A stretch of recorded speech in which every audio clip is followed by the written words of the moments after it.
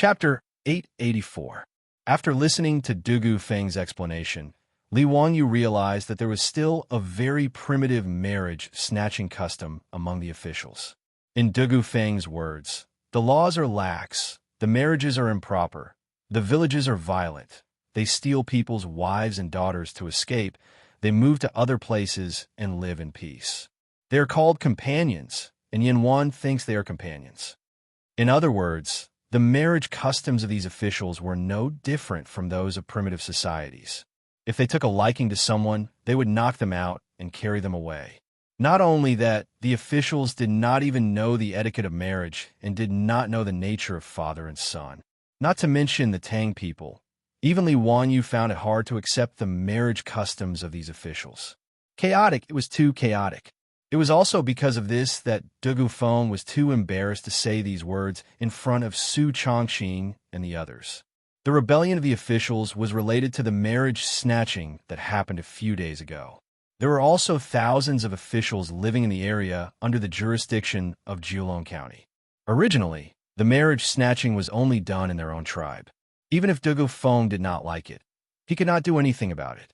But a few days ago, when someone from the Jingren tribe went down the mountain to the city to sell mountain goods, it was unknown what was wrong with that Jingren's head, but he actually took a fancy to a young Han woman. That man actually colluded with several other men to use their weapons and directly snatched the Han girl up the mountain. When such a thing happened, the girl's family could only cry and complain to the county yamen. Dugu Feng didn't hesitate and immediately led 3 groups of bailiffs to the Farron tribe. Before the Farron tribe could react, they rescued the young lady. Although the girl was saved, she was already defiled by the officials. Fortunately, the people of the Great Tang were rather open-minded. Although the young lady was wailing miserably, she did not try to commit suicide. As for the victim's family, they knew that the officials were barbaric and did not even want Dugu Feng to punish them. They just wanted to accept their bad luck.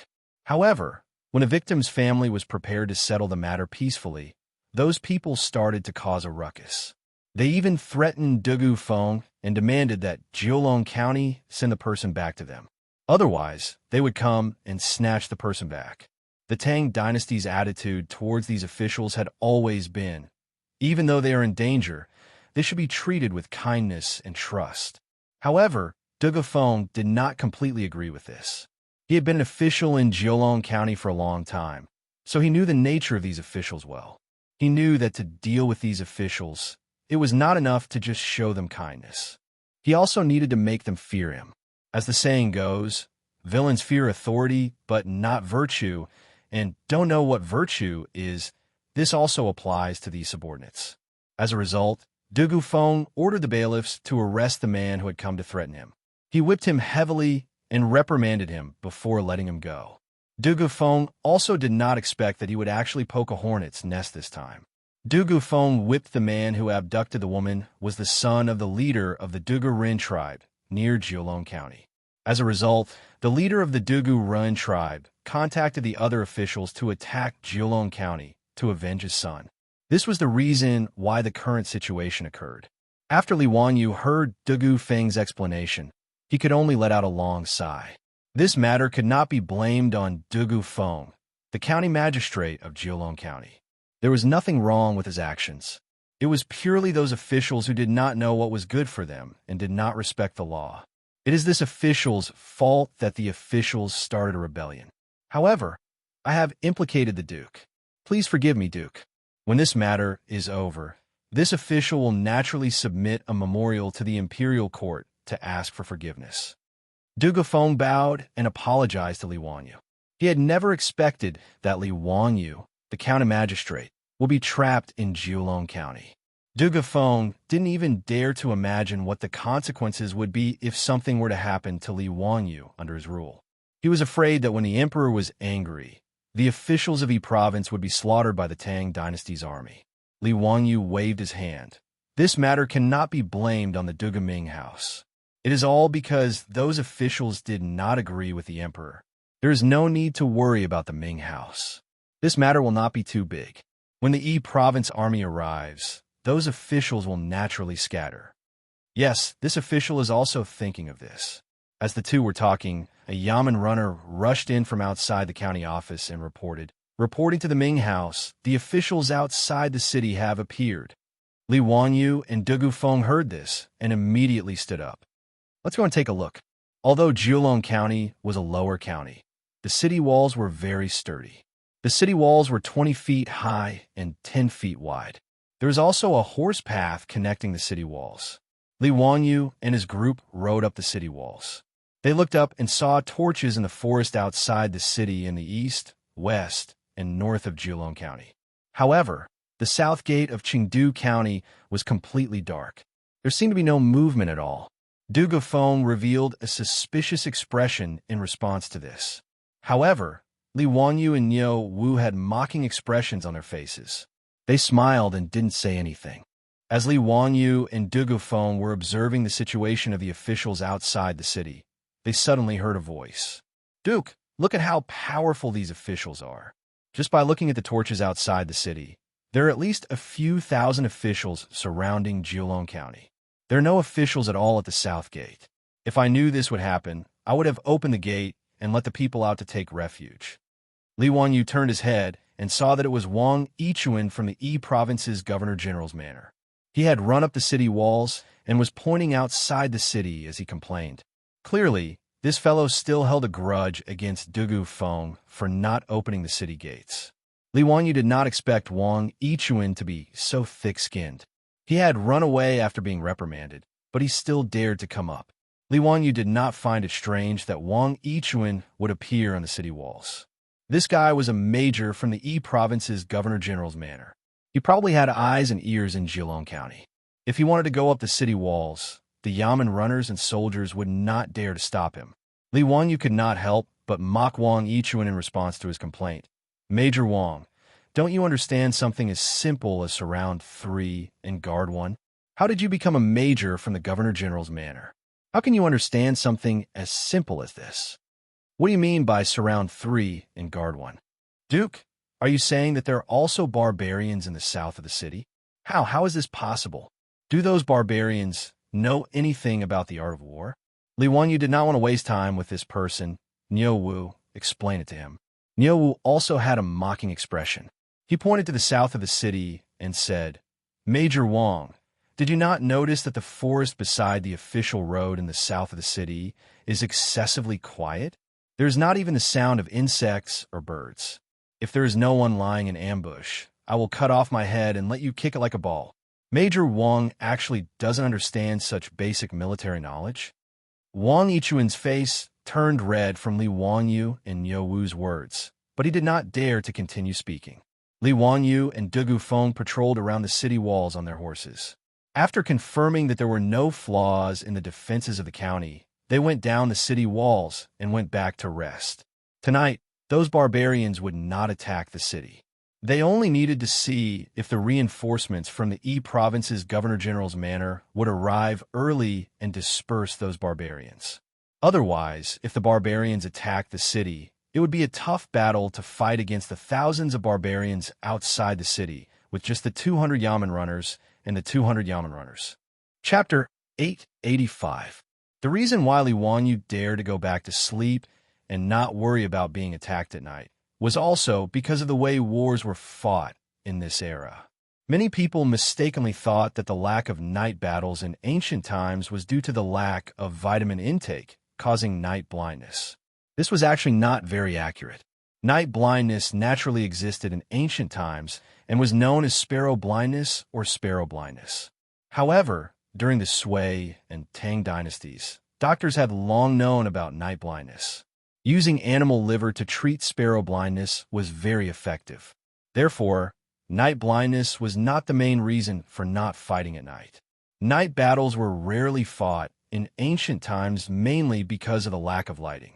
The illumination of torches was limited, making it difficult to distinguish between friend and foe during battle and even more difficult to command. Using cold weapons to fight, both sides were often tangled together and it was very easy to injure one another at night. Flag signals and banners were the main methods of command during the cold weapon era. However, at night, both sides could not see the flag signals, greatly affecting the efficiency of command and coordination. Therefore, Unless it was a sneak attack, there were very few large-scale battles at night. Jiulong County was protected by tall city walls. Even if the guards wanted to launch a sneak attack, it would be difficult to succeed. Therefore, Li Wanyu was not worried about this at all. The reality was exactly as he had expected. Until the dawn of the next day, the guards outside the city did not launch any attacks on Jiulong County. When the sky gradually brightened, the guards outside the city began to beat the bronze drum, making a loud sound. Li Wanyu was awakened by the sound of the bronze drum. Listening to it, he could not help but reveal a worried expression. Xianxia was also awakened by the sound of the bronze drum. Seeing that Li Wanyu's expression was not very good, he could not help but ask curiously, "Wangyu, what's wrong? Is there something wrong with the sound of the drum?" "It's nothing. Today, you, Aphrodite, and parents stay in the inn and do not go out. I've already instructed Du Gaming to arrange for 2 bailiffs to stand guard in front of the inn to ensure your safety. I will bring Niu Wu and the Zhang brothers to the city walls to see the situation." Su Changqing knew that he was hiding something, but did not continue to ask. He only nodded to show that he understood. "Be careful and do not try to be brave." "Okay, got it." Li Wanyu got up. With the help of Su Changqing, he changed into a set of capable Hu clothes. He kissed his beautiful superior's face before he pushed the door open and walked out. In the courtyard of the inn, Niu Wu and the Zhang brothers had been waiting for a long time. "Husband, listen to the sound of the drum." Before Niu Wu could finish, Li Wanyu waved his hand, indicating that he understood. The reason why Li Wanyu's expression was somewhat unsightly was because he, Niu Wu, and the others could clearly hear that there were at least 5 bronze drums being struck outside the city. The bronze drum was the symbol of the tribe to the Winged Ones. According to the way Shu Zhuan, often an elder is chosen as the king, but he cannot rule from afar. If the father dies, the son will succeed, just like the aristocrats of China. Each king, Liao, has a pair of horns, so that his disciples can boast about them. The drum among them was the bronze drum. The bronze drums were both musical instruments and war drums. Every Fu Run tribe had a bronze drum as the inheritance of the tribe leader. If the father died, the son would inherit the drum. These bronze drums were tall and had intricate patterns. When the drums were beaten, it often meant war. According to the Sui Shu geographical records, if you want to attack, sound the drum. Those who arrive are as numerous as the clouds. At this moment, the sound of 5 bronze drums could be heard outside of Jiulong County. This meant that at least 5 tribes were involved in this rebellion, and these tribes usually had more than 1,000 Gong clan members. As a result, even if each household only sent out 1 subordinate, there would still be at least 5,000 armed subordinates waiting outside Jiulong County. When Li Wanyu thought about how there were only 200 soldiers in the city, as well as 100 bailiffs and citizens, he felt a chill run down his spine. With such a huge disparity in military strength, even if those subordinates lacked weapons and equipment, and lacked siege weapons, if they were to go all out to attack Jiulong County, they might not be able to withstand it. Now, he could only pray that the reinforcements from the Yi Province Governor-General's manor would arrive soon. Li Wanyu led Niu Wu and the other 2 to the city wall, but Dugu Feng and Wang Yichuan had already arrived. Looking out, many people had already appeared at the foot of the Jiulong County city wall. Meanwhile, from the south of the city, which had been silent all night, close to 1,000 armed men emerged from the forest on both sides of the official road. Needless to say, these subordinates were the soldiers that had been lying in ambush at the south of the city last night. Wang Yichuan originally didn't believe Niu Wu's words, but when he saw these subordinates appear, his face couldn't help but turn pale. He didn't think that these barbarians would be so cunning. They had really set up an ambush at the south of the city and waited for the people of Jiulong County to fall for it. When they opened the south gate to escape, they would ambush them. Even Li Wanyu and Niu Wu felt a wave of fear. If they hadn't been trapped in the city by the fleeing crowd, they might have fallen into the subordinates' trap when they rashly rode out of Jiulong County. With just Niu Wu and the Zhang brothers, it would probably be difficult for them to protect Li Wanyu, Su Changqing, and the other 2 girls.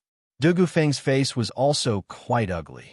As the county magistrate of Jiulong County and a deputy for 4 years, he had a good understanding of the subordinates.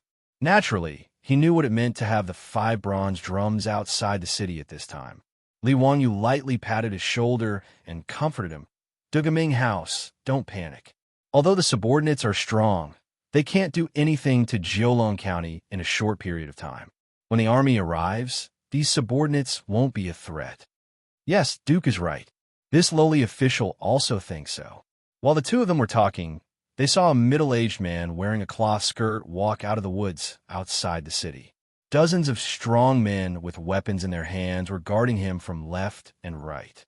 The middle-aged man stood 100 meters away, carefully guarding against the arrows shot down from the city wall. He loudly shouted at the top of the city wall. Li Wanyu naturally didn't understand what the subordinate was saying. He could only look at Dugu Feng. Dugu Feng had been an official in Shu County for a long time, so he understood the subordinate's language. After hearing the subordinate shout, he couldn't help but show anger. "Dugaming House, what did the subordinate say?" Li Wanyu curiously asked. "Duke, that person is the father of the subordinate who kidnapped the young lady. He is the leader of the tribe. This time, the siege of Jiulong County was initiated by this person. Just now, he shouted at the bottom of the city wall, asking me to offer 1,000 copper coins, 100 women, 100 cattle, and 100 horses. If they don't attack the county, they will retreat on their own." When Li Wanyu heard this, he couldn't help but sneer. These subordinates have big appetites. They aren't afraid of eating themselves to death. There's no need to pay attention to these subordinates. If they want to fight, they can come.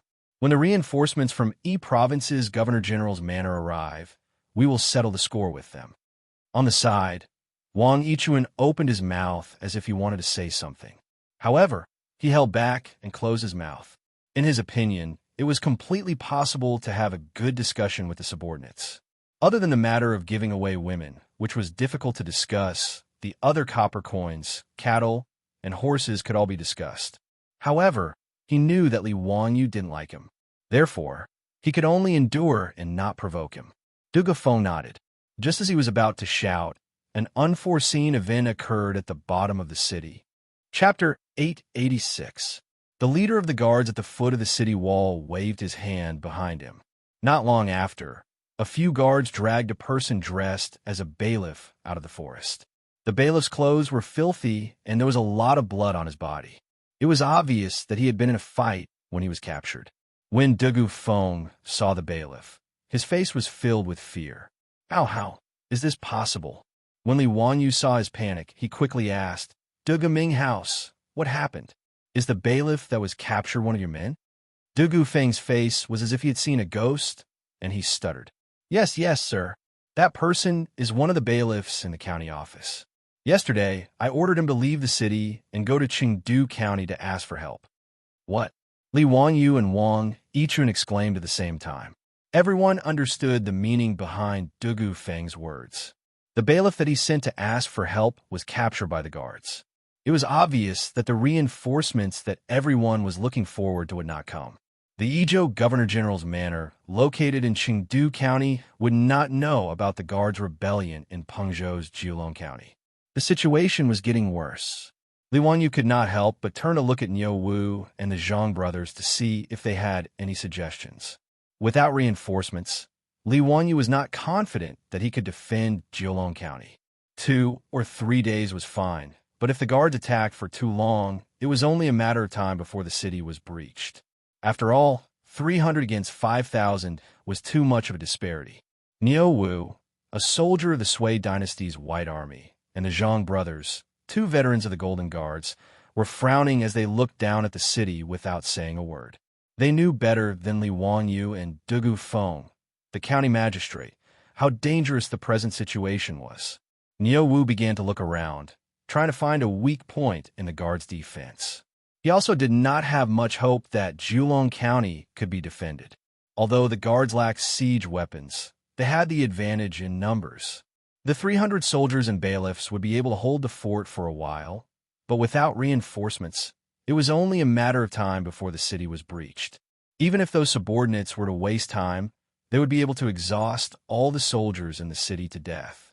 Therefore, if something went wrong and the city really couldn't be defended, Niuwu couldn't care less about others. He could only fight with the Zhang brothers to open a bloody path and rescue Li Wanyu and Su Chongqing.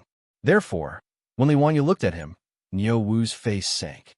He shook his head slightly at Li Wanyu, indicating that there was nothing he could do.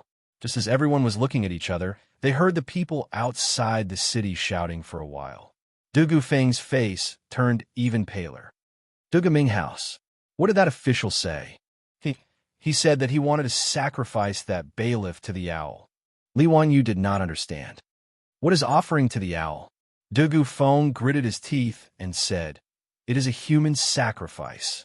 After killing him, he will peel off his skin and put it in a bamboo cage to offer it to the gods.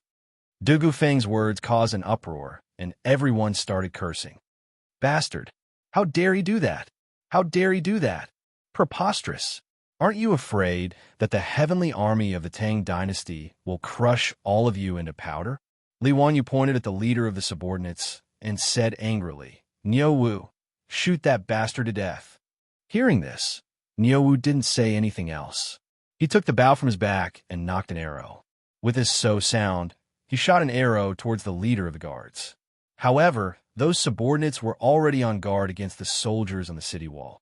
Therefore, they did not get close to the city wall. Although Niuwu's arrow was fast and fierce, the distance of more than 100 meters was enough for the subordinates to react.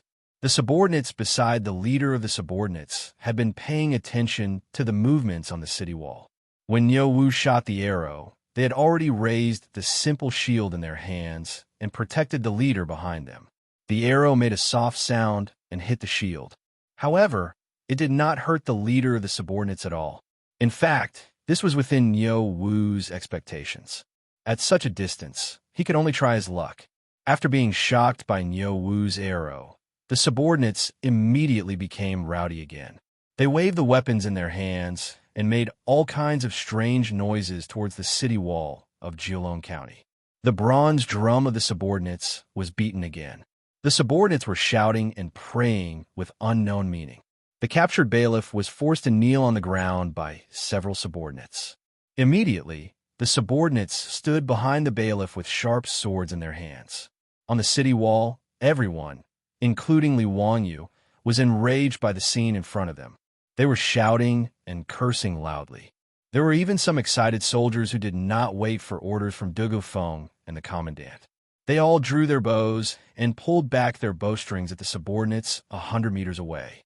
However, even the strong bow in Niuwu's hand was unable to do anything to the distant bailiff, let alone the ordinary bows in the hands of the soldiers. After the arrows flew over 100 meters, they fell weakly on the ground in front of the bailiff. They did not pose any threat at all. This made the guards even more excited. Many of them even began to surround the unfortunate bailiff and dance to the beat of the drum that was becoming more and more urgent. The bailiff, who was forced to kneel on the ground, seemed to realize what was about to happen and immediately began to struggle with all his might. However, it was obvious that the poor bailiff's struggle was futile.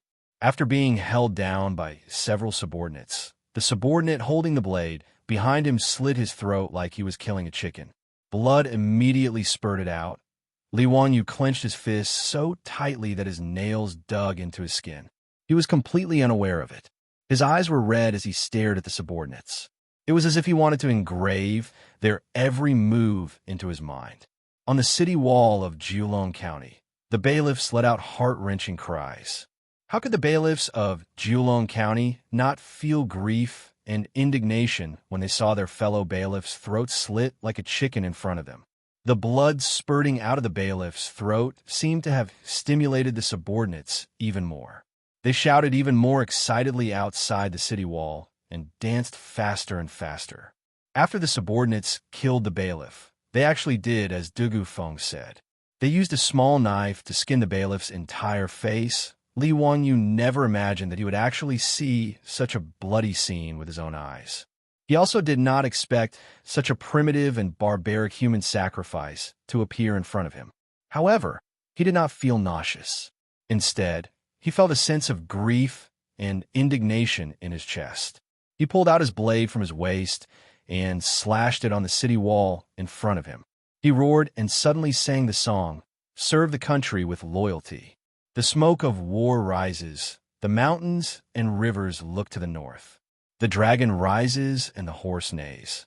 I'm so angry that I want to go crazy. When my blade points, how many brothers and sisters are buried in their hometown? Why not sacrifice 100 lives to serve the country?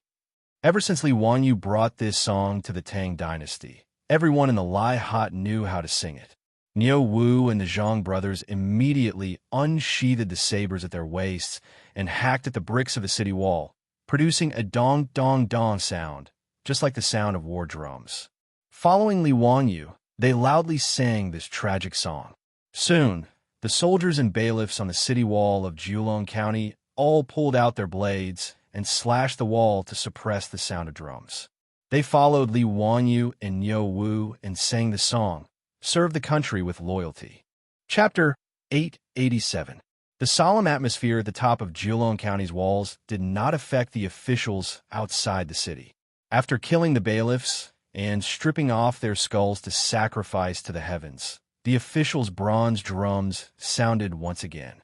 The officials dragged out many wooden ladders from a forest and prepared to attack Julong County. These so-called wooden ladders were simple and crude to the extreme.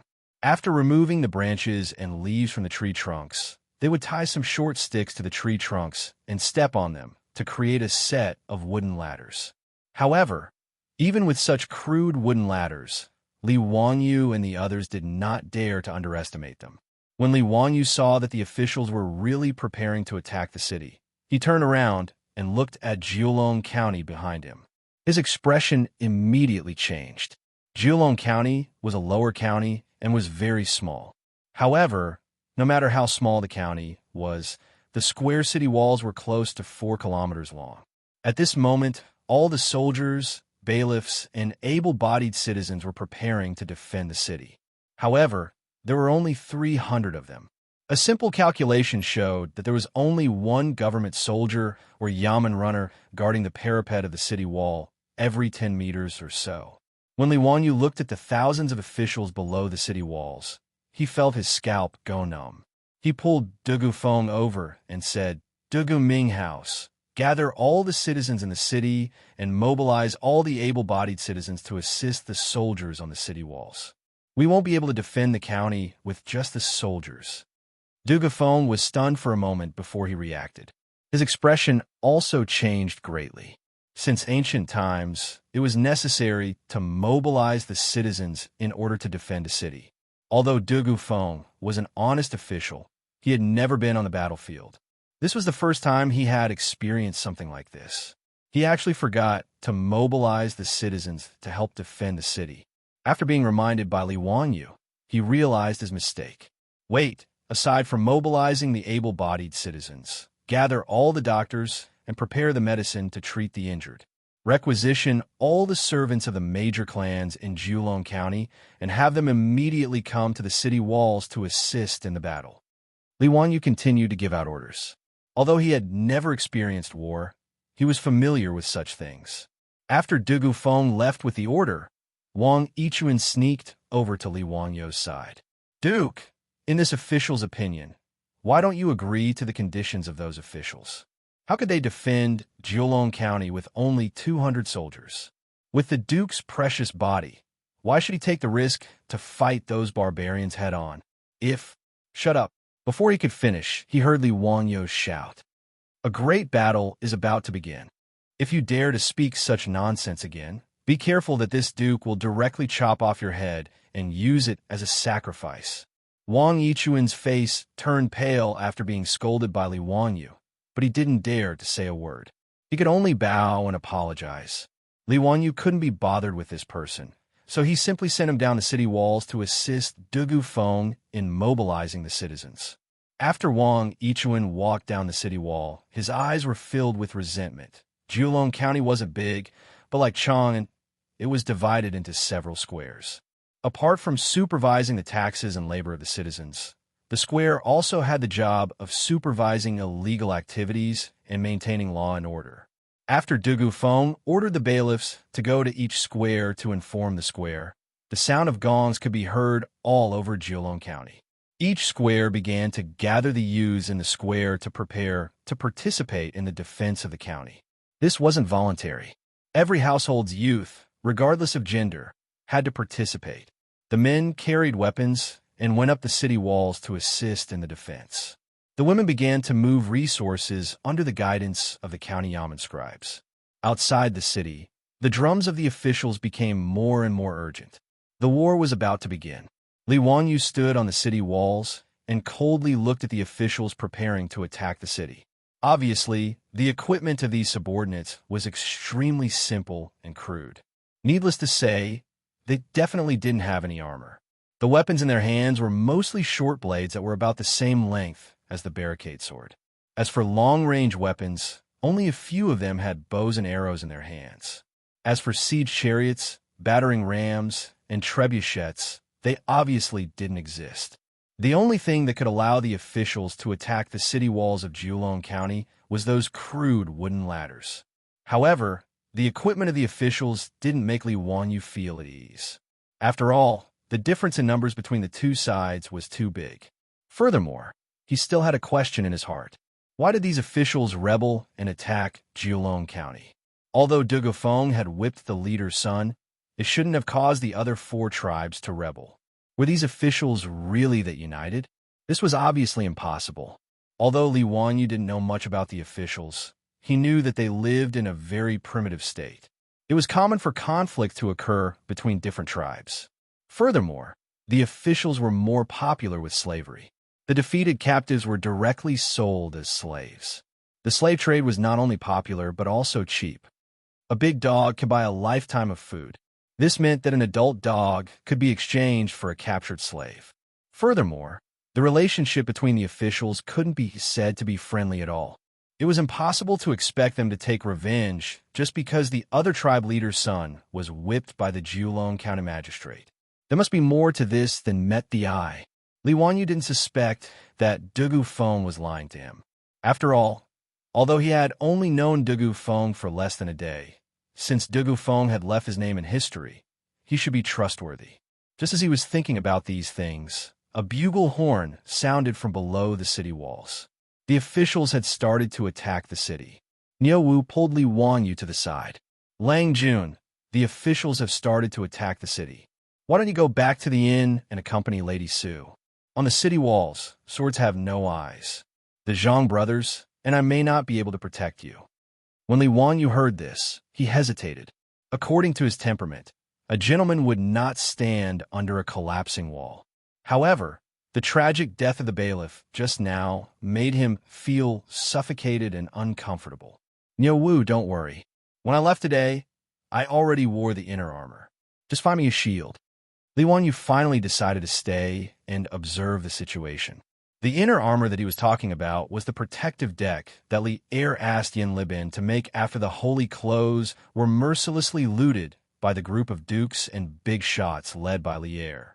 The inner armor was also made of well-tempered steel.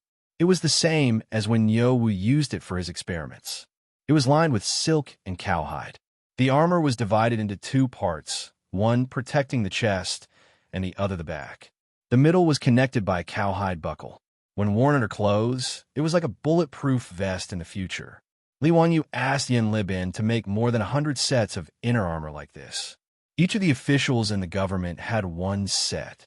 Although he spent a lot of money, it was worth it. Everyone in the government, including Niu Wu and Niu Yong, loved this set of inner armor.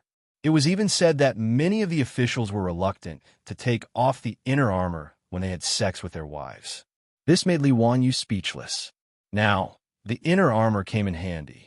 At least he, Niu Wu, and the Zhang brothers all had the protection of the incomparably strong inner armor under their robes. Niu would try to persuade Li Wanyu. Seeing that he insisted on staying on the city walls, he had no choice but to find a shield for him. He also instructed the Zhang brothers to protect Li Wanyu. At this time, outside Jiulong County, under the sound of horns and drums, the officials formed a messy formation and began to attack the city. Chapter 888. The solemn atmosphere at the top of Jiulong County City Wall did not affect the officials outside the city. After killing the bailiffs and stripping off their skulls to sacrifice to the heavens, the officials' bronze drums sounded again. The officials dragged out many wooden ladders from the forest and prepared to attack Jiulong County. These so-called wooden ladders were simple and crude to the extreme. After removing the branches and leaves from the tree trunks, they tied some short sticks to the tree trunks and stepped on them to create a set of wooden ladders. However, Li Wanyu and the others did not dare to underestimate these simple wooden ladders. When Li Wanyu saw that the officials were really preparing to attack the city, he turned around and looked at Jiulong County behind him. His expression immediately changed. Jiulong County was a lower county and was very small. However, no matter how small the county was, the square city wall was still nearly 4 kilometers long. At this moment, all the soldiers, bailiffs, and able-bodied citizens were preparing to defend the city. However, there were only about 300 of them. A simple calculation showed that there was only one government soldier or yamen runner guarding the parapet of the city wall every 10 meters or so. When Li Wanyu looked at the thousands of officials below the city wall, he felt his scalp go numb.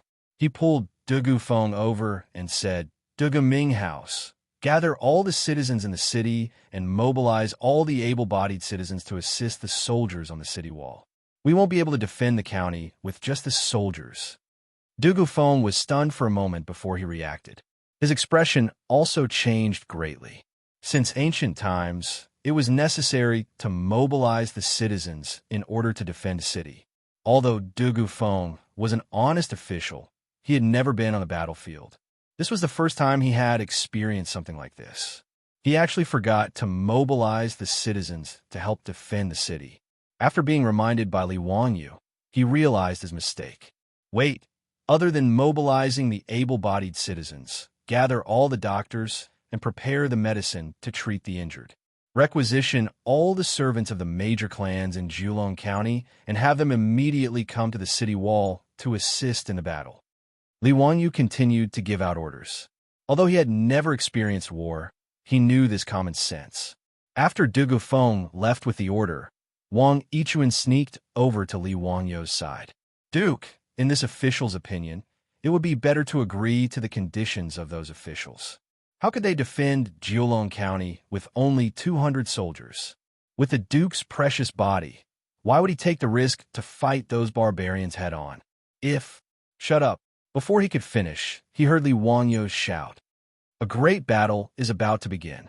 If you dare to speak such nonsense again, be careful that this Duke will directly chop off your head and use it as a sacrifice." Wang Yichuan's face turned pale after being scolded by Li Wanyu, but he didn't dare to say a word. He could only bow and apologize. Li Wanyu couldn't be bothered with this person, so he simply sent him down the city walls to assist Dugu Feng in mobilizing the citizens. After Wang Yichuan walked down the city wall, his eyes were filled with resentment. Jiulong County wasn't big, but like Chang, it was divided into several squares. Apart from supervising the taxes of the citizens, the squares also had the job of supervising illegal activities and maintaining law and order. After Dugu Feng ordered the bailiffs to inform the squares, the sound of gongs could be heard all over Jiulong County. The squares started to gather the youths to participate in the defense of the county. This wasn't voluntary. Every household's youths, regardless of gender, had to participate. The men carried weapons and went up the city walls to assist in the defense. The women started to move resources under the guidance of the county government clerk. The beating of the drums outside the city became more and more urgent. The war was about to start. Li Wanyu stood on the city walls and coldly looked at the people below preparing to attack the city. Obviously, the equipment of these subordinates was extremely simple and crude. Needless to say, they didn't have any armor. The weapons in their hands were mostly short blades that were about the same length as the barricade sword. As for long-range weapons, only a few of them had bows and arrows. As for siege vehicles, battering rams, and trebuchets, they obviously didn't exist. The only thing that could allow the people to attack Jiulong County city walls was the crude wooden ladders. However, the equipment of the people didn't make Li Wanyu feel at ease. After all, the difference in numbers between the two sides was too big. Moreover, he he still had a question in his mind. Why did these people rebel and attack Jilong County? Although Dugufeng had whipped the leader's son, it shouldn't have caused the other 4 tribes to rebel. Could it be that these people were really so united? This was obviously impossible. Although Li Wanyu didn't know much about the people, he knew that they lived in a very primitive state. They were naturally aggressive and liked to kill each other. It was common for different tribes to fight each other. Moreover, the people of the Gong tribe were more popular with slavery. The defeated captives were directly sold as slaves. The slave trade was not only popular, but also cheap. A big dog can buy a lifetime of food. In other words, an adult dog could be exchanged for a captured slave. Even when Li Wanyu was in Chang'an City, he had seen slaves with their front teeth chiseled off for sale in the human market. Moreover, the relationship between the people of the Gong tribe couldn't be said to be friendly at all. It was impossible to expect them to take revenge just because the other tribe leader's son was whipped by the Jilong County magistrate. There must be something hidden in this. Li Wanyu didn't suspect that Dugufeng was lying to him. After all, although he had only known Dugufeng for less than a day, since Dugufeng had left his name in history, he should be trustworthy. Just as he was thinking about these things, a horn suddenly sounded from below the city wall. The people of the Gong tribe had begun to attack the city. Niuwu directly pulled Li Wanyu to the side. Lang Jun, the people of the Gong tribe have begun to attack the city. Why don't you go back to the inn and accompany Miss Su? On the city wall, swords have no eyes. The Zhang brothers, and I may not be able to protect you. Li Wanyu was a little hesitant when he heard this. According to his personality, a gentleman wouldn't stand under a collapsing wall. However, the tragic death of the bailiff just now made him feel uncomfortable. Niuwu, don't worry. When I went out today, I already wore the inner armor. Just find me a shield. Li Wanyu finally decided to stay and observe the situation. The inner armor that he was talking about was the protective deck that Li Er asked Yen Libin to make after the holy clothes were mercilessly looted by the group of dukes and big shots led by Li Er. The inner armor was also made of well-tempered steel. It was the same as when Niuwu used it for experiments. It was lined with silk and cowhide. The armor was divided into front and back, protecting the chest and the back. The middle was connected by a cowhide buckle. When worn under clothes, it was like a bulletproof vest in the future. Li Wanyu asked Yen Libin to make more than 100 sets of inner armor like this. Each of the soldiers in the Gong tribe had one set. Although he spent a lot of copper coins, it was quite worth it. Everyone in the Gong tribe, including Niuwu and Niuwu, loved this set of inner armor. It was even said that many of the soldiers were reluctant to take off the inner armor when they were with their wives. This made Li Wanyu speechless. Now, the inner armor came in handy. At least he, Niuwu, and the Zhang brothers all had extremely sturdy inner armor under their robes. Niuwu tried to persuade Li Wanyu again, but when he saw that Li Wanyu insisted on staying on the city wall, he had no choice but to find shield for him. He also instructed the Zhang brothers to protect Li Wanyu. At this time, outside Jilong County, under the sound of horns and drums, the people of the Gong tribe formed a messy formation and began to attack the city. Chapter 889. Zhang Dalong, Erlang, quickly take Langjun down the wall. Niuwu slashed a subordinate who had just poked his head out of the wall. Seeing that a close combat was unavoidable, he immediately shouted at the Zhang brothers. The Zhang brothers responded and stepped forward to support Li Wanyu, ready to run down the wall. At this moment, Li Wanyu suddenly felt a surge of courage. He shook off Xianxia and Xianxia's arms and pulled out his saber with a backhand motion. Bullshit. I've also seen blood before. Zhang Dalong, Erlang, don't worry about me. Go help those bailiffs. The wounded wailing beside him and the blood flowing everywhere on the wall aroused the ferocity in Li Wanyu's bones. Just like that day in the prison, Li Wanyu now had a fierce tiger in his heart. With bloodshot eyes, he held the saber with both hands and strode to Niuwu's side. He raised the saber above his head and aimed at the gap in the parapet wall in front of him, ready to slash down at any time. He couldn't retreat, and he didn't dare to retreat. Behind him was Jilong County. Li Wanyu might not be so noble as to risk his life to protect thousands of people of the Tang dynasty, but behind him were Su Chongqing, Aphrodite, and Perrin, when a subordinate with a steel saber in his mouth had just poked his head out of the parapet wall. Li Wanyu let out a beast-like roar from his throat. He aimed his saber at the subordinate's head and slashed down. The saber in his hand was also made of well-tempered steel. It was extremely sharp and could cut iron like mud. Li Wanyu used all his strength to slash down and instantly split the subordinate's head in half. Blood and white brain matter immediately burst out and splashed everywhere. Li Wanyu's face and body were also splashed with blood. Coupled with his ferocious expression, it was terrifying. Niu Wu pulled Li Wanyu behind him and grinned. "Lang Jun, I'm afraid you'll scare Lady Su to death like this. Haha, be careful that Miss Su won't let you enter her room." Li Wanyu's muscles had become incomparably stiff after personally chopping down a person. But after hearing Niu Wu's teasing, he couldn't help but relax a lot. He kicked Niu Wu's butt and laughed. "Get lost, get lost, get lost. How much better are you than me? When we return to Dingzhou village, I'll get your wife to deal with you." Niu Wu was one of the elite soldiers of the Sui dynasty's White Army. What he knew the most was how to kill people. In Niu Wu's eyes, these helpers who were eager to climb the city walls were no different from slaughtering chickens. He swung his saber effortlessly and chopped down another man who was about to climb up the wall. Then, he turned to Li Wanyu and explained, "Lang Jun, relax. Don't use too much strength." Yin Shaojian used well-tempered steel to forge these sabers. They are really sharp and unstoppable. Lang Jun, you don't need to use all your strength to chop them. This way, you can save some energy. Li Wanyu nodded and used his sleeve to wipe off the blood on his face. Then he rubbed his palms on his clothes and gripped the saber in his hand tightly again. At this time, there were already many sections of Jiulong County city walls that had been broken through by the helpers. After all, it was impossible for only 200 government soldiers to guard such a long city wall without any gaps. And the fighting strength of the Yamen runners and the people couldn't be compared to the government soldiers. On the city walls, the sounds of killing could be heard everywhere. The city was in a mess. There were people who were constantly hit by the saber and fell down screaming.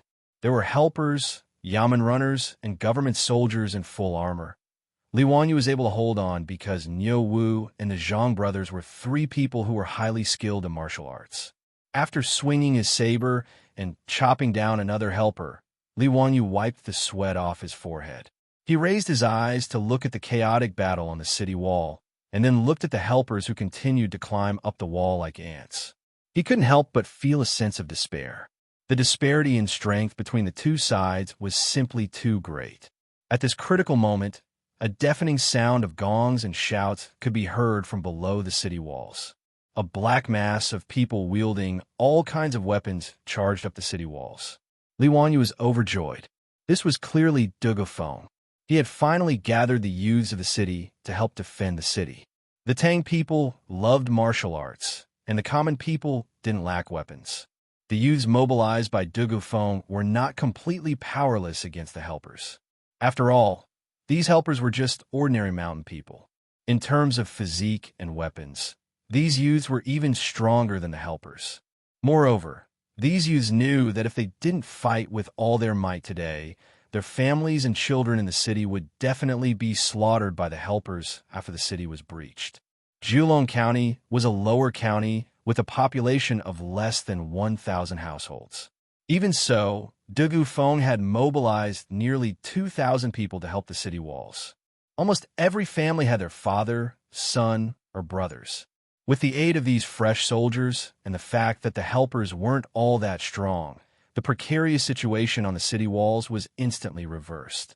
Under the command of the estate soldiers, the common people began to surround and attack the helpers who were lucky enough to scale the walls. Even more commoners picked up rolling logs and stones and threw them down the city walls. The heavy objects falling down like hail instantly smashed the helpers who were trying to besiege the city walls, breaking their limbs and causing them to howl as they fell off the walls. This turn of events naturally caused the helpers to panic. They jumped off the wooden ladders and fled into the forest. Even those helper archers who had dared to stand below the walls and exchange fire with the estate soldiers also turned and fled. In just a few moments, the helpers were like frightened rabbits fleeing into the forest. As for the helpers on the walls, they had nowhere to run even if they wanted to, other than those who stubbornly resisted and were cut down to the ground. Even more helpers threw down their weapons and kneeled in surrender. The small-scale siege came to an abrupt end with the retreat of the soldiers. In the battle just now, Li Wanyu had personally cut down at least 3 helpers. He panted heavily and used the saber in his hand as a crutch. Only then did he realize that the fierce battle hadn't lasted long, but it had caused his muscles to ache all over. Looking up, he saw corpses all around the city walls. Most of the corpses were helpers, but there was no lack of bailiffs and commoners. There were even armored corpses of estate soldiers. At this time, Dugufeng had also scaled the walls. When he saw Li Wanyu covered in blood, he was also quite frightened. This lowly official deserves to die. I actually let the Duke take such a risk. Please forgive me. Are you injured? This lowly official will immediately inform the physician. Li Wanyu didn't even bother to speak. He waved his hand at Dugufeng and said softly, "All right, I'm fine." Quickly arranged for people to treat the injured and clean up the corpses. Dugufeng didn't dare to delay and immediately agreed. Just as he was about to turn and leave, he was stopped by Li Wanyu. "Wait, look after those helper prisoners. Lock them up in the county prison. I'll interrogate them later." Yes, this lowly official obeys. Although Dugufeng was a little surprised and didn't know why Li Wanyu wanted to interrogate these rebellious helpers, he didn't dare to disobey. After Dugufeng left, Li Wanyu smiled bitterly at Niu Wu and said, "Niu Wu, come and help me. My leg is cramping. I can't walk." Chapter 890. After a fierce battle, the wingmen temporarily retreated to the forest outside the city and continued to besiege Jilong County. Dugufeng and his men busied themselves for more than half a day before they finally settled the injured prefecture soldiers, yamen runners, and youths. They also rearranged the guards on the city walls and divided the citizens according to the different houses, leaving them under the command of the prefecture soldiers, sergeants, and sergeants. They would take turns to guard the city walls to prevent the wingmen from launching a sneak attack. The corpses of the wingmen were all thrown down the city walls and shouted from the top of the city walls for the wingmen to come and collect the corpses. After all, the weather was hot, and if the corpses weren't disposed of as soon as possible, the hundreds of corpses piled up outside the city walls would easily spread diseases once they started to rot. This was hard for both sides to accept. Thus, many wingmen ran out of the forest outside the city. They didn't carry any weapons and started to move the corpses of their tribesmen. This siege didn't last long, but the wingmen had left 200 to 300 corpses behind, and the number of injured was several times more. In Jilong County, 6 soldiers, more than 20 runners and runners had died in the battle. There were about 10 citizens in the city and hundreds of injured. It could be said that the losses weren't small. The runners, and youths were all locals of Jilong County. When their relatives learned that their loved ones had died in the battle, they all cried their hearts out in grief. Soon, cries filled Jilong County. Li Wanyu was carried back to the hostel by Niu Wu. Su Changqing, Aphrodite, and Perrin were so frightened that they almost screamed. He was covered in blood and carried back by Niu Wu. Anyone who saw him would think that he was seriously injured. Today, Su Changqing and the other 2 girls were in the hostel. They heard the sounds of killing coming from all 4 sides of the city walls, and their hearts were already stretched taut. Not to mention Aphrodite and Perrin. Even Su Changqing couldn't care less about the fact that she didn't believe in gods and bodhisattvas. She just silently prayed that the gods and Buddhas would protect Li Wanyu and that nothing would happen to him. Therefore, when he saw Li Wanyu appear in front of him like this, Su Changqing almost had the illusion that the world was falling apart. Li Wanyu hurriedly climbed down from Niu Wu's back and smiled at the 3 women, indicating that he was fine. I'm fine. I'm not injured. The blood on my body belongs to those subordinates. Just now, I was just a little tired and my leg cramped. Niu Wu carried me back." Hearing Li Wanyu's explanation, Su Changqing did not care about the gazes of others. She rushed forward and hugged her man tightly. Li Wanyu never knew that his beautiful boss had such great strength. She even hugged him so tightly that he felt like he couldn't breathe. But before he could say anything, Su Changqing had already released him. Then the ancestral craftsmanship was used on him again, with Su Changqing's slender fingers pinching the soft flesh below his ribs. Li Wanyu could only raise his hands and surrender. Changqing, it hurts, it hurts. Be gentle, be gentle. I was wrong, I know I was wrong. Humph, what did you do wrong? Li Wanyu was dumbfounded by his beautiful boss's words. I was wrong. What did I do wrong? This extremely polemical dialogue was a nightmare for men in the future. She wasn't afraid that you made a mistake, but that you didn't know what you did wrong. This kind of question was simply a question of death. Supported by a strong desire to live, Li Wanyu simply ignored everything. In front of Niu Wu, the Zhang brothers, Aphrodite, and Perrin, he directly reached out and hugged Su Changqing and kissed her fiercely. Niu Wu and the Zhang brothers naturally widened their mouths in horror before retreating awkwardly. On the other hand, Aphrodite was chuckling while covering her mouth. As for Perrin, her face was already red with embarrassment. After a long time, the two finally separated. After rolling her eyes at Li Wanyu, Su Changqing finally stopped asking about that question of death. However, she looked at the bloodstains on him with disdain and turned to Aphrodite and Perrin. Go and boil water so that Wanyu can take a bath and change his clothes. Look at how dirty he is. Aphrodite and Perrin responded with a smile and immediately went to prepare a bathtub for Li Wanyu. In fact, there were naturally chores in the hostel who were in charge of this. Before long, the bathtub in the wing room was filled with hot water. Li Wanyu didn't have to hide anything now. After taking off his blood-stained clothes in front of the three women, he soaked his naked body in the hot water. Stimulated by the warm water, the pores all over his body relaxed. Li Wanyu buried his head in the water and felt the strong beating of his heart in his chest. It wasn't until he couldn't hold his breath that he jerked his head up and took in deep breaths of fresh air. Li Wanyu couldn't help but heave a long sigh of relief, feeling that he was finally alive. It was great to be alive.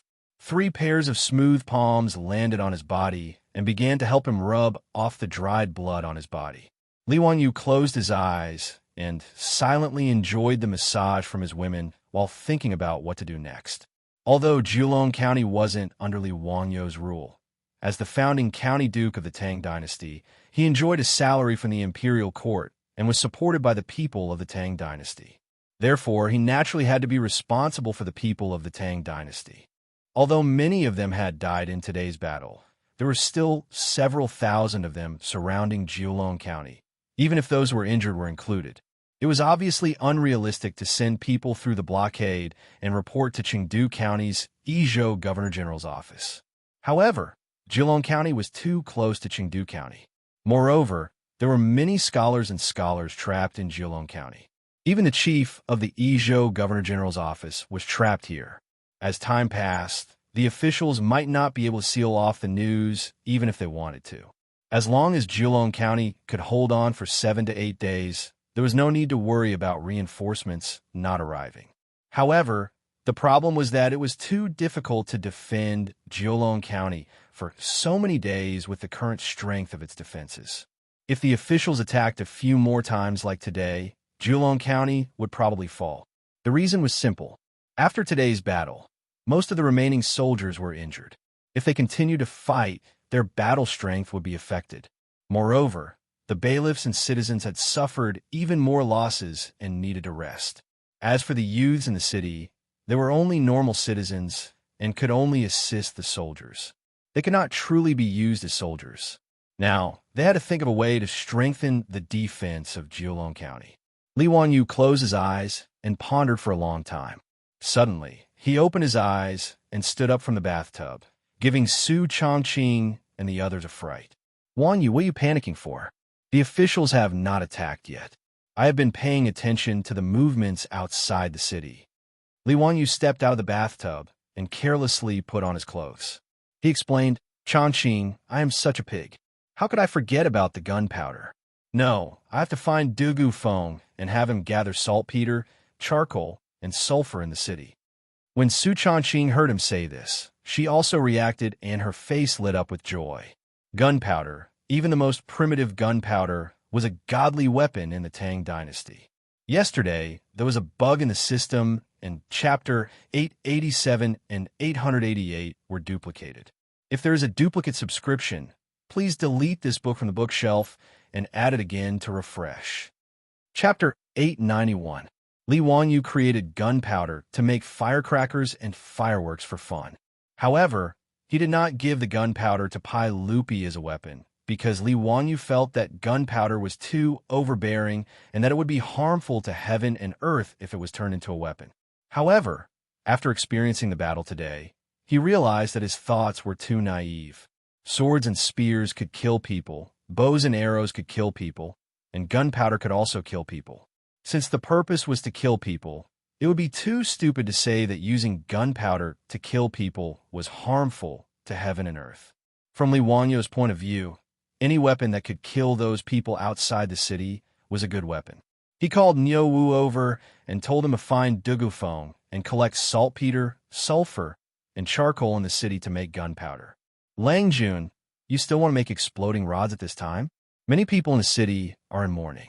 Isn't it inappropriate to set off exploding rods at this time? Niu was puzzled. Although he was the one who created the gunpowder with Li Wanyu, Niu knew that the purpose of gunpowder was to make exploding rods and fireworks. Now that Julong County was facing a huge crisis, how could his Lang Jun be in the mood to make these things? When Li Wanyu heard this, he was so angry that he wanted to kick Niu Wu. Idiot! Who told you that I want to make exploding rods? Then you want to make fireworks? Do you want to shoot fireworks into the night sky as a warning to the outside world?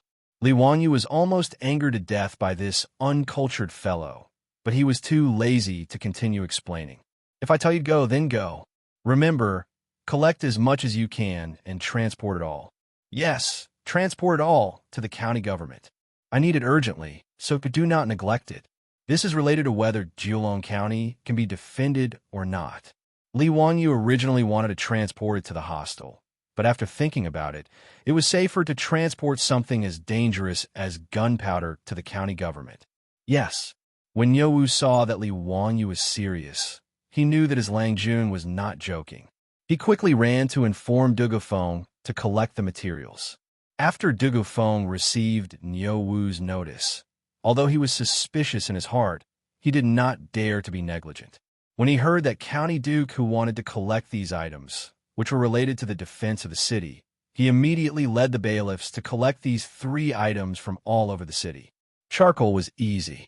Even if they didn't have enough, they could always order people to build a kiln to burn it. Sulfur was barely acceptable. After all, sulfur had many uses. Whether it was used as medicine or repelling insects at home, it was useful. Even paper mills needed sulfur to bleach paper. There was also a paper-making workshop in Julong County. Dugufeng led a group of yamen runners to collect sulfur from all over the place. They collected all the sulfur stored in the medicine shops, paper mills, and the homes of the commoners. They managed to gather quite a bit of sulfur. The only thing they couldn't find was nitrate. Saltpeter could be used to make leather, but there were no leather workshops in Julong County. Saltpeter was mainly used to treat moisture and skin diseases. However, the amount used was not large. Therefore, the medicine stores in the county did not have much saltpeter in stock. Dugufeng searched the entire county, but he could only find less than half a kilogram of saltpeter. When Li Wanyu found out about this, he also frowned. To make gunpowder, the amount of saltpeter needed was much more than sulfur. Now that Julong County was besieged, where could he find saltpeter? If he didn't have enough saltpeter, or in other words, potassium nitrate, how could he make gunpowder? Wouldn't that mean that he had the dragon-slaying skill, but no dragon to kill? When Su Changqing found out about this, he originally hoped that Li Wanyu would be able to make gunpowder and kill everyone to save the people of Julong County. However, he didn't expect that he would be hit in the head by the lack of raw materials. Wanyu, what should we do now? Without enough saltpeter, it's impossible to make gunpowder. Let's make as much as we have. If we really can't, we can only use it as a trump card and use it at a crucial moment. Li Wanyu was also very depressed. With less than half a kilogram of saltpeter, he couldn't make much gunpowder. Moreover, the power of gunpowder wasn't very strong. As a result, its usefulness was even more limited. He could only make gunpowder to catch them off guard and see if he could scare those ignorant officials. After all, when gunpowder exploded, the sound and flames produced would be quite shocking. For the officials who had never seen gunpowder before, it would certainly scare them. Li Wanyu unhappily ordered Niu Wu to grind out the charcoal, sulfur, and saltpeter first. They had to make gunpowder first. When it came to making gunpowder, Niu Wu was even more skilled than Li Wanyu. After all, this guy was very lazy. When he had researched how to make gunpowder, he had thrown it to the two brothers, Niu Wu and Niu Yong, to manage. After sending Niu Wu to the county yamen to make gunpowder, Li Wanyu stayed in the hostel with waning interest. He continued to ponder about what other methods he could use to win by surprise. While he was thinking hard, he felt a burst of discomfort in his stomach. He quickly got up and went to the outhouse. The outhouse of the hostel was relatively clean. However, no matter how clean the outhouse of the Tang dynasty was, it was still limited. There was no need to talk about the smell. It was unavoidable. Moreover, the floor and corners of the outhouse were often cleaned, but there were still layers of white crystals. Li Wanyu squatted in the outhouse and looked at the white crystals. Suddenly, a flash of lightning flashed through his mind, causing him to immediately stand up. Immediately, Li Wanyu squatted down again. Damn, I forgot what I was doing and almost stained my pants. Li Wanyu quickly dealt with the aftermath. Like a whirlwind, he lifted his pants and rushed out of the outhouse. Zhang Dalong, Zhang Erlang, quickly go and find Dugaming house for me. The two brothers of the Zhang family saw that their master was so anxious that he didn't even have time to tie up his pants. They didn't dare to ask anymore and quickly turned to look for Dugu Feng. Not long after, Dugu Feng, who had received the news, rushed to the hostel. However, when he heard Li Wanyu's words, he was dumbfounded. Duke, are you kidding? At this time, you want me to mobilize the people in the city to scrape soil from the outhouse and the pigsty? Why is this so? Li Wanyu squatted in the outhouse. When he saw the white crystals, he thought of scraping soil. When he was young, he heard from the elders in the village that in the old days, there was a popular business in the village called making salt. Every morning, the villagers would carry baskets and scrape soil from the outhouse, pigsty, and walls of the old houses in the village. After processing, they would boil the salt and sell it. Li Wanyu didn't know when this process of scraping soil and boiling salt appeared. It was recorded in the Ming dynasty's Tiangong Kai Wu, but the Tang dynasty definitely didn't have this method of extracting salt. The salt used in the Tang dynasty was extracted from natural saltpeter. In Jiulong County, there were naturally no saltpeter mines, but there were outhouses, pig feet, and old houses everywhere. The main thing was to mobilize people to scrape soil, so the problem of restricting the production of gunpowder was easily solved. However, Su Changqing could understand this matter, but Dugu Feng found it hard to understand. The dignified county duke who founded the country actually wanted to mobilize the people in the city to scrape white crystals from the outhouse at this time. Wasn't this a waste of time? Could be that this county duke had some special hobby? Dugu Feng cursed in his heart, but he didn't dare to refuse. He could only brace himself and agree. Chapter 892. As the county magistrate of Jiulong County, Dugu Feng was clearly a capable official. Even though he did not understand why the citizens were asked to scrape the white crystals, Li Wanyu said that this matter was related to the survival of Jiulong County, so he carried it out seriously. Thus, everyone in Jiulong County, from the elderly to the children, carried baskets on their backs and squatted in the latrines, pigsty, and old houses to scrape the white crystals. Regarding this, the commoners in the city complained. Who would be willing to go to such a dirty and smelly place to get these useless things? What's more, the sword of Damocles was still hanging over everyone's heads. At this time, they were still asked to do such ridiculous things. Naturally, it would cause the common people in the city to complain. At this time, Li Wanyu did not care about how the citizens complained about him behind his back. He ran to the Jiulong County Yamen and ordered people to dig a saltpeter pond in the yard. He was going to extract the saltpeter from the saltpeter soil. This method was heard from the elders in the village. Because they were in a hurry, digging the saltpeter pond turned the perfectly fine yamen into a muddy mess. At this time, Dugufeng wanted to cry, but had no tears. How could his perfectly fine yamen be ruined by this county magistrate who? The pond was half a meter deep, and the four walls were built with bricks. The bottom of the pond was pounded with wheat straw to ensure that it would not leak. At one end of the pond, a hole was dug and a small urn was buried in it. At the bottom of the pond, a small hole was made and a clay pipe connected to the small urn. After everything was ready, Li Wanyu ordered people to mix the saltpeter soil with plant ash and put it into the saltpeter pond. After stepping on it, the pond was filled with water. After the water in the saltpeter pond seeped through the saltpeter soil, it would bring out the saltpeter from the soil and enter the small urn through the clay pipe. The dark red water was the saltpeter water. After that, Li Wanyu ordered people to set up a large stove in the yard of the county yamen. He directly took out several large iron pots from the county yamen kitchen and began to boil the saltpeter. This made Dugufeng's face twitch, but he could only silently endure. The dark red nitric acid was poured directly into the iron pot and boiled over a large fire. Only when the white salt was boiled out from the bottom of the pot and the nitric acid was boiled into a thick liquid did the job finally come to an end. Li Wanyu ordered people to take out the boiled nitrate water and put it into the taopong. He then placed it in a cool place to store it carefully.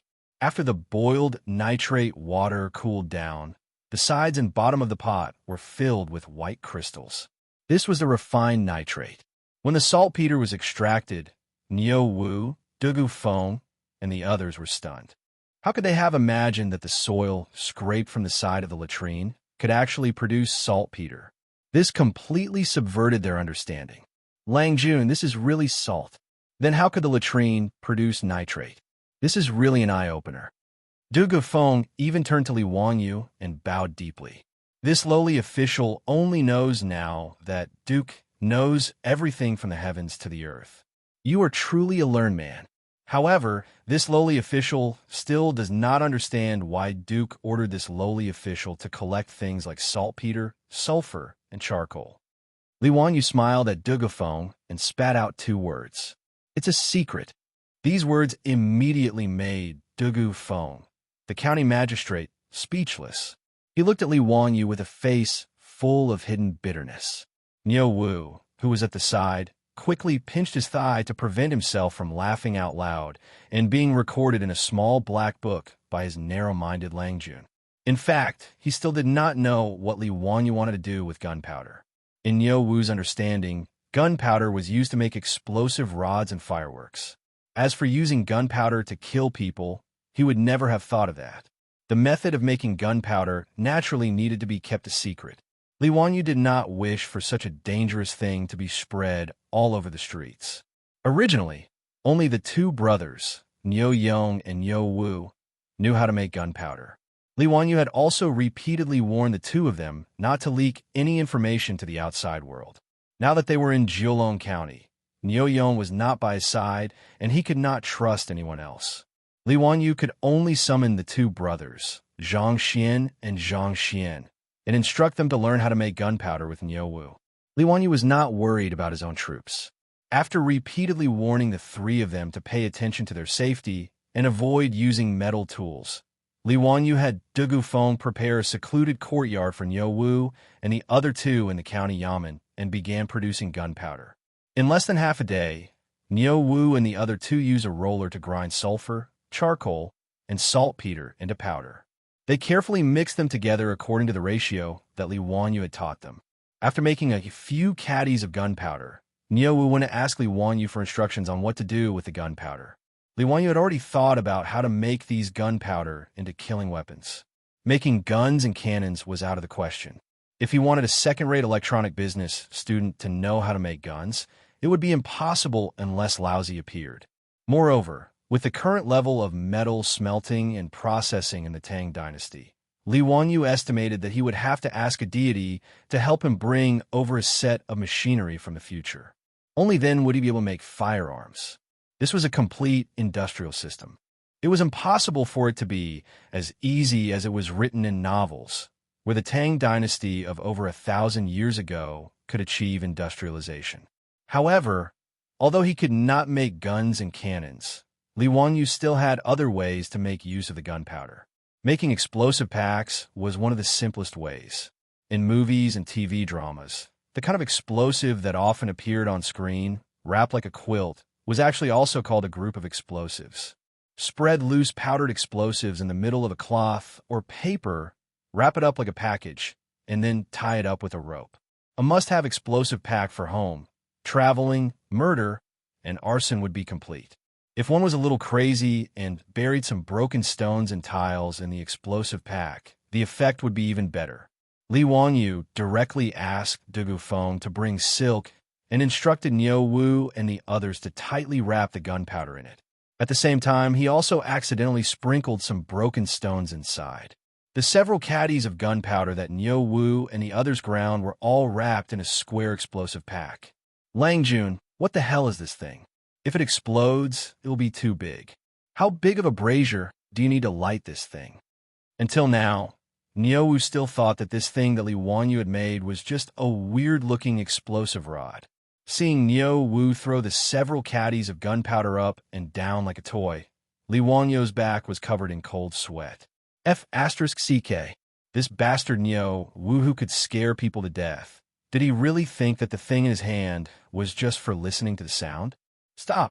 Li Wanyu shouted loudly, scaring Niu Wu. The explosive pack in his hand almost fell to the ground, scaring Li Wanyu so much that his heart almost stopped beating. Although he knew that the gunpowder wouldn't explode, even if it fell, who could say for sure about this kind of thing? If the several caddies of gunpowder in front of him exploded, there was no need to think about the consequences. He wouldn't even have to collect the corpse. He, Li Wanyu, could only pray that the heavens would let him transmigrate again. Li Wanyu could only angrily kick Niu Wu, who had almost scared him to death. With a dark face, he signaled the Zhang brothers to carry the explosive pack and follow him. He had to find a place to test the power of the explosive pack. Chapter 893. Li Wanyu was a kind person. In order to extract the nitrate, he had already turned the Jiulong County Yamen upside down. If he were to test the power of the explosive in the Yamen, well, he was actually afraid that Dugu Feng would fight him to the death. If he accidentally blew up the Yamen, no matter how thick-skinned Li Wanyu was, he would not be able to face Dugu Feng. After asking Dugu Feng, Li Wanyu decided to go to the military camp's drill ground to test it out. Dugu Ming House, weren't you very puzzled when I asked you to collect sulfur and other materials? Now it's time to reveal the truth. I'll let you see what a divine weapon is.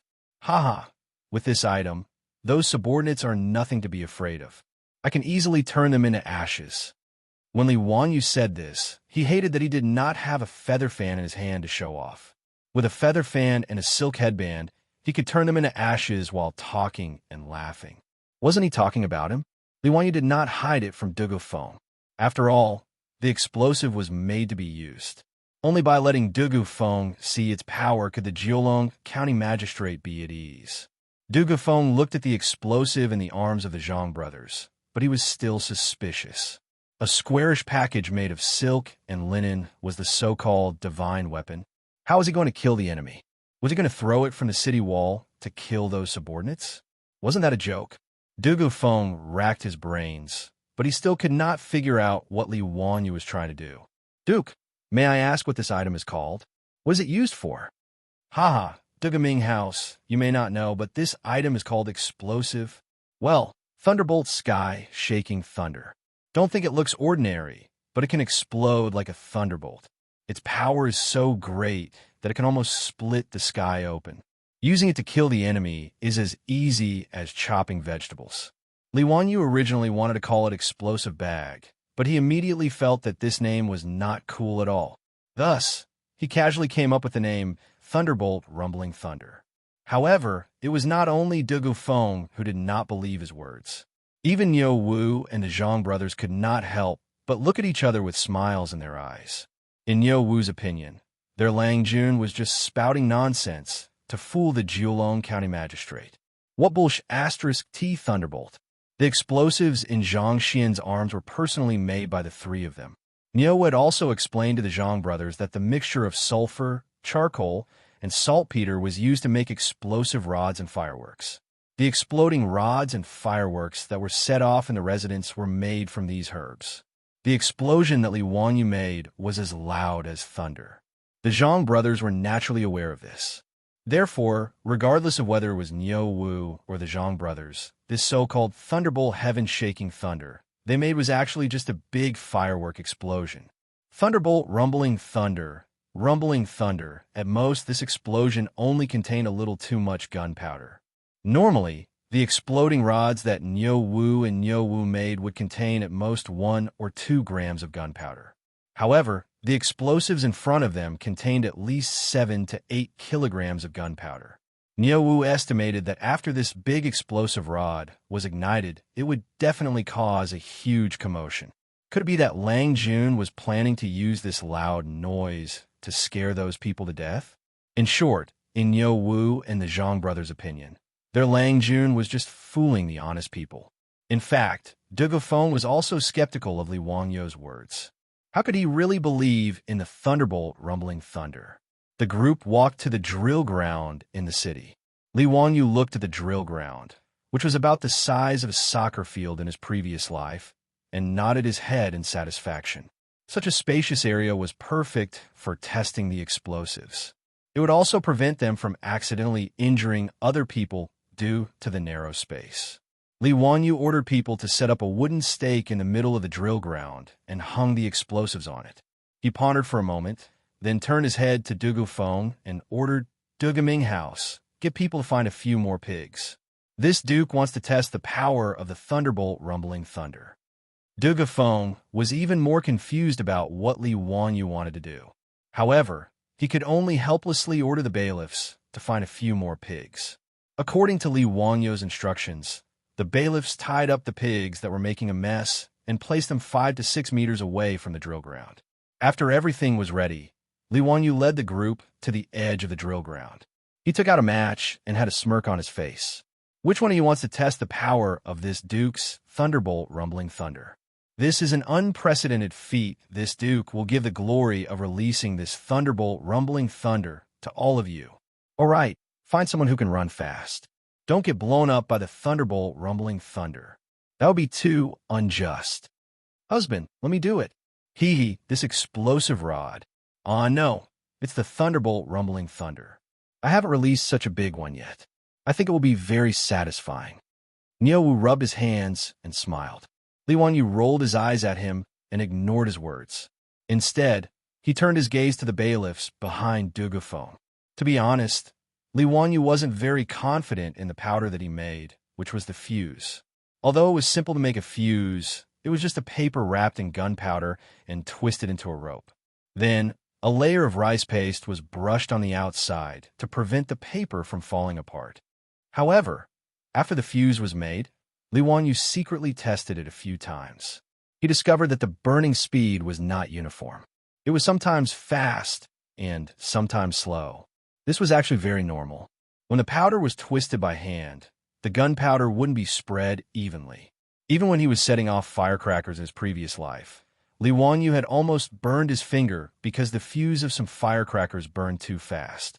Therefore, Li Wanyu wasn't willing to let Niu Wu and the Zhang brothers do such a dangerous experiment.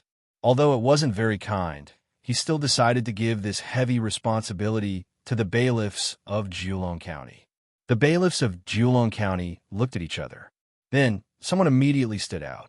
They did not know the dangers involved, but they were naturally willing to do such a thing to show their faces in front of the founding duke. Li Wanyu handed the match to that person and explained to him how to ignite the powder.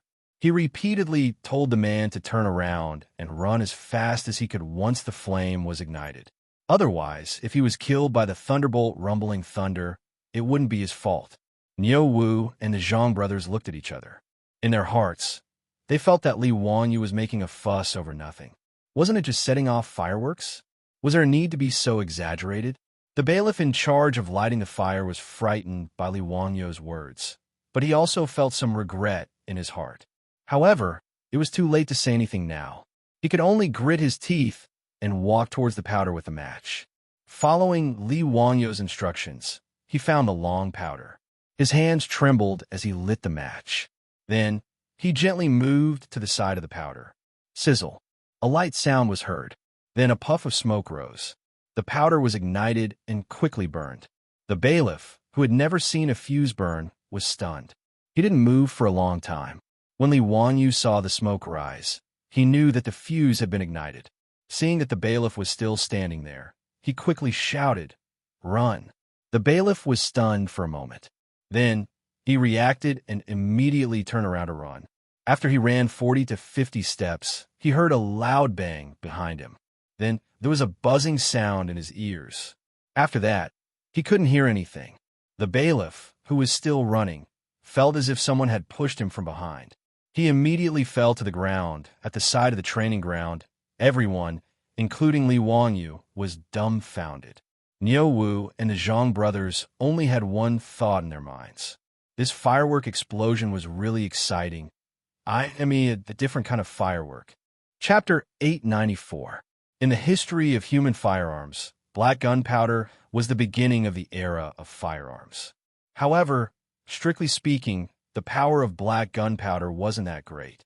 In terms of physical data, the explosive speed of black gunpowder was only 500 meters per second. The explosive speed of TNT in the future was 6,920 meters per second. The explosive speed of nitroglycerin was 8,000 meters per second, and the explosive speed of C4 was 8,040 meters per second. All of them could instantly turn black gunpowder into dregs. Therefore, the explosive bag that Niu Wu and the others made wasn't that powerful. At least, it was much less powerful than the explosive bag used by the 8th Route Army during the anti-Japanese War. Even so, when the explosive bag made of 8 to 9 kilograms of black gunpowder showed the power of firearms for the first time in this world, the huge roar and the power of the explosion still shocked everyone present. In a Mansion soldier's drill ground, there was a loud roar and a flash of fire. The shock wave of the explosion blew up the yellow soil on the drill ground, and a huge dust column rose from the ground. After the black gunpowder exploded, a huge cloud of black smoke rose up into the sky. The deafening sound of the explosion caused everyone's ears to ring and hum. Li Wanyu was smart. When the Yamen runner lit the fuse, he had already covered his ears with his hands and opened his mouth to offset the shock wave of the explosion. Therefore, when the explosive bag was detonated, he was the first to recover. In fact, the explosion of the explosive bag also shocked Li Wanyu. After all, in the future, other than seeing explosive scenes in movies and TV shows, he didn't have the chance to experience the shock of an explosion at close range. As for Niu Wu and the Zhang brothers, at this time, their mouths were wide open and their faces were full of horror. In their eyes, the explosive bag was just a large explosive rod. After it was ignited, it caused such a violent explosion. Naturally, the three of them didn't expect it. The shock of the explosion, which was like a thunderbolt, made the three of them finally believe that what their Lang Jun asked them to make wasn't a toy explosive rod, but a thunderbolt shocking thunder that could be used to kill people. Du Gufeng, the county magistrate of Jiulong County, was also stunned. He stared blankly at the column of smoke rising from the explosion, unable to speak for a long time. The few bailiffs behind Du Gufeng felt their legs go weak. They all knelt down and kowtowed to the location of the explosion. From their point of view, there was no other explanation for this thunderous fury other than the legendary magic of the immortals. The bailiffs looked at Li Wanyu with fear and reverence.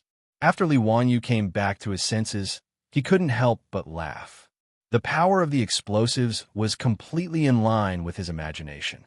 As such, as long as they had the explosives in their hands, would they still have to worry about being surrounded?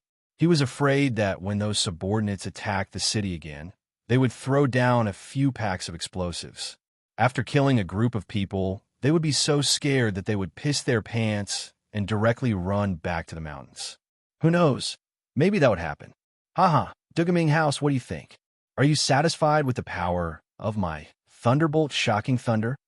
Li Wanyu smiled pretentiously at Dugu Feng, waiting for the county magistrate of Jiulong County to worship and respect him. However, his words were like a blind man throwing flirtatious glances. Dugu Feng rubbed his ears hard and shouted, "Duke, what did you say? I can't hear you." Li Wanyu silently rolled his eyes. Damn it, he forgot to tell them to cover their ears. Obviously, there was only ringing in their ears. Whatever he said would be a waste of breath. After waiting for a while, when everyone's ears had recovered, Li Wanyu signaled for Dugu Feng to come with him to see the effect of the explosion. However, Li Wanyu felt that he had forgotten something. After looking around, he slapped his forehead. It seemed that he had forgotten about the brave warrior who lit the fuse. When he turned back to look for that person, he finally saw that Yamen runner struggling to get up from the ground. However, he seemed to have suffered some injuries. His face seemed to have been cut by the flying pebbles, and there was already blood flowing down. Li Wanyu hurriedly had Niu Wu and the Zhang brothers check on the Yamen runner. When the black gunpowder exploded, the shock wave wasn't very strong. However, the pebbles that Li Wanyu mixed in were fatal. Fortunately, the Yamen runner ran quickly. At a distance of 50 to 60 steps, the flying pebbles no longer had any lethality. They only scratched his skin. Although it looked like he was bleeding, it was only a superficial wound. After confirming that the Yamen runner didn't suffer any injuries, Li Wanyu and Dugu Feng encouraged him and ordered him to see a doctor. Only then did everyone continue to check on the effect of the explosion. The pillar that originally hung the bag of gunpowder had long disappeared. On the ground of the training ground, which was very sturdy, there was a 1 meter wide and half a meter deep crater from the explosion. As for the pitiful second senior brothers who were a few meters away from the explosion, there was no need to mention them. They were all dead on the ground, bleeding from their mouths and noses. Even the bodies of the pigs were riddled with holes from the flying pebbles. Blood flowed out from the holes. They looked very pitiful. "Tis TSK, these pigs are so pitiful," Li Wanyu said hypocritically. He turned his head to look at Dugu Feng. "Dugu Ming House, get someone to kill these pigs. After today's fierce battle with the officials, use these pigs to reward the government soldiers and Yamen runners." Oh, yes. I will immediately send someone to do it." Dugu Feng looked at the dead pigs and was already shocked to the point of losing his soul. Only when he heard Li Wanyu talking to him did he come back to his senses. "Duke, this heaven-shaking thunderbolt was made from the saltpeter, sulfur, and charcoal that you had me collect? This is too frightening. Could it be that the Duke used some kind of immortal magic?" Li Wanyu naturally wouldn't reveal the truth to Dugu Feng. Gunpowder was the top secret of this era.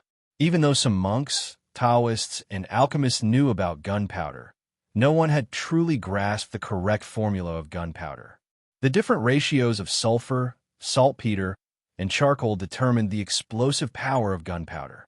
In history, it wasn't until the 13th century, during the Southern Song dynasty, that gunpowder was used in large quantities on the battlefield and became something that could be fatal. It was now the 4th year of Kai Jingguan, the year 630 AD. There were still 500 to 600 years before gunpowder was used on the battlefield. Li Wanyu pretended to be mysterious and nodded at Dugu Feng. He spat out 2 words in a very pretentious manner. "Yes." Worried that Dugu Feng would misunderstand, he added, "Of course, the main thing is the sulfur, charcoal, and other materials that the Dugu Ming house painstakingly collected from the city. Otherwise, this duke would be like a clever housewife who can't cook a meal without rice. I wouldn't be able to make this heaven-shaking thunderbolt." Dugu Feng was slightly stunned. He didn't even have time to greet Li Wanyu before he turned around and ran out with his official robes. Li Wanyu was stunned by his reaction and couldn't help but shout, "Dugu Ming House, what are you doing in such a hurry? This official is going to supervise the people and continue to scrape the saltpeter from the city." Dugu Feng left these words and ran out of sight.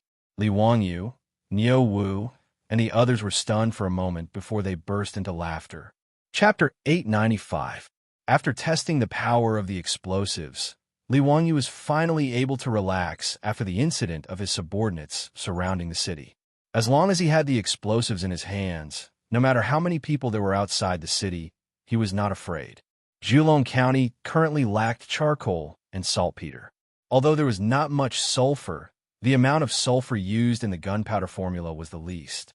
Therefore, Li Wanyu estimated that with the sulfur that they had collected, Niu Wu and the others would be able to make almost 100 explosives. Li Wanyu did not believe that with so many explosives, those people would be able to overturn the situation.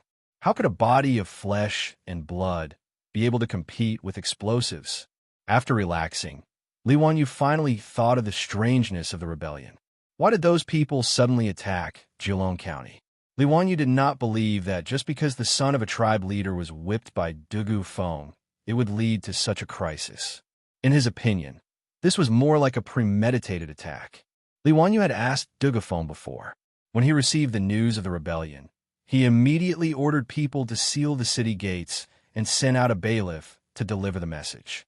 However, the bailiff had fallen into the hands of the people. This meant that there were already people lying in ambush on the official road leading to Chengdu County. Their goal was to prevent Julong County from calling for help. Including the tactic of surrounding 3 and 1 and the 5 people risking their lives to attack the city. This meant that this matter was not as simple as it seemed. There must be a mastermind behind this. Li Wanyu couldn't figure out the reason, so he decided to interrogate the captured subordinates to see if he could find any clues to understand why they suddenly besieged Julong County. There were about 40 to 50 people captured on the city walls. These people were all locked up in the county jail by Dugu Feng. Li Wanyu instructed Niu Wu and the Zhang brothers to quickly make the explosives. He then called Dugu Feng back and prepared to interrogate the people. After all, he didn't understand their language. Without Dugu Feng's translation, it would be like a chicken speaking with a duck, and both parties would have no way of communicating. Duke, this lowly official understands those subordinates very well. They are a group of stubborn people. It is very difficult to get them to confess. The helpers' living environment was terrible, which made them fearless of death. They were very hard to deal with. Furthermore, this lowly official suspects that the subordinates that we have captured might not know what their leaders are trying to do. Dugu Feng first gave Li Wanyu a heads up. In his view, it would be difficult to get these subordinates to confess. Li Wanyu was naturally aware of this, but he didn't know if he could get any useful information from his subordinates. However, since he had nothing to do, he might as well interrogate him first. When the Tang dynasty interrogated criminals, they used all kinds of torture to extort confessions. They used all kinds of cruel methods to torture the person being interrogated. Things like flogging, whipping, pinching fingers with bamboo sticks, burning with hot iron. Li Wanyu, on the other hand, looked down on these interrogation methods. Beating people until they were badly mutilated and using pure pain to extort confessions was too low-end. Li Wanyu couldn't bear to do it. He wanted to try out a few interrogation methods that he had seen when he was browsing the internet in his previous life. In his previous life, extorting confessions through torture had become the target of scorn. However, there were interrogation methods that didn't harm the body but could torture the mind. Dugu Ming House. Order people to prepare some thick coffins. Li Wanyu instructed Dugu Feng. His words naturally gave Dugu Feng a fright. Why would he want coffins for no reason? Could it be that this duke was planning to bury those subordinates alive? Duke, why do you need coffins? Naturally, to interrogate those subordinates. Li Wanyu's words, which came out of nowhere, made Dugu Feng even more puzzled. However, it was not good for him to continue asking. He could only arrange for bailiffs to go to a coffin shop in the city and requisition a few thick coffins. Looking at the empty coffins that the bailiffs carried into the county office, Dugu Feng didn't know how to complain. How annoying. This is really annoying. His county office of Julong County had been tormented by Li Wanyu to the point that he couldn't even look at it anymore. The courtyard of the county office had been dug up into a mess. There are also a few iron pots and earthen stoves set up, and thick smoke was billowing out of them. Now, so many unlucky coffins had been brought in. It had completely overturned Dugu Feng's worldview. However, he was just a 7th-grade county magistrate. How could he dare to say no to Li Wanyu, the 2nd-grade county magistrate who had founded the country? He could only pinch his nose and endure. Li Wanyu directly ordered people to carry the coffins into the prison and find a secluded place to place them. Duke, the coffins are here. How do you want to interrogate those subordinates? I have already summoned all the experienced officials in the county office who are in charge of interrogation. All kinds of torture tools have been prepared. Duke, you only need to instruct them. Li Wanyu looked at the gloomy torture tools in the prison. There were even black bloodstains on the torture tools. He shook his head and said with a smile, "There is no need to use these messy tools. When interrogating a person, there is no need to make it so bloody and messy. Go find a few subordinates and directly put them in these coffins." Why is this? Dugu Feng and the bailiffs behind him who were in charge of interrogation in the county office were all stunned. Li Wanyu didn't explain.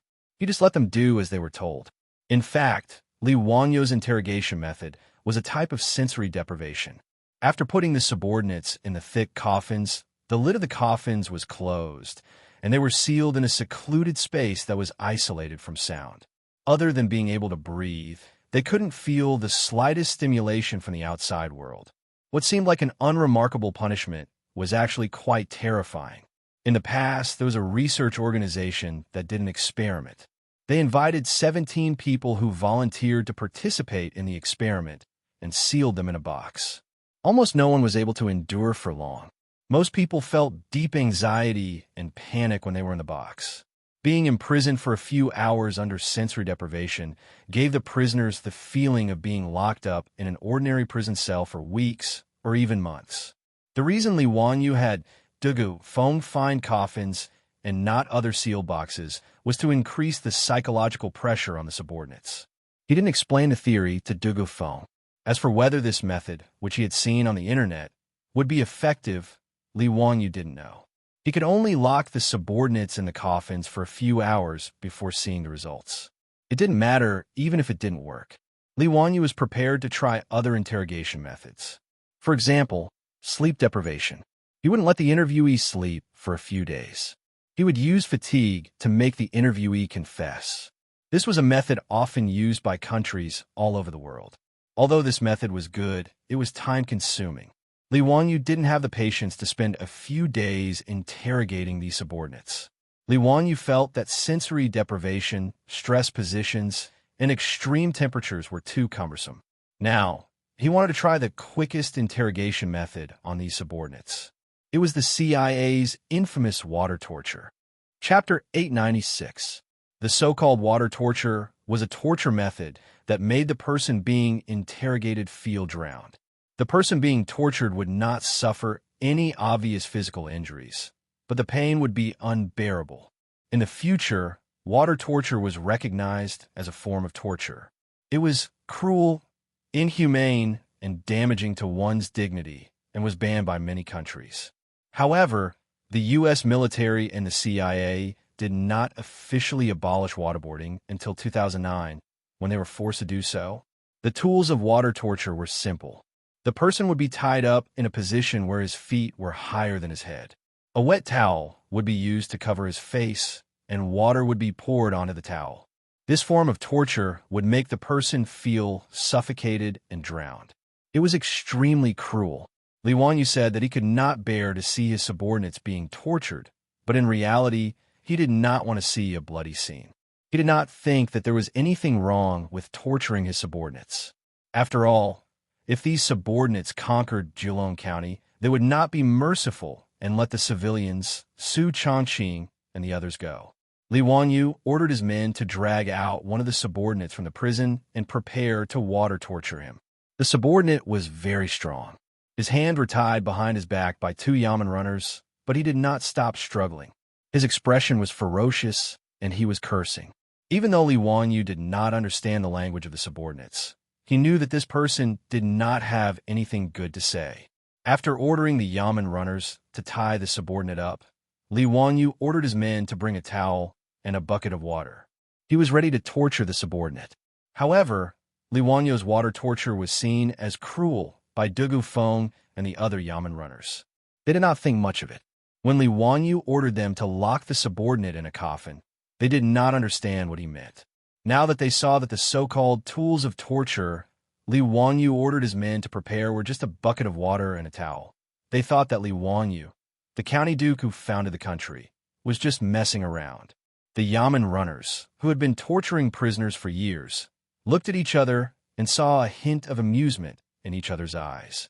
Obviously, they thought that Li Wanyu's so-called interrogation was just child's play. It was simply a fantasy to expect these stubborn subordinates to confess with a bucket of cold water that didn't hurt them at all. Of course, they did not dare to say this in front of Li Wanyu. They also did not dare to show any strange expressions on their faces. After all, Li Wanyu was a god that no one dared to offend. Therefore, even though the Yamen runners did not think much of it, they were still very happy. They followed Li Wanyu's instructions and prepared to torture of the subordinates. After tying him up from head to toe, they covered his face with a towel. Then, a few Yamen runners lifted a bucket of water and slowly poured it on his face. Originally, the Yamen runners thought that this kind of punishment was no different from washing the subordinates' faces. But they did not expect that when the bucket of water was only half poured, the subordinates who were fixed to the platform suddenly started to struggle violently. They seemed to be in great pain. Some sharp-eyed Yamen runners even noticed that the subordinates' pants were wet. There was a foul smell. The subordinates actually lost control of their bowels. The Yamen runners were stunned. They were all veterans who had been torturing prisoners for a long time. They knew that it was not easy to beat the prisoners until they lost control of their bowels. Moreover, these subordinates were known for their stubbornness. In the past, torturing them was a difficult task. Don't think that beating people would not be tiring. But now, did the subordinates see a ghost? Just half a bucket of water was poured on his face, and he could not help but struggle in pain. He even lost control of his bowels. Could it be that this punishment was really that terrifying? Li Wanyu did not know what the Yamen runners were thinking. Otherwise, he would definitely laugh out loud. Water torture did not seem like much, but it was actually quite painful. He had seen a piece of information on a military forum in his previous life. A CIA official had once revealed that water torture was very efficient. 80% of the people who were interrogated by water torture would confess. As for the remaining 20%, it was not because they were heroes who would rather die than surrender, but because they were tortured to death. Perhaps the only people who could survive water torture were those who had the halo of a main character in a Hollywood movie. The reason why water torture was so cruel was that it was impossible to breathe during the process. This caused the person being interrogated to subconsciously open their mouth and swallow. This caused a large amount of water to be sucked into their stomach, lungs, and trachea. This would cause the person being interrogated to vomit, cough, lose control of their bowels, and experience indescribable pain. They would be tortured to the point of death. According to the information disclosed by the CIA official, if an ordinary person was subjected to water torture, they would confess within 16 seconds to 2 minutes.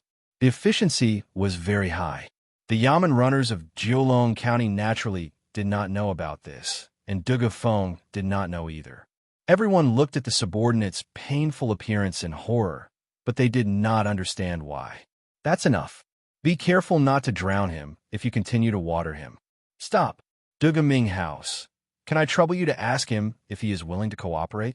Li Wanyu saw that the Yamen runners were still pouring water on the subordinates' faces and hurriedly spoke to stop them. Dugafeng was stunned for a moment before he hurriedly nodded. Yes. I will go ask him now. The Yamen runners hurriedly put down the buckets of water and removed the wet towel covering the subordinates' faces. At this time, the subordinates could finally breathe again.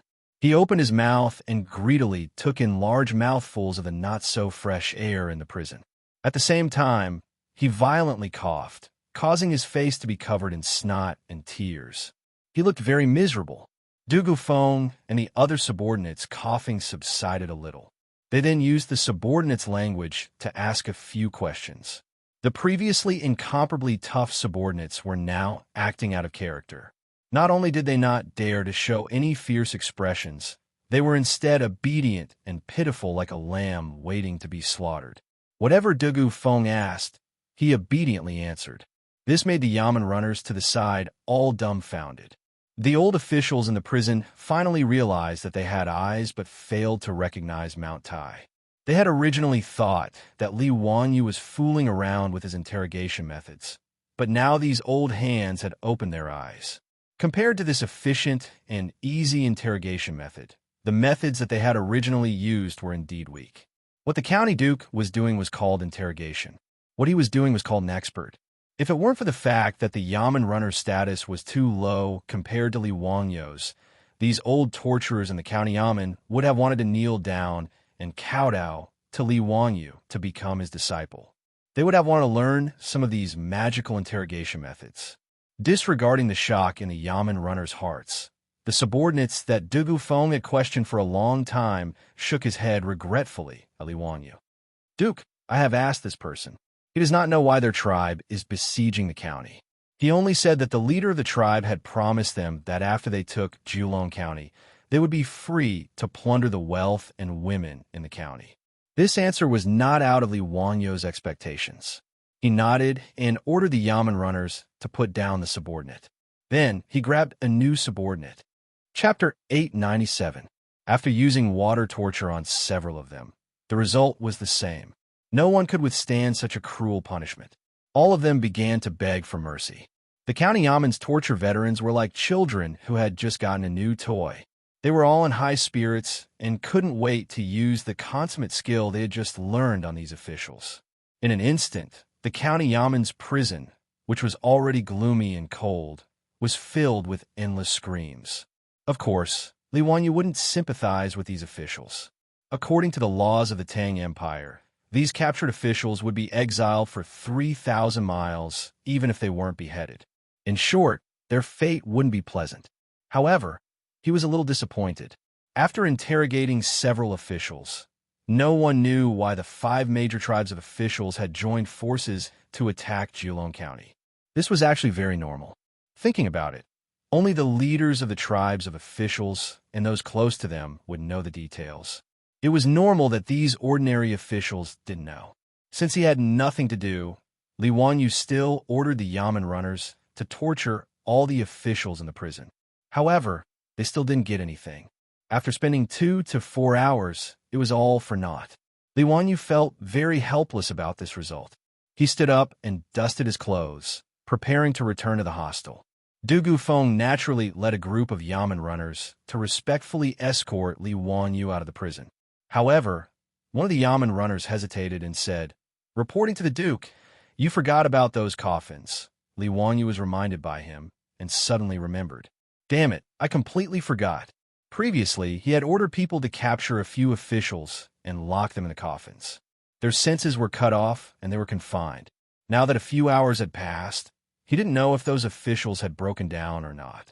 He quickly ordered the Yamen runners to release those officials and check on the situation.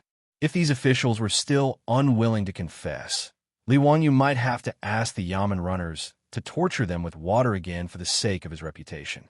Contrary to everyone's expectations, when the bailiffs opened the coffin lids and released them, the eyes of the people locked in the coffin were all lifeless, as if they had received a terrible shock. Li Wanyu's heart couldn't help but thump. These officials couldn't have been locked in the coffins for a few hours, right? Before Li Wanyu could say anything, the Yamen runners saw the muddle-headed appearance of these officials and directly raised their arms and slapped them a few times to wake them up. The unruly officials cried and knelt down. They kowtowed to Dugu Feng, who was wearing an official's robe. They were mumbling something that no one knew what they were talking about. Li Wanyu couldn't understand what the officials were saying, but the Yamen runners and Dugu Feng could. After listening to the officials' words, the Yamen runners looked at Li Wanyu as if they were looking at their ancestor. They were full of worship. It was no different from when the most fanatical obsessive fans saw their idol in the future. This group of experienced torturers felt that their worldview had been turned upside down. If it was water torture, then it would be fine. After a few attempts, everyone roughly understood why pouring water on the faces of the subordinates would cause such pain.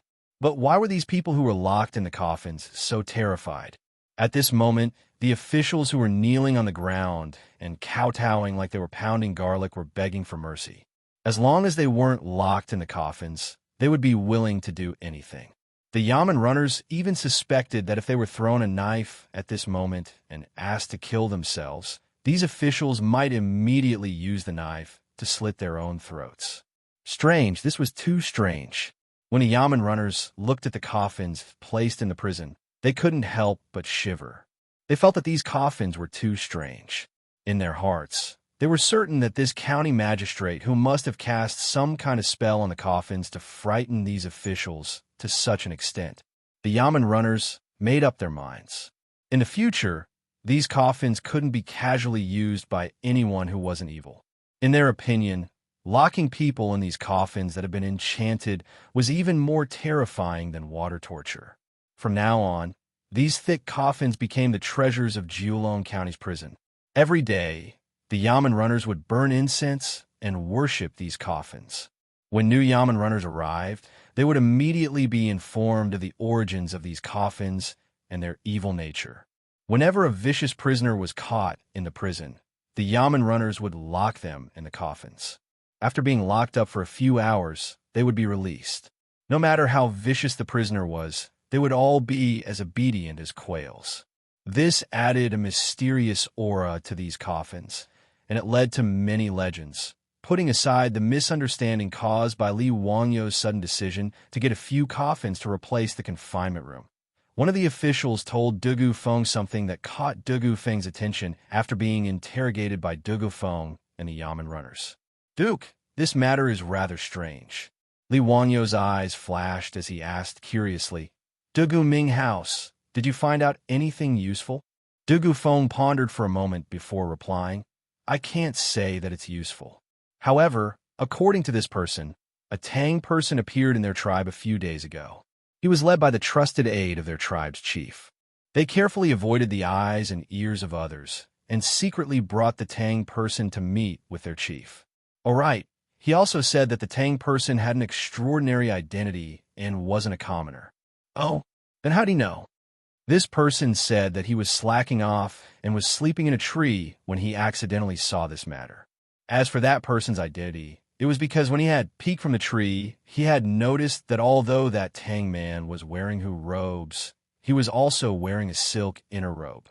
Thus, he was certain that that person was not a commoner. This official isn't sure if this matter has anything to do with the official's rebellion. Because cotton had not been introduced to China in large quantities in the early Tang dynasty, the commoners mostly wore hemp clothing. Only the nobles and wealthy merchants had the ability to wear silk clothing. If the Tang person that the official saw was wearing a silk undergarment, it meant that the person was either rich or noble. Li Wanyu pondered for a moment before saying, "Dugu Ming House, ask this person again. When did he see the Tang person appear in their tribe?" Dugu Feng turned his head and asked a few more questions before replying, "Duke, he said that it was 10 days ago." "Then when did Dugu Ming House's official kidnap a commoner's girl happen?" Replying to the Duke, "That was 3 days ago." "Haha, that's interesting." Li Wanyu rubbed his chin and said, "Dugu Ming House, from what I know, these officials usually don't have much contact with the Tang people, right?" "Yes, Duke is right. The customs of the officials are poles apart from the Tang people. In addition, the Tang people mostly despise the officials for being vulgar and call them barbarians. Thus, other than those officials who come down the mountain to sell mountain products and buy goods, they rarely interact with them." Dugu Feng's words made Li Wanyu even more certain that the rebellion of the officials was a premeditated conspiracy. Chapter 898. Even the commoners of the Tang dynasty disdained to interact with the officials. Yet, the mysterious person went to the tribe of the officials and talked to the leader in secret. He even avoided the eyes and ears of the other officials in the tribe. Obviously, what they talked about was confidential. The mysterious Tang people, the rebellion of the officials. All these things happened within a few days. Li Wanyu would never believe that there was no connection between them and that it was just a coincidence. But if the officials rebelled because someone was behind it, what was the purpose of this person? Rebellion? That was obviously impossible. It would be good if the officials could at most take over Jiulong County. Once the Izhou Governor General knew about this, they would send troops to surround and suppress them. There would be no chance for them to rebel. In history, there was a larger-scale rebellion in the beginning of the Tang dynasty. In the 7th year of Wuda, the rebellion of the officials in Shizhou was huge. Li Yuan sent Dou Guo to lead the army into Shu to quell the rebellion. In the Battle of Fang Mountain alone, he captured 20,000 Tujiao men and killed the Tujiao men until their souls flew away and scattered. After that, Dou Guo stayed in Yizhou and became the governor of the Yizhou Governor-General. He suppressed the officials until the 1st year of Jingguan. After that, the officials in Shu were quite afraid of the military power of the Tang dynasty. Hundreds of thousands of officials rebelled, but it was to no avail. Li Wanyu did not believe that the officials in Pengzhou were stupid. They would be courting death if they dared to go against the Tang dynasty with just a few thousand people. In that case, the goal of the rebellion was obviously this small Julong county. The idea of the leader of the guards was to escape back to the mountains and disappear without a trace after conquering Julong County before the arrival of the Tang army. But what was so attractive about this small Julong County that someone would want to do such a thing? Was it for money and food? Li Wanyu denied this guess again. When the officials told him that the leaders of their tribes had promised them that after the city was taken, they could take whatever they wanted in the city. The leaders of the tribes did not want a single cent. If that was the case, why did the leaders of the 5 tribes still want to drive their people to attack Julong County? What was their purpose? He asked Dugu Feng again and confirmed that there wasn't any large amount of money or grain stored in Julong County. Julong County was just an ordinary county in the Tang dynasty. How could there be many benefits in it? For a moment, Li Wanyu didn't know what to do. He only knew that this matter was very strange. Since there was no clue for the time being, Li Wanyu was too lazy to think about it. In short, he had to guard the city well and wait for reinforcements to arrive. When the time came, he would capture the few deputy leaders and interrogate them. This would save him from wasting his brain cells here. After instructing Dugu Feng to look after the captives, Li Wanyu returned to the inn. After he told Su Changqing about what had happened today, his beautiful boss had the same opinion as him. There had to be some hidden reason behind the rebellion of the officials. Even she couldn't figure out what their goal was. The two of them pondered for a long time, but still couldn't figure it out. However, they were too lazy to continue investigating. In short, with the explosives in their hands, they didn't have to worry about the officials playing any tricks. The night passed silently. The next morning, after experiencing a great defeat, the officials who had rested for a day beat the bronze drum outside the city. They planned to attack the city again. When Li Wanyu dressed up and climbed up the city wall with a sword in hand, Niu Wu and the Zhang brothers had already arrived. Lang Jun, last night, the Zhang brothers and I worked through the night and made 30 thunderbolts. Today we'll let those damn officials have a taste of their own medicine, Niu Wu said to Li Wanyu proudly. In the turret behind him, there were already many explosives. This scene made the corner of Li Wanyu's eyes twitch. This bastard, how could he just casually pile up such dangerous explosives? If someone outside the city accidentally ignited the explosives by shooting a fire arrow into the city, it would all be over. He immediately thought of Niu Wu's words, and his face became even darker. Damn it, he forgot to tell them yesterday. Plus, he had been thinking about the rebellion of the officials and forgot that Niu Wu and the Zhang brothers had been making explosives in the county office. It was fine if they were making explosives, but what did this bastard just say? Working through the night? Then what did these 3 bastards use to light up the place? There were no electric lights in the Tang dynasty. They either used oil lamps or candles to light up the place. When making the gunpowder, there were oil lamps or candles next to them. How come these 3 bastards didn't die? Li Wanyu was so angry that he kicked each of them and scolded loudly. You 3 don't want to live anymore? What did I say before? When making gunpowder, there can't be a fire source. Are you King tired of living? Niu Wu smiled and rubbed his head. I was worried that the officials would attack the city today. Without these thunderbolts, many people would die. Don't worry, Lang Jun. We were very careful. Look, aren't we fine? Li Wanyu was so angry that he couldn't speak for a long time. You 3 just wait. When today's war is over, I will put you 3 in confinement. Now go find someone to move these thunderbolts further away and store them separately. Remember, don't get close to the fire source. He made up his mind to throw these 3 lucky bastards into the county office's prison and lock them in the coffins for an hour. Let's see if they still dare to act so recklessly in the future. Today, he could still see the 3 of them alive and kicking. It was simply a blessing from the gods. Niu Wu and the Zhang brothers' ancestral graves were smoking. Yes, Niu Wu and the Zhang brothers saw that Li Wanyu was really angry, so they didn't dare to argue. They quickly ran away to move the explosives. Li Wanyu shook his head at the 3 of them. At this time, he didn't have the energy to continue to cause trouble for them. In front of the city wall, more than 100 government soldiers were already on the battlefield. They led many of the city's youths and waited on the city wall. Accompanied by the deafening sound of the officials' drums, a black mass of officials appeared in the forest outside the city. Each of them held a weapon and looked at the people on the city wall, ready to attack at any time. Li Wanyu now had the explosives in his hands, so he wasn't too worried about this group of officials. Although Niu Wu and the rest only made 30 or so explosives, it was enough to make the officials suffer.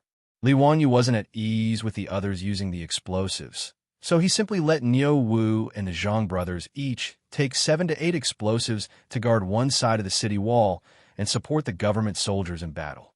He personally led a few Yamen runners with the remaining explosives to guard one side of the city wall. As for the one responsible for igniting the explosives, it was a familiar person. It was the Yamen runner who was used as a guinea pig by Li Wanyu yesterday. The Yamen runner's face was only scratched by the gravel yesterday. After treatment by the doctor, it wasn't a big problem. At this moment, this bailiff was bragging to the bailiffs beside him about his glorious achievements yesterday. He was extremely proud that Li Wanyu had once again given him these quaking thunders, and his chest was puffed up high. He was even more disdainful of the bailiffs outside the city. Everything was ready. Just as another battle was about to begin, Li Wanyu heard someone exclaim behind him. He looked back in shock and saw that in Jiulong County City, there were billowing smoke in several directions. Chapter 899. Du Gufeng's face was full of fear. Duke, looking at the direction of the fire, it's my county hall and the granary in the city. This must be the work of a spy in the city. Li Wanyu's face was gloomy as he nodded silently. Needless to say, it would be strange if the county hall and granary in the city were on fire during such a big battle. As for Du Gufeng's claim that it was a spy, Li Wanyu could only sneer. It might not be a spy. He thought of what the spy said in the prison yesterday. That mysterious Tang person, Du Gaming House, immediately take the bailiffs and mobilize the people in the city to put out the fire, Li Wanyu ordered. Du Gufeng looked at the people outside the city who were ready to attack at any time and hesitated. Duke, why don't I stay here? Li Wanyu waved his hand. That's enough. I'm here. You don't know how to use the quaking thunder, so it's useless for you to stay on the city wall. Don't worry, with my quaking thunder, those people won't be able to reach the city wall. Du Gaming House, just put out the fire. Yes. Then I'll leave the safety of Jiulong County to you, Duke. Du Gufeng knew that Li Wanyu was right and did not continue to insist. After bowing deeply to Li Wanyu, he led a few bailiffs and rushed down the city walls. He was prepared to gather the people in the city to put out the fire. Wait, Du Gaming House, take 10 more bailiffs with you. Li Wanyu called out to Du Gufeng again. Since someone has set fire to the county hall, their target might be the captured subordinates. Be careful that they don't act rashly. Du Gufeng immediately nodded and led a group of bailiffs to leave. The fire in Jiulong County was naturally seen by the bailiffs and the young men on the city wall. Since they were the young men who came to help, their families were all in the city. When they saw the city on fire, it naturally caused an uproar. They were worried about the safety of their families in the city. There were even some impulsive young men who wanted to turn around and run down the city wall. The people on the city walls, who had been nervously guarding against the people outside the city, were in a state of chaos. Seeing this, Li Wanyu hurriedly shouted, "Stop! If anyone runs around and disturbs the morale of the troops, they will be charged with the crime of disobeying orders and executed." The group of Yamen runners behind him quickly followed and shouted, "If anyone runs around and disturbs the morale of the army, kill them." Once their voices spread, the squad leaders and Dakarchas on the wall knew very well that they must not let the young men run amok. They yelled one after another, "Anyone who runs around and disrupts the army's morale will be killed." In the blink of an eye, Li Wanyo's order was spread to all four sides of the city wall through the mouths of the bailiffs and soldiers on the city wall. The cold word slash calmed the young men who had been panicking a little. The military orders of the Tang dynasty were strict. Although these young men were not soldiers, they knew this very well. Therefore, when the military order was passed down, even though the young men were worried about the safety of their relatives in the city, they dared not make a ruckus anymore. Li Wanyu did not have time to care about the situation in the city at the moment, because the people outside the city had begun to attack the city. Naturally, the people outside the city could see the thick smoke rising from Jiulong County's county seat. How could the leader of the people let go of such a good opportunity? He immediately ordered his men to blow the horn and ordered the people in the tribe to attack the city amidst the chaos. The situation was basically the same as the day before. The fearless people on the city wall braved the rain of arrows from the soldiers on the city wall. After leaving behind dozens of corpses, they successfully leaned the crude wooden ladder against the city wall. The young men who were assisting in the defense of the city began to throw rolling logs and stones desperately to stop the people from climbing up.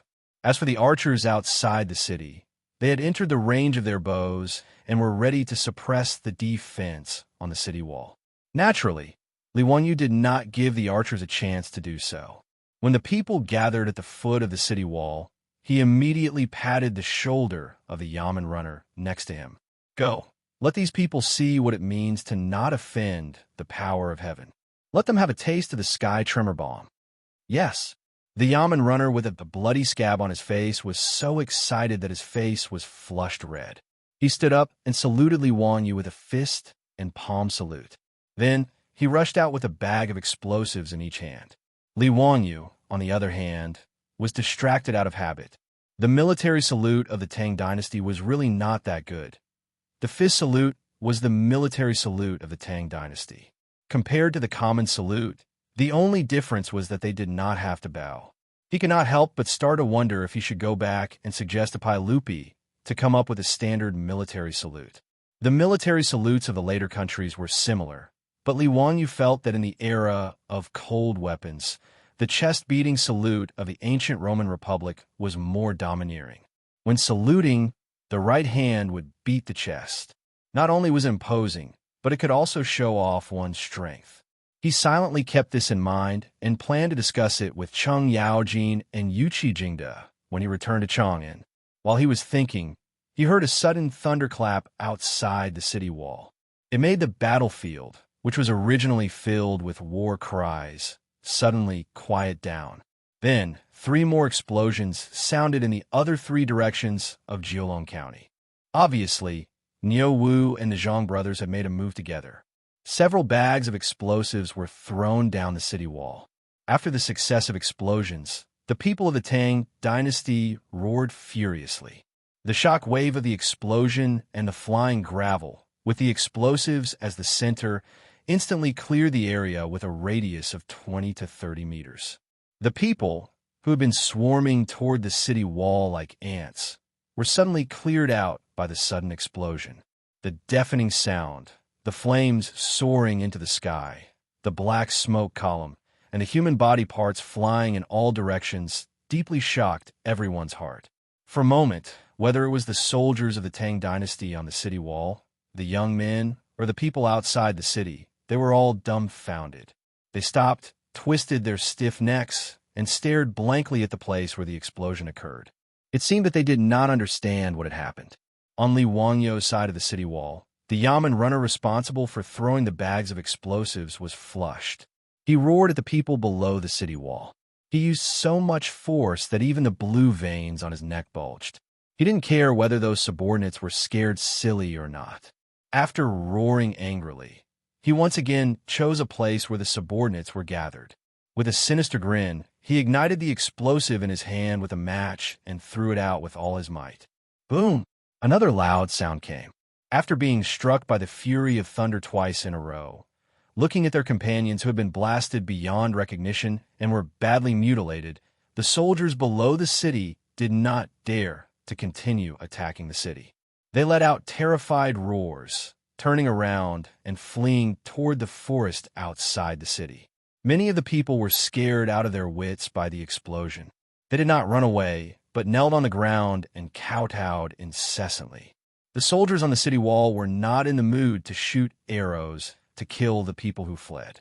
How could they not be shaken by the shocking explosion to the point that they were at a loss for what to do? Just like that, because of a few packs of explosives, the large-scale siege ended with a strong start and a weak finish, just like that. Li Wanyu was naturally very satisfied with this result. He did not need to use a single soldier, and he could solve the problem with a few bags of explosives. Why not? After the people outside the city retreated, the fire in the city was slowly extinguished due to the efforts of Dugu Feng and the people in the city. Recently, this old dragon has been updating 2 to 3 times a day, but there are still people who want to send me razor blades. It's too hard for me. Let's exchange the razor blades for tips. Chapter 900. The fire in Jiulong County was set on fire during the crucial moment of the siege. It was obvious that someone had done it on purpose. Needless to say, the motive was to create chaos in the county in order to coordinate with the siege. However, the people outside the city who had taken the opportunity to attack the county were scared out of their wits and fled in panic because of the variable that was Li Wanyu's explosives. After the crisis in Jiulong County was resolved, Li Wanyu ordered the 2 colonels to arrange the defense of the city wall. Then, he led Niu Wu and the others to check on the fire in the county. When he found Dugu Feng, he saw that the county magistrate of Jiulong County was covered in dirt. His light green official robe was also full of holes from the fire. Dugaming House, how is it? Did you suffer a great loss? When Dugu Feng saw Li Wanyu, he quickly bowed, reporting to the Duke. Fortunately, Major Wang was organizing the people nearby to transport supplies for the soldiers. He led the people here in time and prevented the fire from spreading. After I arrived, I organized the people and put out the fire. It was only now that Li Wanyu noticed the middle-aged man beside Dugu Feng. His face was covered in soot, and even much of his beard had been charred. He was none other than Wang Yichuan, the major of the Yi Province's Governor-General's office, whom Li Wanyu disliked. When Wang Yichuan saw Li Wanyu looking at him, he hurriedly revealed a fawning smile. On his dark face, only a row of white teeth could be seen, which made Li Wanyu very amused. Wang Yichuan, who was previously afraid of death, led a group of people to put out the fire. This reduced Li Wanyu's dislike for him. Major Wang has worked hard. Wang Yichuan hurriedly bowed and saluted. Duke is too polite. This lowly official just happened to come by at the right time. I was organizing the people nearby to move rolling logs and stones when I saw that the granary was on fire. I hurriedly led the people to put out the fire. I am ashamed to say that as a major, I did not dare to go to the city wall to supervise the battle. I could only do some small things within my ability. Li Wanyu smiled and nodded. When this matter is over, I will definitely ask for a reward from Major Wang. Thank you for your kindness, Duke. On the other side, Dugu Feng had already led the scribes of the county government to make a rough inventory of the losses in the granary. He returned to report to Li Wanyu. Duke, this lowly official has already sent people to check. The loss of grain isn't too great. About a few dozen dawn were burned. It's not a big problem. That's good. How's the situation at the county yamen? Your Highness, there are no major problems with the county yamen. It seems that the arsonist only wanted to cause chaos in the city and did not intend to rescue the officials locked up in the prison. Therefore, only burned some official robes. When Li Wanyu heard that, he also rejoiced endlessly. Luckily, Niu Wu and the Zhang brothers had already finished making the explosives and moved them to the top of the city wall. Otherwise, if the explosives were stored in the county yamen, it would be difficult to deal with them. However, he agreed with Dugu Feng's words. The arsonist's purpose in setting the fire in Jiulong County wasn't to burn the grain or rescue the officials. It was only to cooperate with the officials outside the city to attack the city and set the city on fire to cause panic. However, the arsonist would never have thought that the explosives made by Li Wanyu would turn the matter of the officials attacking the city into a joke. Furthermore, the arsonist's effort in setting the city on fire was completely in vain.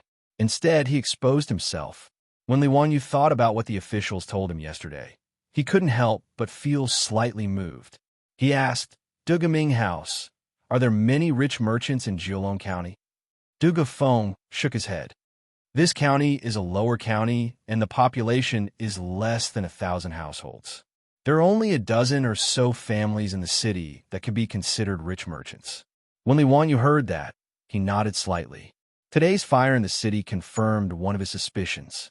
The person who colluded with the officials was also in Jiulong County. According to the officials, the mysterious person wearing a silk undergarment gave Li Wanyu reason to suspect that the mysterious person was one of the rich merchants in Jiulong County. He thought about it from left to right, but he still couldn't figure out the purpose of the officials attacking Jiulong County. However, no matter what, the people who were related to Jiulong County must be the local tycoons of Jiulong County. There must be some secret that Li Wanyu and even Dugu Feng, the county magistrate of Jiulong County, didn't know. That was why the mysterious person took the risk and cooperated with the officials to attack Jiulong County to achieve his goal. Li Wanyu thought for a long time and came up with a solution that wasn't really a solution. Duga Ming House, today is another great victory. Why don't you invite the Ming House to choose a restaurant in the city and invite the rich merchants in Jiulong County to celebrate today's victory? What do you think? When Duga Feng heard that, he was slightly stunned. He didn't quite understand Li Wanyu's words. Now that there were thousands of officials surrounding the city, how could they invite the rich merchants in the city to a banquet?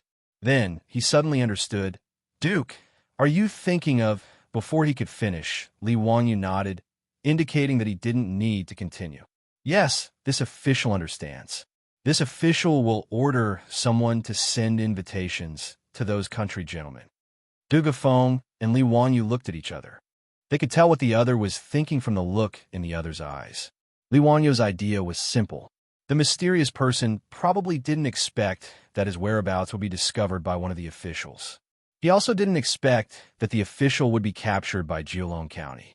As such, the most direct method was to capture the assistant and have him recognize the person in person. As long as the official could identify the rich merchants in Jiulong County as the Tang person he saw that day, he would be able to easily capture the mastermind. Dugu Feng, the county magistrate of Jiulong County, was also a clever person. He immediately understood Li Wanyu's idea. Wang Yichuan naturally didn't understand the conversation between the two, but he didn't care about it. After Dugu Feng left to arrange these matters, Wang Yichuan also cupped his hands and bid farewell to Li Wanyu. He returned to the hostel to wash up and change his clothes. This major of the Izhou Governor-General's manor was trapped in Jiulong County. He was also staying in the hostel in the city. Li Wanyu saw that the situation in the city had stabilized. The mastermind's plot had failed, so he led Niu Wu and the others back to the city wall. He needed to properly store the remaining bags of explosives. If they weren't stored properly and accidentally detonated, it would be very troublesome. These bags of explosives were dangerous items. Li Wanyu naturally couldn't bring them back to the hostel. After thinking it over, he decided that it was more appropriate to entrust the bags of explosives to the prefectural soldiers. After ordering people to find the 2 colonels of the prefectural soldiers, Li Wanyu explained to them how to store the bags of explosives. These 2 colonels had already been convinced by the power of the bags of explosives on the city wall today. When they heard that Li Wanyu wanted to entrust these divine items to them for safekeeping, they naturally patted their chests and promised that they would send the most elite prefectural soldiers to look after the bags of thunderbolts shaking thunder. There wouldn't be any mistakes. Li Wanyu also trusted the 2 of them. If even the prefectural soldiers couldn't protect the bags of explosives, then he didn't have anyone else to trust. After ordering the prefectural soldiers to carefully move the bags of explosives away, one of the colonels couldn't help but sigh. If we had the Duke's thunderbolt shaking thunder back then, we wouldn't have suffered so much in Xianxia. When Li Wanyu heard this, he asked curiously. "Aren't you the perpetual soldiers of Pengzhou? Why, were you stationed in Songzhou before?" "There's only one more update today. Perfecting the plot definitely isn't because of playing games." Chapter 901. In response to Li Wanyo's question, the colonel nodded and replied, "Duke, you may not know this, but all of us, including Pengzhou and Songzhou, are under the control of the Izhou Governor-General. Therefore, every year, we have the opportunity to be sent to Songzhou to train." Hearing this, Li Wanyu understood a little. The Izhou Governor-General's office actually had the military and political power of Izhou, Mian, Jian, Jia, Ling, Yamei, Meng, Jian, Chong, and Songzhou. Although the government soldiers were not professional soldiers like the imperial army, the Tang dynasty would still give them intensive military training every year to maintain their combat strength. Songzhou was an important city on the border with the Tuyuan. In addition, the Tang dynasty and the Tuyuan had small conflicts on the border from time to time. As such, the Yi province governor-general's manor took turns transferring these soldiers from the various provinces to Song province for a period of time in order to achieve the effect of actual combat training. Li Wanyu asked curiously, "Based on what you said, did you fight with the Tuyuan in Songzhou, and you suffered a big loss?" The two colonels looked at each other with a sad expression and nodded with a bitter smile. "Duke, to be honest, we were originally 3 brigades of government soldiers. A month ago, when we were stationed in Songzhou, one of the brigades was out on patrol and was ambushed by the Tuyuan. The entire brigade died in battle." The colonel's words made Li Wanyu very surprised. There was actually such a thing happening? Immediately, he thought of the government soldiers he saw rushing to Songzhou when he departed from Yinzhou. It must have something to do with this. Is the Tuyuan so arrogant?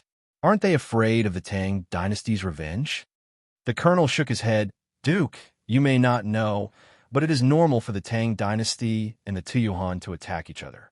It's just that it's rare to see an entire brigade like us die in battle without even a messenger escaping." The colonel continued, "After this happened, we originally wanted to avenge our comrades, but we didn't expect to be immediately sent back to Pengzhou." Sigh. As he spoke, he angrily punched his own palm, his face filled with grief and indignation. Li Wanyu had never been in the army before, but he could immediately understand the mood of the two colonels. He sighed and comforted the two colonels. After the regiment commander left, Li Wanyu also returned to the hostel to prepare for the feast at Hongmen that night. After receiving Dugu Feng's invitation, the 10 or so wealthy merchants of Jiulong County were somewhat surprised, but none of them refused. They all arrived at the restaurant as scheduled. Dugu Feng had already ordered someone to bring the assistant out of the prison. After washing up and dressing up, he got him a set of restaurant doctor's clothes and had him follow the bailiffs to receive the rich merchants in front of the restaurant. His goal was naturally to find out who that mysterious Tang was. However, to Li Wanyu and Dugu Feng's surprise, even after all the guests had arrived, the guard was still unable to identify the mysterious Tang from the crowd. Regardless of whether it was the rich merchants themselves or their servants, none of them matched the description. After receiving Dugu Feng's report, Li Wanyu frowned. Could it be that his previous thoughts were wrong? The people who were spying on Jiulong County were not the rich merchants in the city. However, other than these people, Li Wanyu could not think of anyone else who would benefit if Jiulong County was taken over by the guards. What was the motive? Needless to say, the people outside the city must have been promised great benefits, which was why they were tempted. However, what was the motive of the mastermind behind the scenes? Who would benefit if Jiulong County was taken over by the guards? Li Wanyu thought until his head was about to explode, but he could not think of anyone who would benefit from it. This matter was too king-illogical. He even suspected Wang Yichuan, the major of the Izhou Governor-General's office. He ordered Dugu Feng to investigate in private to see if Wang Yichuan had any connection with Jiulong County. However, after Dugu Feng ordered the bailiffs to investigate, they confirmed that Wang Yichuan had no relationship with the rich merchants of Jiulong County. He did not have any relatives or old friends, nor did he have any family members. Wang Yichuan only liked Pengzhou's peonies. Whenever Pengzhou's peonies bloomed, he would come to Jiulong County to admire the flowers. This time, he was trapped in Jiulong County, just like Li Wanyu and company. Seeing the situation, Li Wanyu no longer suspected Wang Yichuan.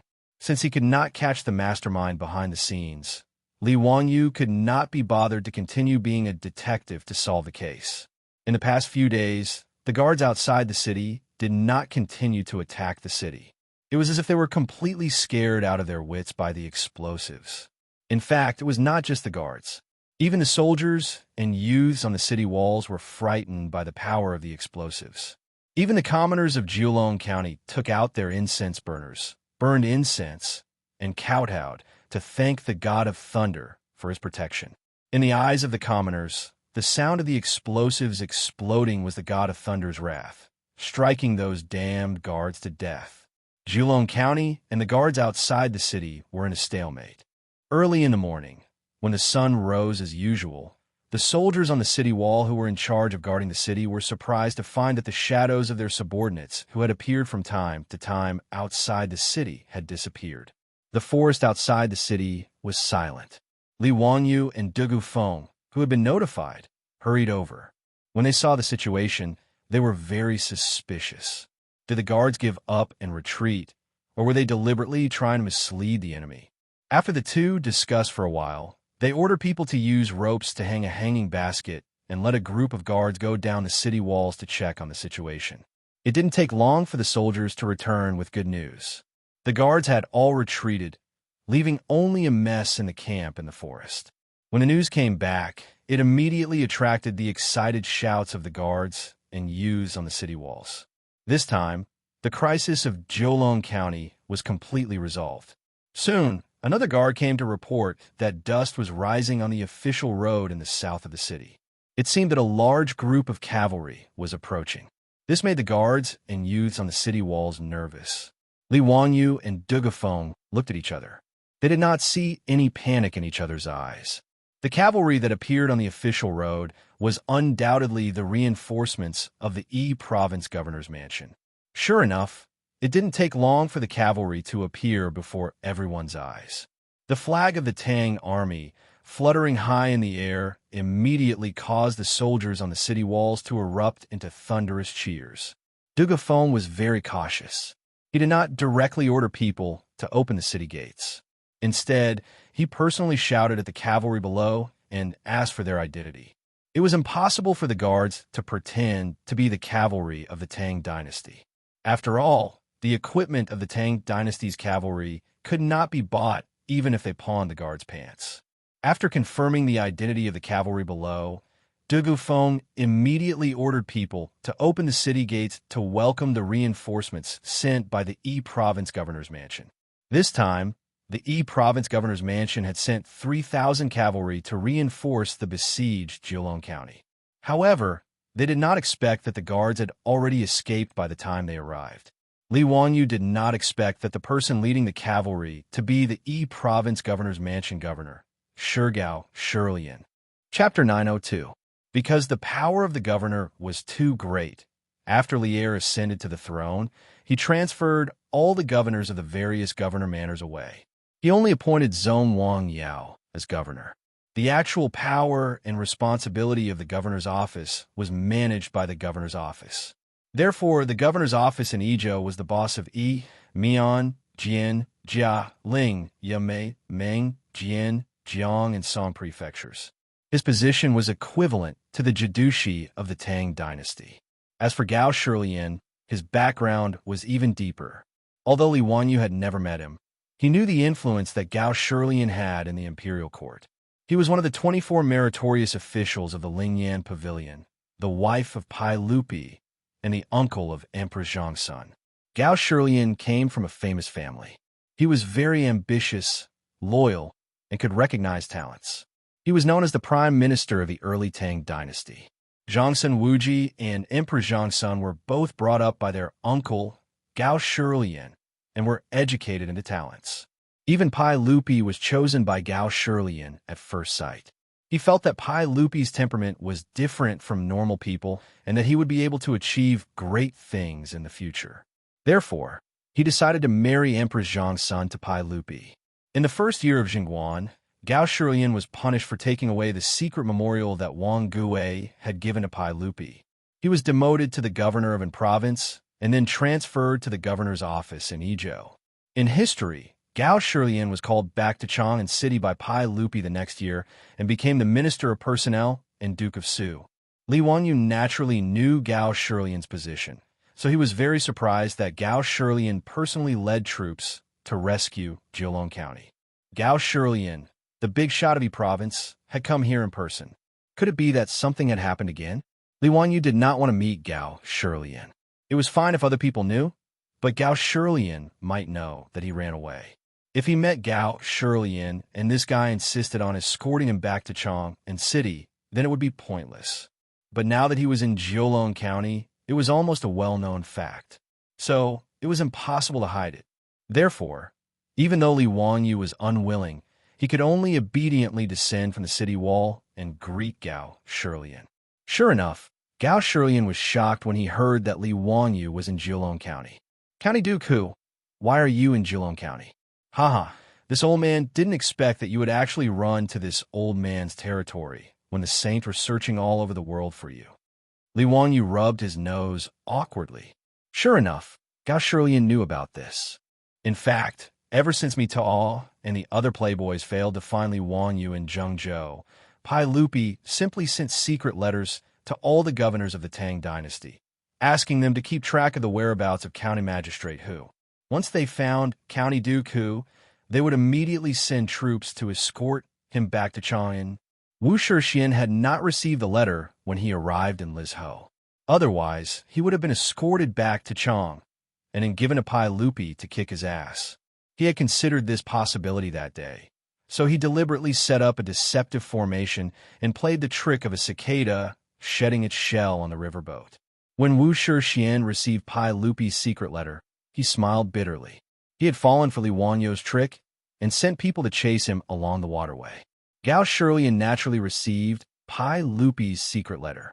So, when Li Wanyu appeared in front of him, Gao Shilian could not help but stroke his beard and laugh. County Duke Hu, don't blame this old man for being rude. I finally found you. Let's go back to Chengdu County together. Later, this old man will arrange for people to escort County Duke Hu back to Chang. County Duke Hu, please don't make things difficult for this old man. Gao Shilian was only a secondary grade 3 official, slightly lower than Li Wanyu, a secondary grade 2 official who had founded the country. However, with Gao Shilian's experience, he did not need to call himself a lower official. He was on the same level as Li Wanyu. In terms of seniority, Li Wanyu could even be considered Gao Shilian's grandson.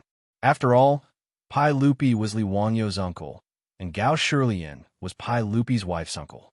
Li Wanyu could only bitterly smile and shake his head at Gao Shilian's words. Duke Gao can just call me Zio. When this matter is over, I will return to Chang and will not make things difficult for Duke Gao. Haha, then this old man will not be polite. Zio, you have been away for several months. His Majesty and Maid Guanyin have missed you a lot, right? Is Marquis Yinling also in Jiulong County? Marquis Yinling. Li Wanyu was slightly stunned, and then his face was filled with surprise. Duke Gao, did His Majesty give my lady Su a title? Gao Shilian twisted his mustache and smiled. That's right.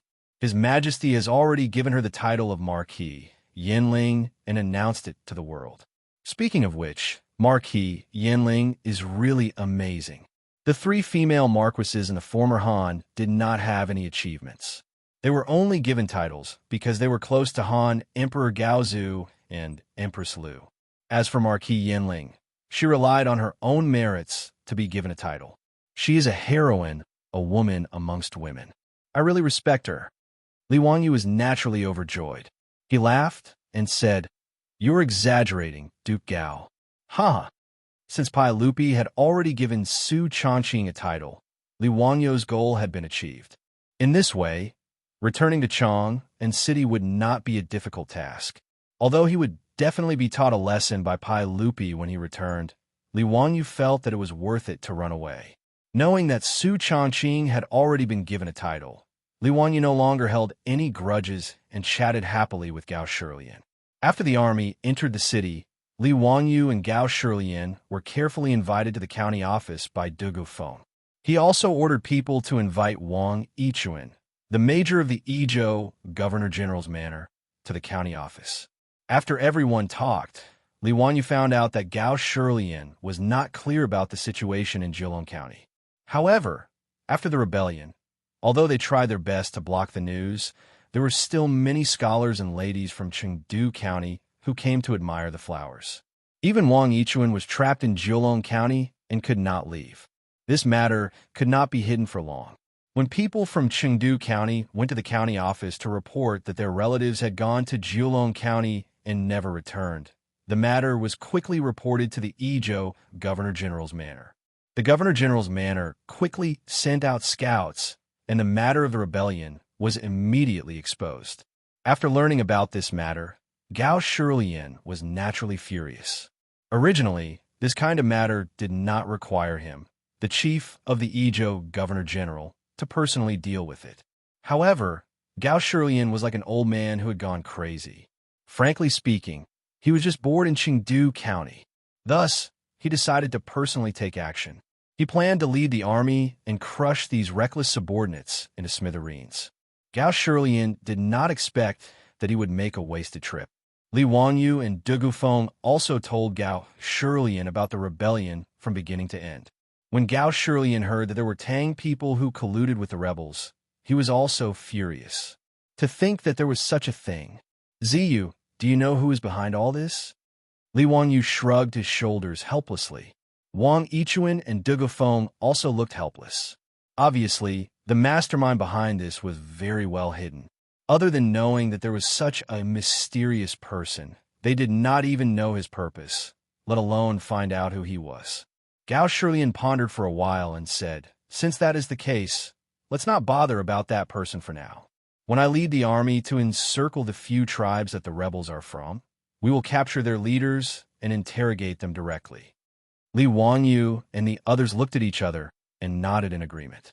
That was the only thing they could do now. Chapter 903.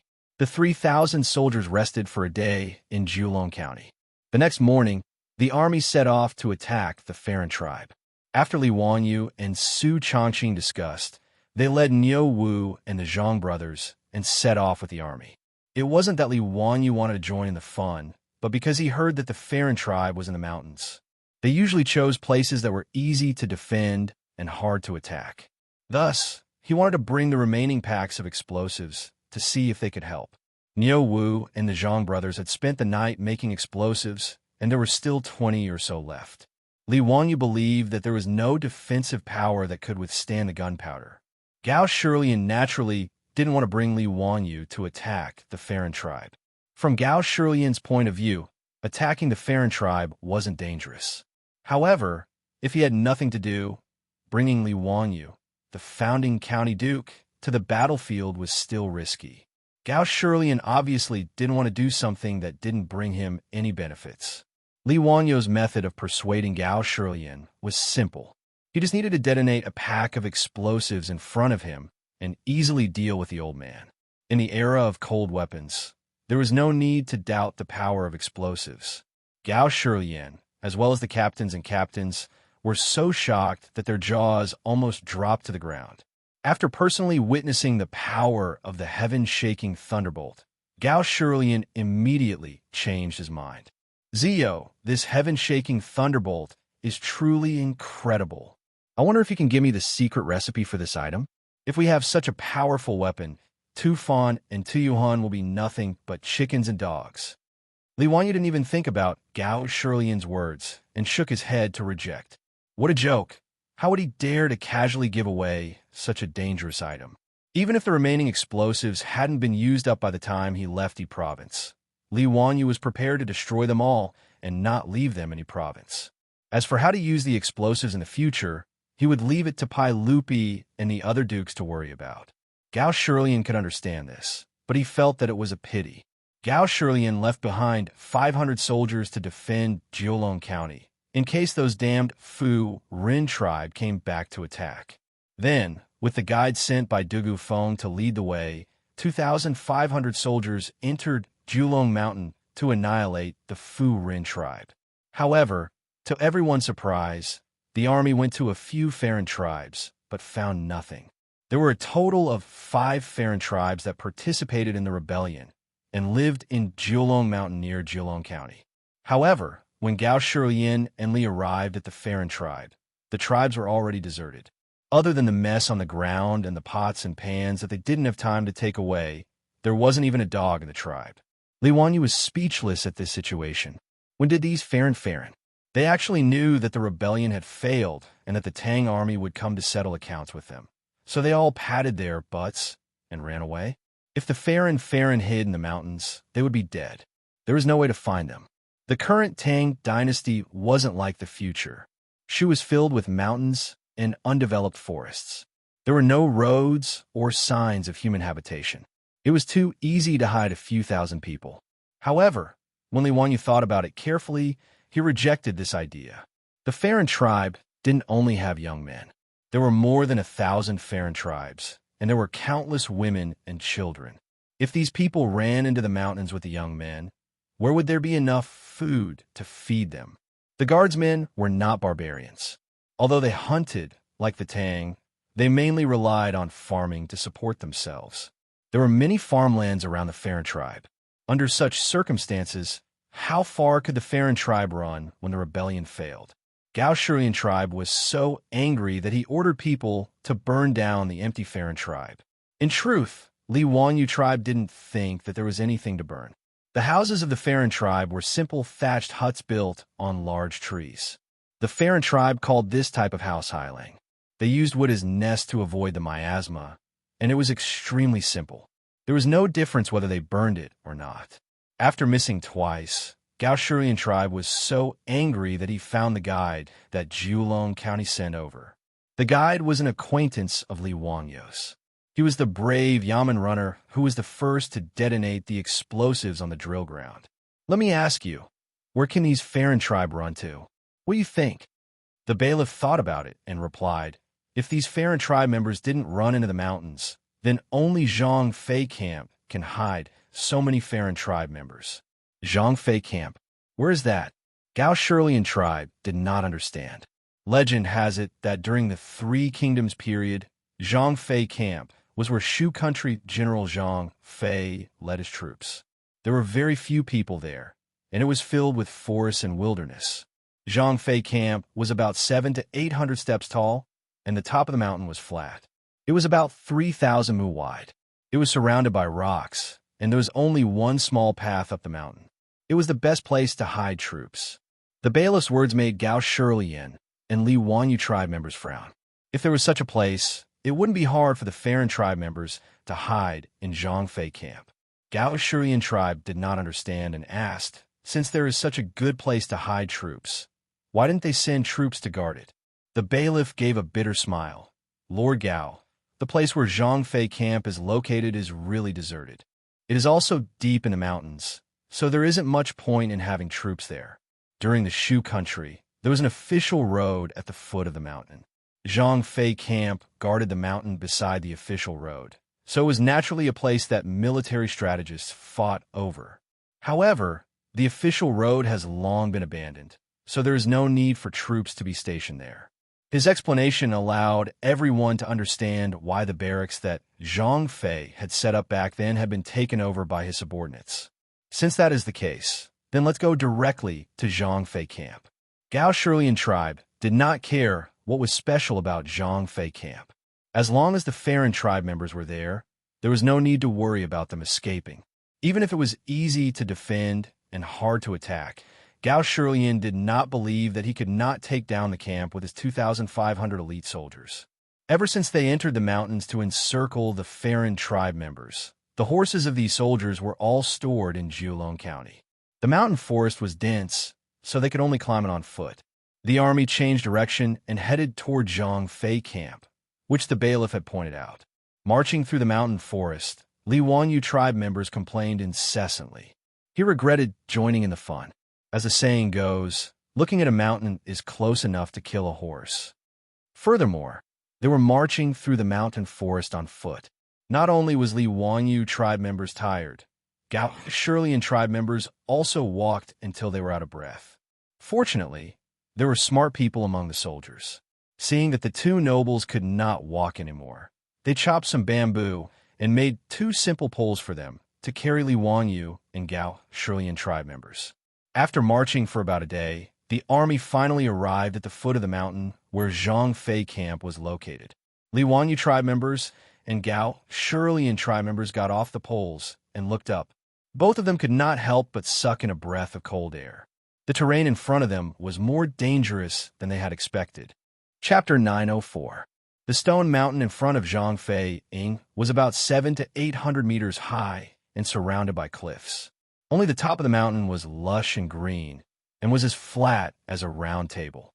As for the path up the mountain, it was just as the bailiff had said.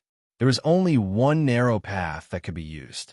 Li Wanyu took out a monocular from his pocket and opened it to look at the top of the mountain. Sure enough, he saw a vague figure flashing on the mountaintop. Needless to say, those were the people who had disappeared. Li Wanyu was in awe of these subordinates for being so decisive. After failing to besiege Julong County, they retreated before the army arrived. Moreover, they retreated so decisively. The 5 tribes all ran to Zhang Fei Ying's camp to avoid being chased by the Tang army. They were really decisive. In this kind of terrain, even if the Tang army was well equipped, it would be extremely difficult to take down Zhang Fei Ying's camp. The saying, "one man can hold back 10,000 men," described the terrain in front of them. Not to mention the thousands of strong men and close to 10,000 women and children on the top of the mountain. In this kind of terrain, as long as the people weren't stupid, they could send out hundreds of archers to seal off the entire path up the mountain. Even if the Tang dynasty soldiers had armor and shields, they wouldn't be able to charge through the hundreds of meters of narrow path to the people under the rain of arrows. The more Li Wanyu looked, the more shocked he became. In this kind of terrain, even if he had the bags of explosives, they wouldn't be of any use. No matter how strong the soldiers were, they wouldn't be able to throw the bags of explosives up 100 meters. Not to mention these 7 to 8 kilograms of explosives. Even if Li Wanyu used a cheat and took out the grenades, no one would be able to throw the grenades up 100 meters, right? Li Wanyu looked through the telescope, and the more he observed, the colder his heart became. According to the bailiff who led the way, there was a water source at the top of Zhang Fei Ying's camp, so they wouldn't die. Moreover, the people definitely didn't move here in a hurry. If the top of the mountain had 3,000 mu of land, then they would be able to cultivate a lot of land and be self-sufficient in a short time. As for the Tang dynasty, if they were unable to take down Zhang Fei's camp in a short period of time, they would have no choice but to retreat.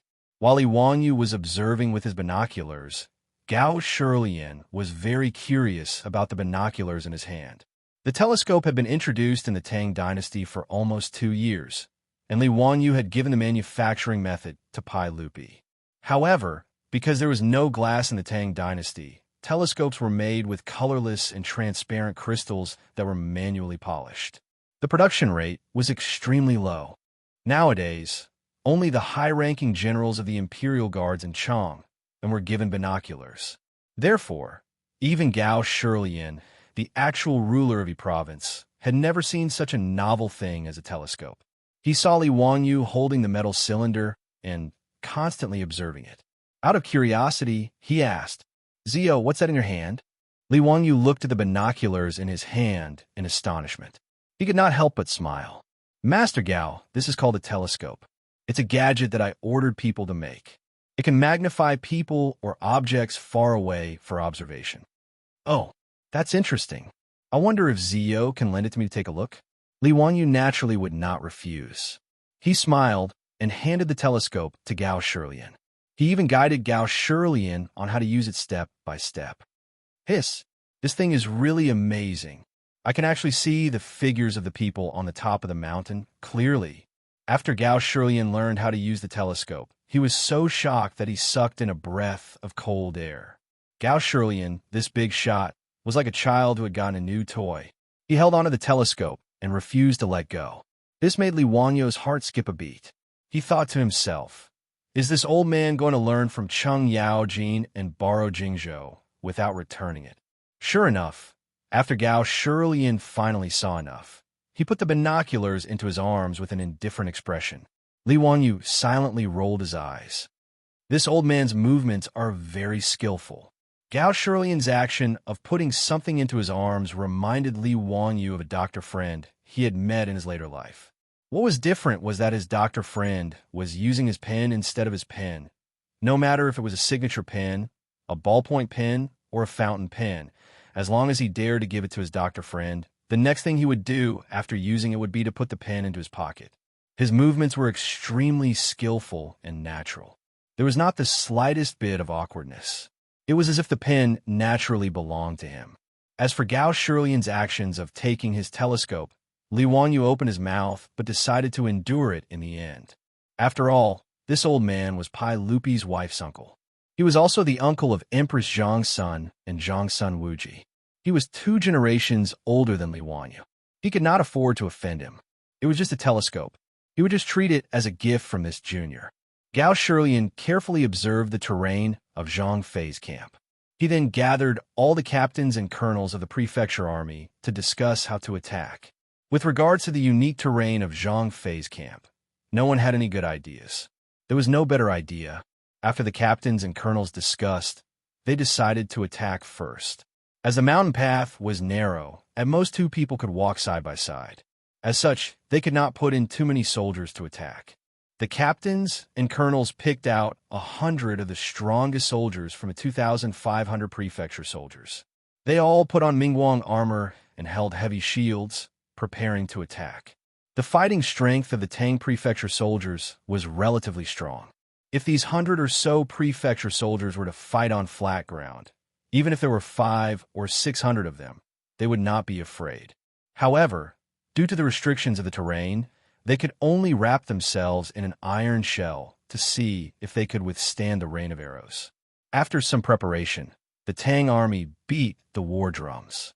The 100 or so fully armed prefecture soldiers started to attack Zhang Fei's camp.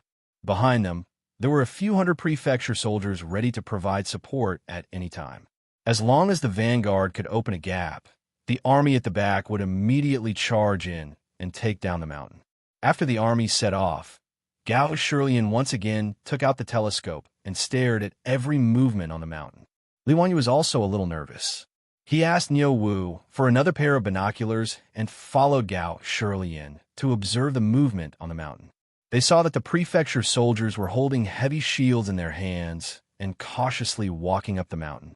Hundreds of people climbed up 500 or 600 meters in one breath, but they did not see any of the prefecture soldiers. It was as if the prefecture soldiers did not notice the attack of the Tang army at the foot of the mountain. Even through Li Wanyu and Gao Shirlian's binoculars, they couldn't see anyone at the top of the mountain. Right when the mansion soldiers turned a corner and were about to charge through the last few hundred meters, they heard the sound of drums and horns coming from the mountaintop. Then, hundreds of arrows came from the dense forest at the top of the mountain towards the Tang army. Chapter 905. Even though these hundreds of Tang soldiers had wrapped themselves up like tin cans and were protected by the heavy shield in their hands, they still could not withstand the rain of arrows shooting from above. The hundreds of valiant Tang soldiers raised their shields and tried to charge up against the arrow rain. However, they did not expect that the soldiers would start to roll down the mountain path. This time, the soldiers could not hold on any longer. They were knocked down by the stones on the narrow mountain path and screamed in pain. The colonel commanding the attack did not dare to be slow and immediately ordered a retreat. In the blink of an eye, 7 or 8 of the hundreds of Tang soldiers were killed, and more than 20 or 30 were injured. Gao Shirlian and Li Wanyu both frowned at the foot of the mountain. It would be difficult to break through Zhang Feiying's tough bone. The Tang commandant and lieutenant were not willing to lose like this. They tried a few more times to test the waters, but returned with no results. Instead, they lost many men for nothing. Gao Shirlian saw the situation and had no choice but to order a retreat. 2,000 soldiers set up camp at the foot of Zhang Feiying's mountain. After arranging the defense and preventing the soldiers from sneak attacking the camp, Gao Shirlian gathered the commandants and lieutenant in his tent to discuss how to break through the situation. Facing such a terrain, everyone was at their wits' end. Li Wanyu was also very angry. He thought that the explosives he brought would be able to win by surprise. However, he did not expect to encounter such a situation where even the explosives in his hands were useless. He had thought that if they had siege weapons like trebuchets, they should be able to throw the explosives 100 meters away. However, the Tang army did not have any trebuchets. Even if they did, they could not transport them up the mountain to attack. Furthermore, there was no place to place trebuchets on the narrow mountain path. He also thought that if they had large ballistae, they might be able to tie the explosives to the arrows and fire them. However, like trebuchets, large ballistae were also very large and difficult to transport up the mountain. Usually, large ballistae were fixed on the city walls for defense. Other than this, Li Wanyu really couldn't think of any other way to throw the explosives more than 100 meters away. He couldn't help but think angrily that if they had modern weapons like mortars, this kind of terrain would be nothing. With just one round of cannon fire, those subordinates who were defending from above would scatter and collapse. But this was just a thought. It was impossible for the Tang dynasty to have such firearms as mortars. After all, Li Wanyu was just a fake military fanatic. He didn't really know how to fight a war. He racked his brains for a long time, but still couldn't figure it out, so he could only give up. Gao Shilian and the commandant had no choice either.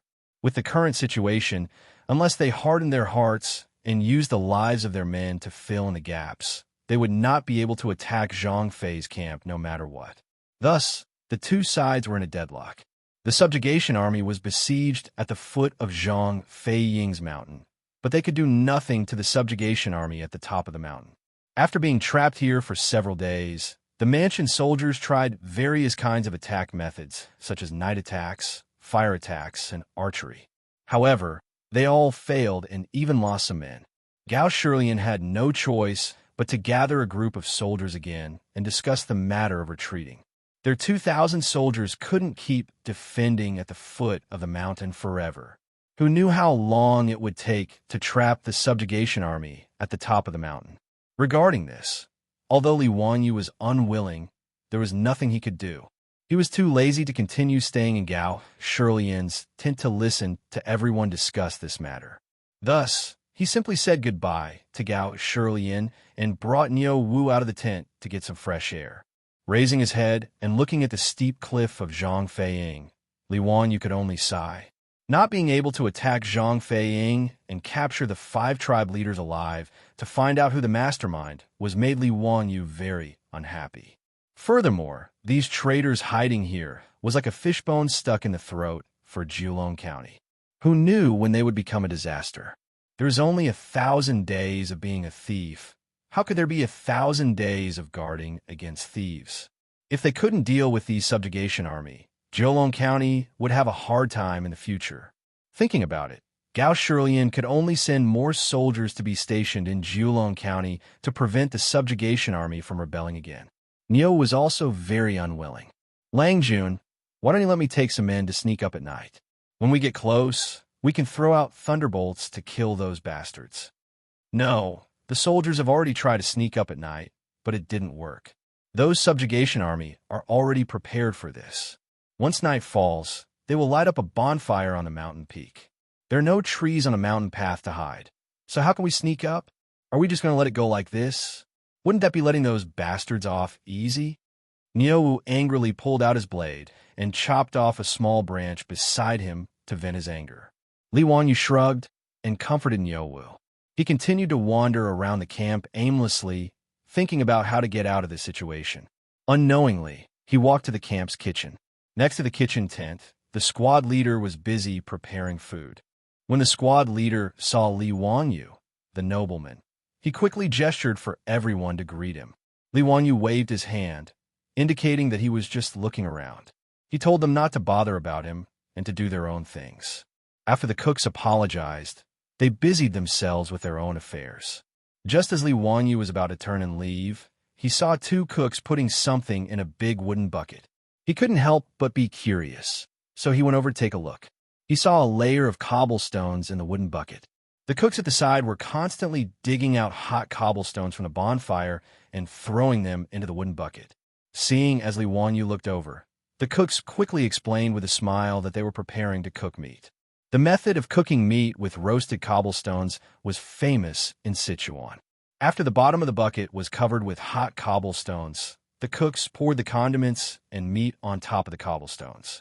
Following that, a bucket of boiled bone broth was poured into the bucket. Sizzle, sizzle, sounds were heard, and an aroma immediately gushed out of the wooden bucket.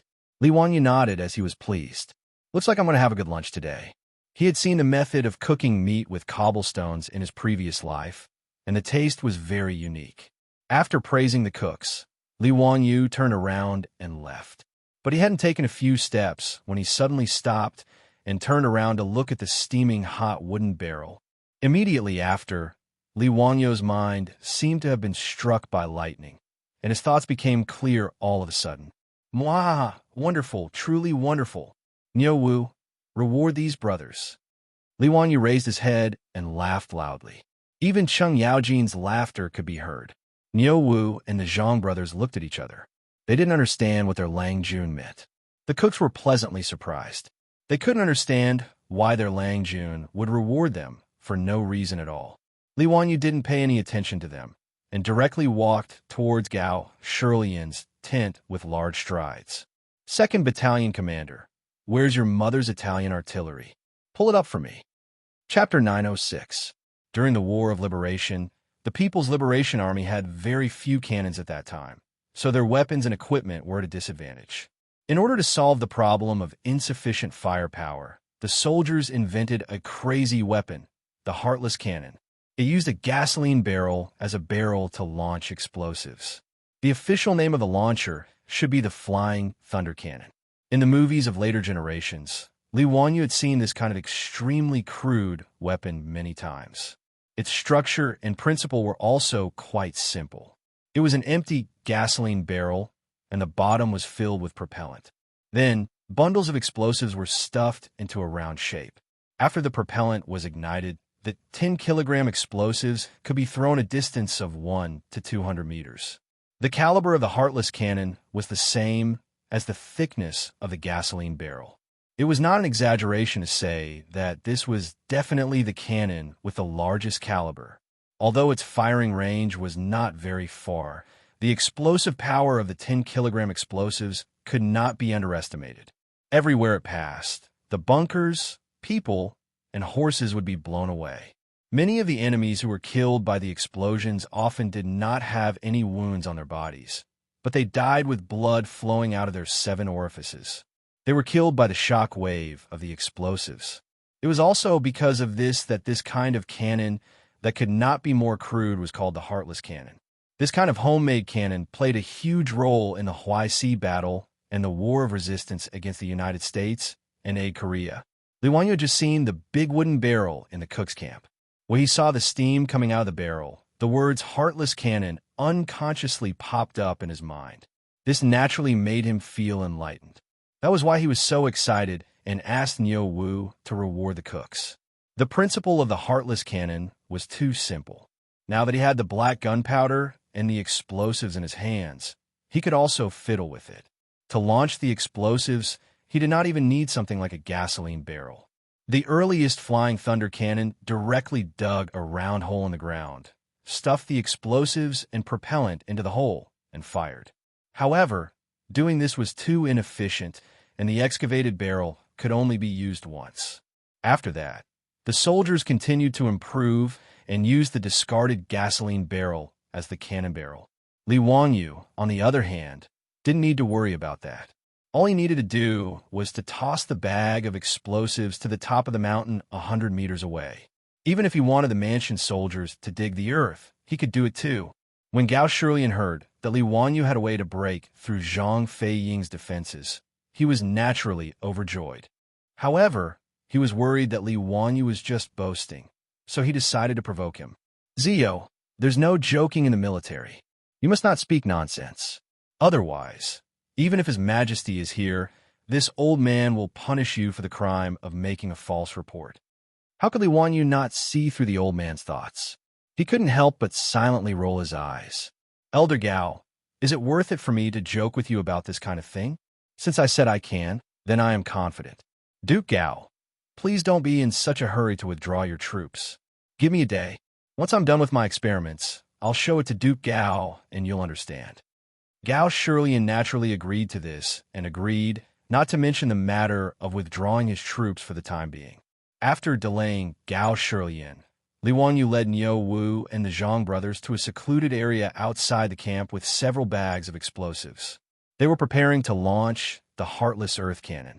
Now that there were only 20 or so bags of explosives, Li Wanyu felt that it would take too much time to transport the explosives back to Jilong County. Therefore, the test firing of the Heartless Earth Cannon needed to be successful as soon as possible. The fewer bags of explosives used, the better. Li Wanyu guessed that these subordinates had already been scared out of their wits by the explosives outside Jilong County. When the time came, as long as 1 or 2 bags of explosives landed on their heads, these subordinates would lose their will to resist and run away like rats. However, no one could be sure about this kind of thing. Therefore, it was always good to save some explosives. Fortunately, Li Wanyu was also a fan of the military in the past, so he had a certain understanding of the Heartless Earth Cannon. Normally, the barrel of the Heartless Earth Cannon would be placed at a 45-degree angle to the ground to maximize its range. Between the propellant and the explosives, there would be a thick, circular wooden board. The purpose of this wooden board was to isolate and reduce the high temperature and impact of the explosives after the propellant was ignited. Secondly, it was to seal the propellant and increase the efficiency of the high-temperature gas produced after the propellant was ignited, thus increasing the range of the cannon. In the afternoon of this day, there were thunderous noises outside the camp of the Tang army. If it were not for the fact that the commandant, lieutenant, and colonel had already informed the soldiers that it was county magistrate who testing a new weapon, they would have been so scared that they would have exploded. As for the subordinates in Zhang Fei's camp, when they heard these sounds, they were all shocked. This was especially so for those who had personally experienced the explosion outside Jilong County. They had personally seen the explosives blow up their comrades, so they were even more terrified. Many of the subordinates knelt on the ground and started to pray to the gods. Li Wanyu, Niu Wu, and the others were outside the camp. They exploded 5 or 6 times in a row before they finally stopped. The next day, Li Wanyu invited Gao Shirlian to a small hill outside the camp. He was ready to demonstrate his flying thunder cannon in front of everyone. Gao Shirlian led a group of commandants and lieutenants to follow Li Wanyu to the small hill. When they looked up, they did not see anything. Other than the 3 troops of the Li family standing not far away and greeting everyone, there was nothing else. Zio, where's your method of defeating the enemy? Gao Shirlian looked at Li Wanyu in confusion, wanting an explanation.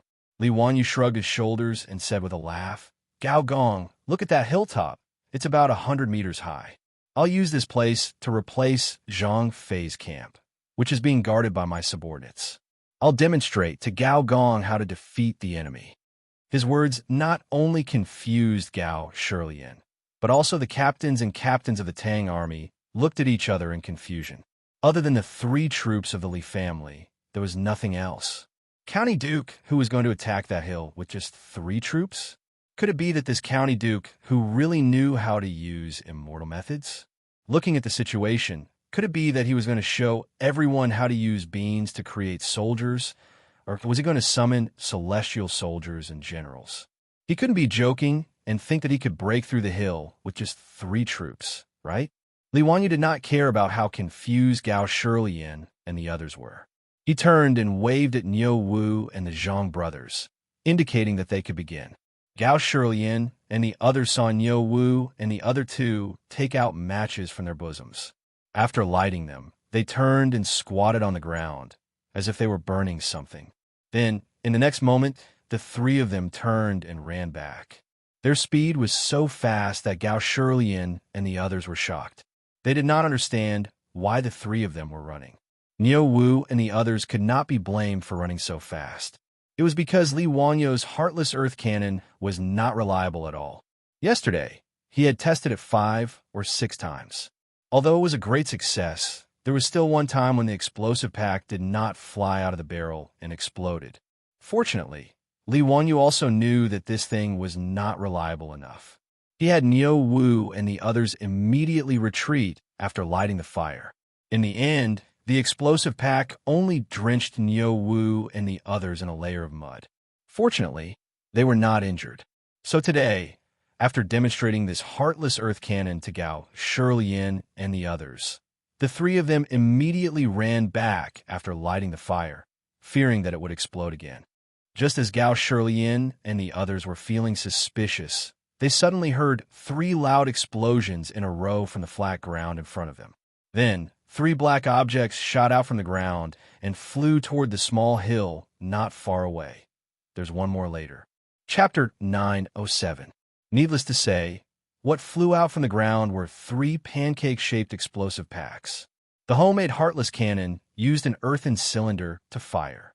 In other words, a round hole similar to a cannon barrel was directly dug out from the ground to replace the cannon barrel. Therefore, when Gao Shirlian and the others arrived, they did not see any weapons. They had all hidden their achievements and names under the ground. The 3 explosive packs that were thrown out did not fly very fast. They could be seen with the naked eye. Under the surprised gaze of Gao Shirlian and the others, the explosive packs slowly fell from the sky and landed on a small hill 100 meters away. However, the explosive packs seemed to have lost their effect. There was no movement at all. Gao Shirlian looked at Li Wanyu suspiciously. He did not understand what was going on. Li Wanyu shrugged helplessly and spread out his hands. There was no other way. There were no detonators and no triggering devices. Even the burning speed of the powder was different. Therefore, it was very difficult to know when the explosive packs would detonate. In order to prevent the explosive packs from being detonated in the air, Li Wanyu could only let Niu Wu and the others make the powder longer so that it would burn for a longer period of time. It was better to detonate it later than to detonate it earlier. Zio, what is the meaning of this? Why? Gao Shirlian waited for a while, but there was still no reaction. He could not help but ask. However, before he could finish his words, 3 thunderous sounds came from the small hill 100 meters away.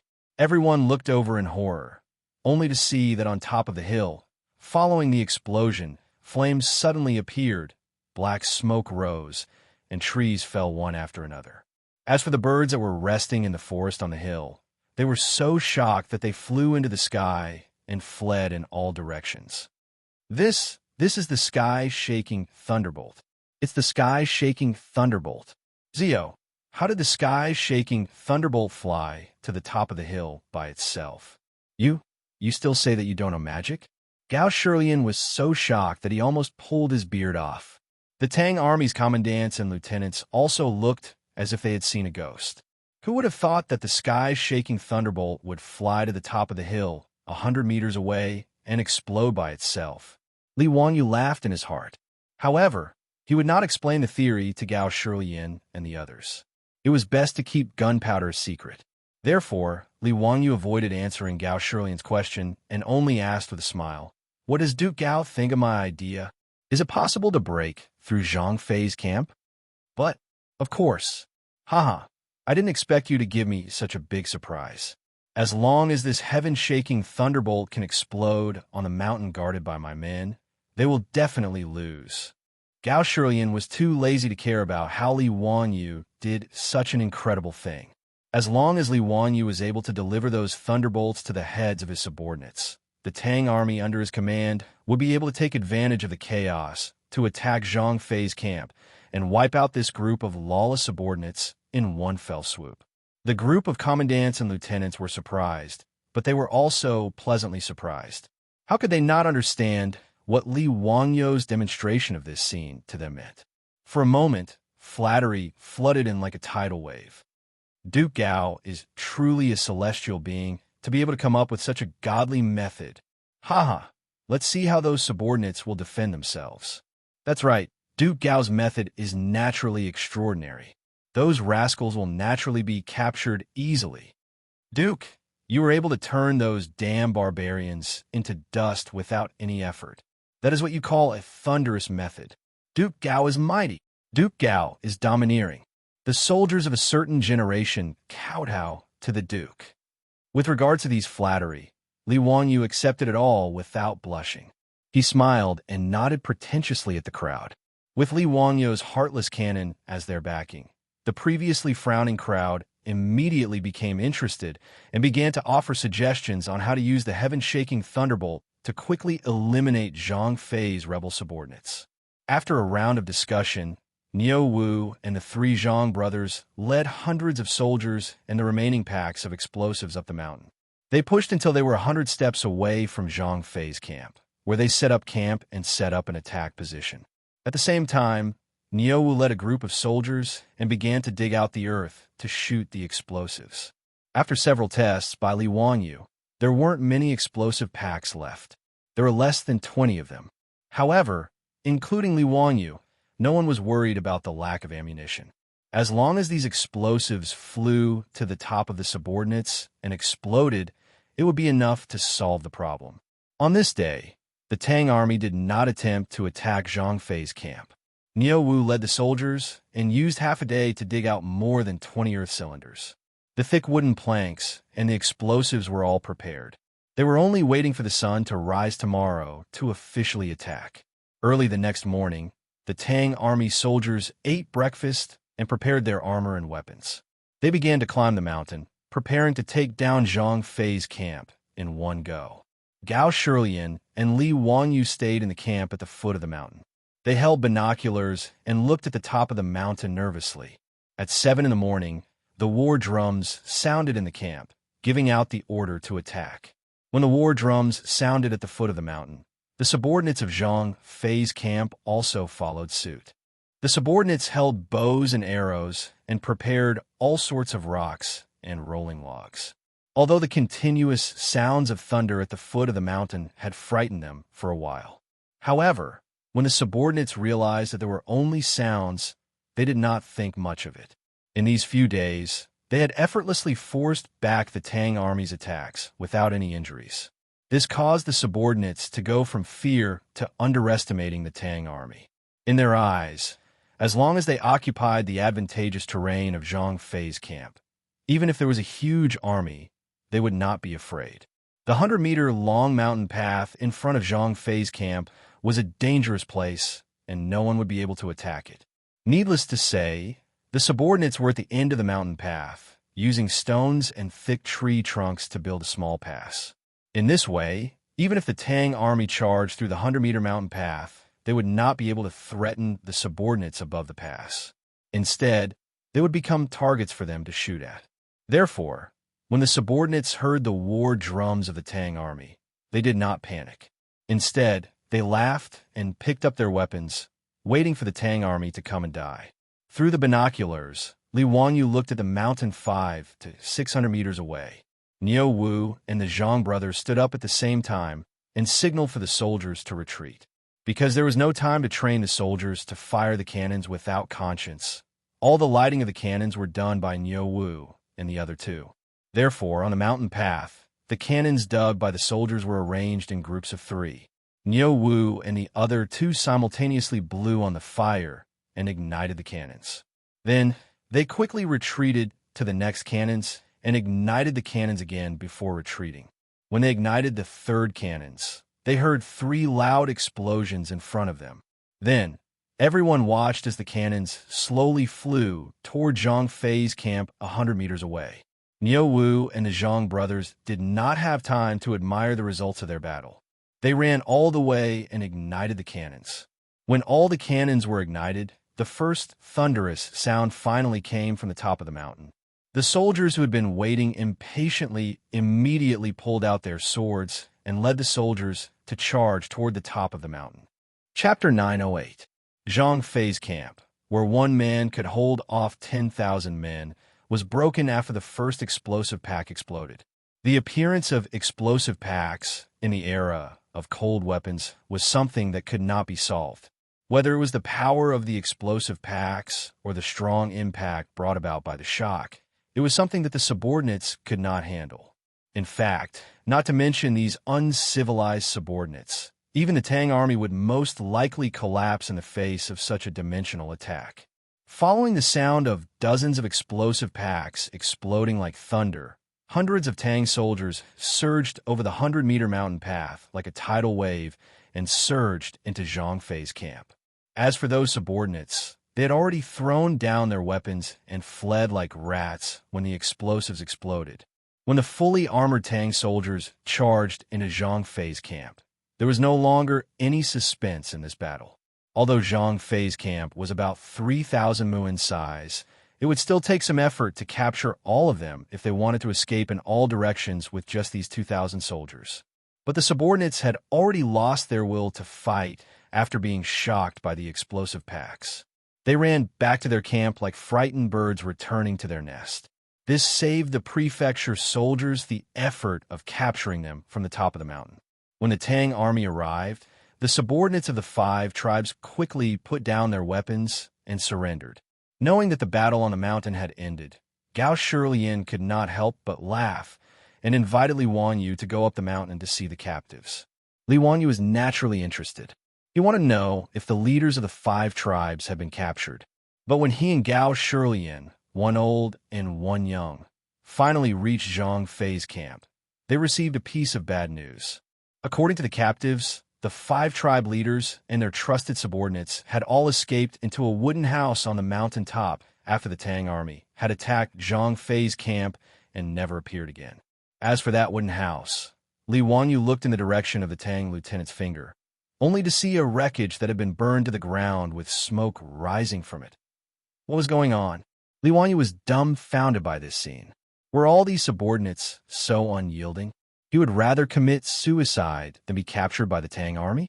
Even if they would certainly be killed after they were caught, even ants would struggle to survive. Li Wanyu did not believe that the leaders of the tribes would be so righteous and brave as to sacrifice their lives for justice.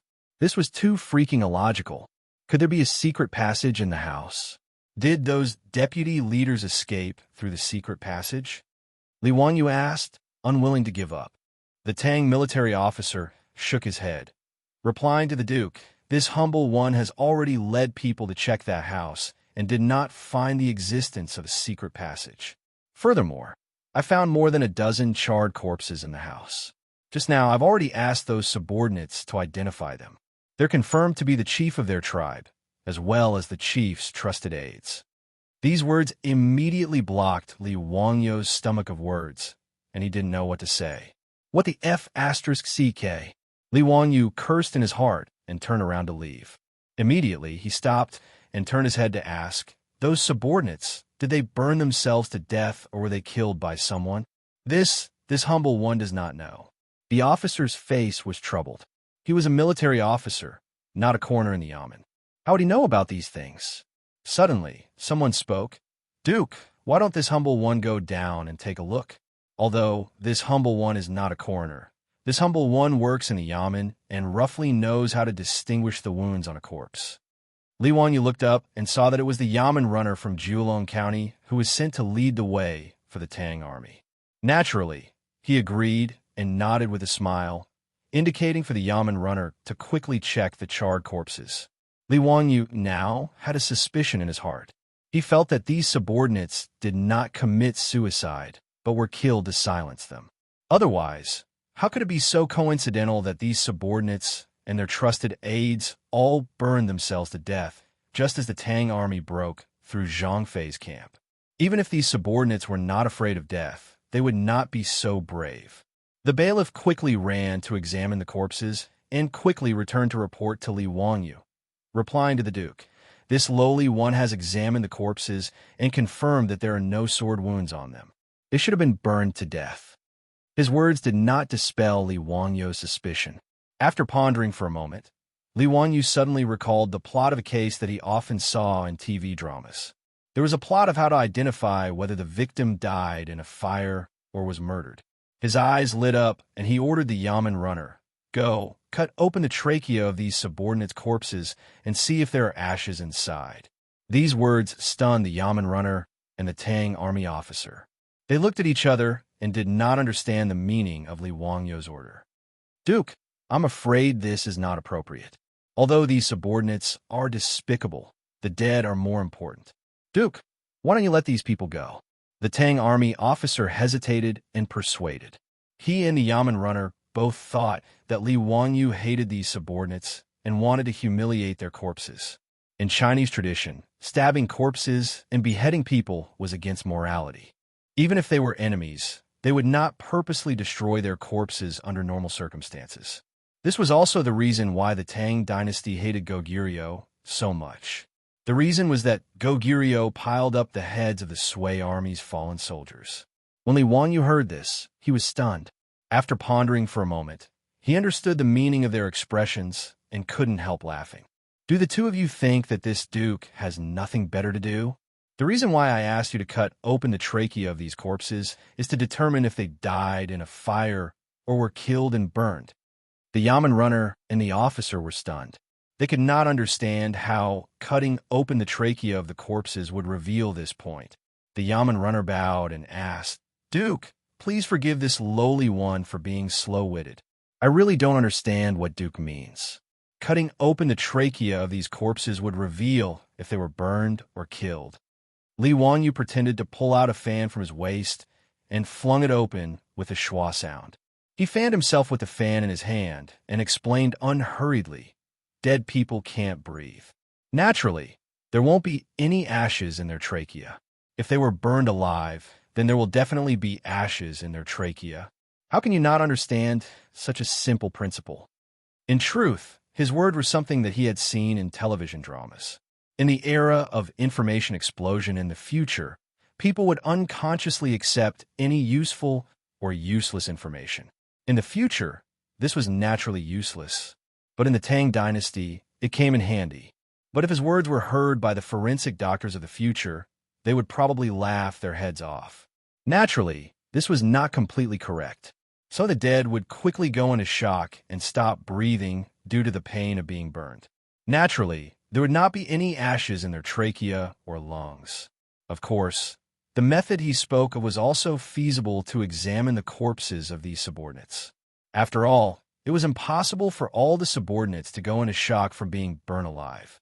Therefore, as long as they examined the corpses, they would definitely find something. How could the Yamen runner and the officer know about this? They only felt that Li Wanyu really knew everything from heaven to earth. As expected of a celestial figure, they hurriedly agreed and ran to examine the corpses, taking a break over the weekend. Only one update today. Chapter 909. Li Wanyu thought about the many movies he had watched in his previous life, and they all had plots where people passed off as genuine.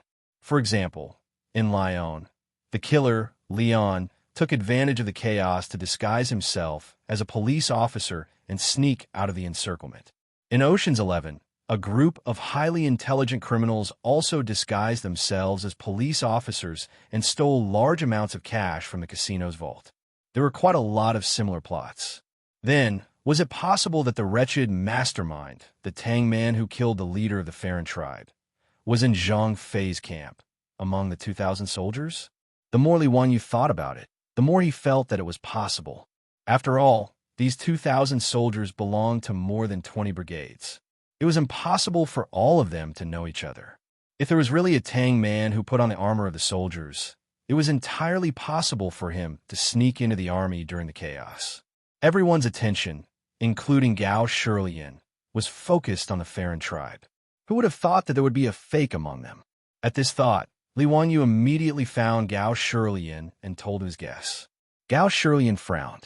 After a moment of contemplation, he slowly shook his head and rejected Li Wanyu's idea. "Zio, I'm afraid your worry is not possible." "Why is that, Duke Gao?" Seeing that he did not understand, Gao Shirlian simply called over a lieutenant beside him. He pointed at the lieutenant's uniform and explained, "Zio has never come into contact with the military, so you don't know. Not everyone can impersonate a government soldier. Not to mention, where would that person get the armor and uniform in such a hurry? Even if he could get it, he would have a waist token to identify his identity. It's not that easy to impersonate a soldier." After Gao Shirlian's reminder, Li Wanyu noticed that the lieutenant and the other soldiers who passed by all carried a waist token around their waist. This waist token was equivalent to the identity card of the soldiers. Moreover, even if these soldiers do not know each other, there is a system in the way they speak, walk, sit, and lie in the army. Unless one has been a soldier before, otherwise, even if he or she managed to sneak in, it would be very eye-catching and impossible to hide. Niu Wu and the Zhang brothers also nodded their heads. Lang Jun, Duke Gao, is right.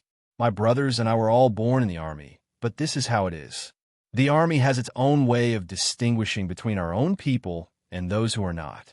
Otherwise, wouldn't any spies be able to sneak into the army to gather intelligence? When Li Wanyu heard what everyone said, he realized that he had watched too many movies and thought that it was easy to sneak in with makeup. However, he was still unwilling to give up.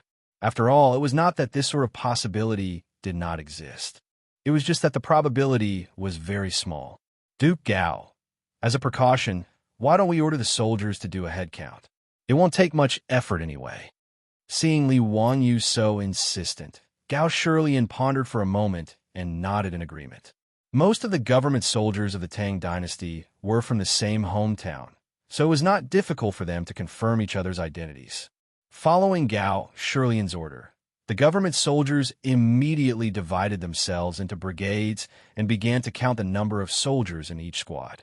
Following the orders, more than half of the 2,000 government soldiers were accounted for in no time. There were no abnormalities. Gao Shirlian smiled at Li Wanyu. Zio, you worry too much. This old man has already said that it is impossible for anyone to sneak into the government soldiers. Before he could finish his words, there was a sudden commotion not far away. Li Wanyu and Gao Shirlian looked up in shock, only to see a person suddenly jump out from the government soldiers. He held a saber and went straight for Li Wanyu and Gao Shirlian. Seeing that person's ferocious expression, Li Wanyu could not help but feel a little nervous. He and Gao Shirlian, one old and one young, did not have any ability to protect themselves. If this person really came up to them, it would be terrible. However, Li Wanyu did not panic or dodge. After all, Niu Wu and the Zhang brothers were beside him. Li Wanyu was confident that this government soldier, who suddenly rushed out, could not threaten his safety. The reality was no different from what he had expected. Without waiting for that government soldier to reach them, Niu Wu and the Zhang brothers drew the weapons at their waists and went up to meet him. With Niu Wu and the other two's abilities, they knocked away the saber in that person's hand without much effort and placed 3 barrier sabers on his neck. Niu Wu, don't kill this person. I have something to ask him, Li Wanyu hurriedly shouted. All of this happened rather quickly. Gao Shirlian's words were still ringing in his ears when this sudden change occurred. By the time the old man reacted, Niu Wu's saber was already on that government soldier's neck. Gao Shirlian's words were blocked, and he almost choked to death on his own saliva. After a long while, the old man finally reacted to what had just happened. Cold sweat broke out on his back as he felt lingering fear. If not for Li Wanyu's insistence on doing a head count of the government soldiers, this person would certainly have sneaked away. He might even have quietly snuck up beside them and suddenly attacked. The commotion just now was obviously due to the mansion soldiers doing a head count to expose this person's whereabouts. That was why this person had no choice but to resort to desperate measures and wanted to kidnap him and Li Wanyu as a protective talisman. After thinking this through, Gao Shirlian couldn't help but blush. Zio, it's all thanks to you today. Otherwise, we might have been fooled by this guy. You're too kind, Yuna Gao. Seeing that the person was caught, Li Wanyu was also in a good mood. Just as he was about to turn around and order someone to fetch a rope to tie up this fake government soldier, another change occurred. The man whose arms were being held by the Zhang brothers suddenly roared. Everyone was startled by his sudden roar, and his body abruptly rushed forward. Moreover, there were 3 shining steel sabers on this person's neck. Niu Wu's reaction was rather quick. He immediately withdrew his saber and slapped down with the back of his saber at that person's neck. However, the Zhang brothers didn't expect this person to have such a reaction. They were caught off guard and didn't have time to withdraw their sabers. That person straightened his neck, and just like that, crashed straight into the sharp edge of the saber. With a soft puff, a stream of red blood gushed out from that person's neck. This change shocked Li Wanyu and Gao Shirlian so much that they were dumbfounded. Who would have thought that after the murderer was caught, he would choose to commit suicide? Looking at the person who collapsed on the ground with blood gushing out from his neck, Li Wanyu couldn't help but let out a long sigh. It was obvious that this person couldn't be saved. In the future, if the emergency treatment was timely, even if the artery at the neck was cut off, it could still be saved. However, with the medical technology of the Tang dynasty, even if the medicine king's son Xianxia was here, he probably couldn't save this person. Under everyone's silent gaze, that person collapsed in a pool of blood. After twitching for a while, he lost all signs of life. Li Wanyu didn't expect that after finally catching the person, this would be the outcome. Chapter 9-10. Li Wanyu thought about the many movies he had watched in his previous life, and they all had plots where people passed off as genuine. For example, in Lyon, the killer Leon took advantage of the chaos to disguise himself as a police officer and sneak out of the encirclement. In Ocean's 11, a group of highly intelligent criminals also disguised themselves as police officers and stole large amounts of cash from the casino's vault. There were quite a lot of similar plots. Then, was it possible that the wretched mastermind, the Tang man who killed the leader of the Farron tribe, was in Zhang Fei's camp, among the 2,000 soldiers? The more Li Wanyu thought about it, the more he felt that it was possible. After all, these 2,000 soldiers belonged to more than 20 brigades. It was impossible for all of them to know each other. If there was really a Tang man who put on the armor of the soldiers, it was entirely possible for him to sneak into the army during the chaos. Everyone's attention, including Gao Shilian, was focused on the Farron tribe. Who would have thought that there would be an imposter among them? At this thought, Li Wanyu immediately found Gao Shilian and told him his guess. Hearing this, Gao Shilian frowned. After a moment of contemplation, he slowly shook his head and rejected Li Wanyu's idea. Zio, I'm afraid your worry is not possible. Why is that, Duke Gao? Seeing that he did not understand, Gao Shilian simply called over a lieutenant beside him. He pointed at the lieutenant's uniform and explained, Zio has never come into contact with the military, so you don't know. Not everyone can impersonate a government soldier. Not to mention, where would that person get the armor and uniform in such a hurry? Even if he could get it, he would have a waste token to identify his identity. It's not that easy to impersonate a soldier. After Gao Shilian's reminder, Li Wanyu noticed that the lieutenant and the other soldiers who passed by all carried a waist token around their waist. This waist token was equivalent to the identity card of the soldiers. Furthermore, even if it's impossible for all of these soldiers to know each other, there's a system in the way they speak, walk, sit, and lie. Unless one has been a soldier before, otherwise, even if one were to sneak in, it would be very eye-catching and impossible to hide. Niu Wu and the Zhang brothers also nodded their heads. Lang Jun, Duke Gao is right. My brothers and I were all born in the army, but this is the case. The army has its own way of distinguishing between our own people and those who are not. Otherwise, wouldn't any spies be able to sneak into the army to spy on them? When Li Wanyu heard what everyone said, he realized that he had watched too many movies and thought that it was easy to sneak in with makeup. However, he was still unwilling to give up. After all, it was not that this sort of possibility did not exist. It was just that the probability was very small. Duke Gao, as a precaution, why don't we order the soldiers to do a head count? It won't take much effort. Seeing Li Wanyu so insistent, Gao Shilian pondered for a moment and nodded in agreement.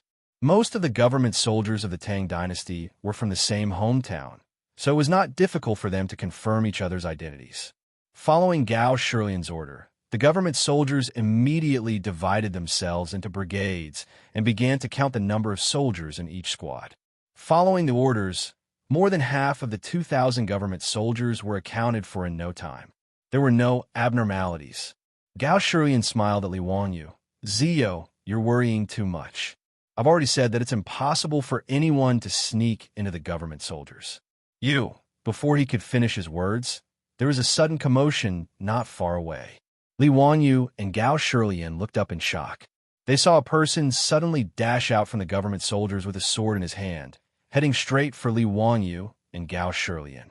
Seeing that person's ferocious expression, Li Wanyu could not help but feel a little nervous. He and Gao Shilian, one old and one young, did not have any ability to protect themselves. If this person really came up to them, it would be terrible. However, Li Wanyu did not panic or dodge.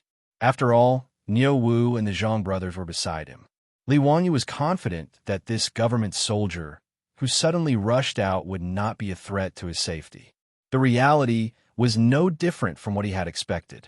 Without waiting for that government soldier to reach them, Niu Wu and the Zhang brothers drew the weapons at their waists and went up to meet him. With Niu Wu and the other two's abilities, they knocked away the sword in that person's hand without much effort and placed 3 barrier swords on his neck. Niu Wu, don't take his life.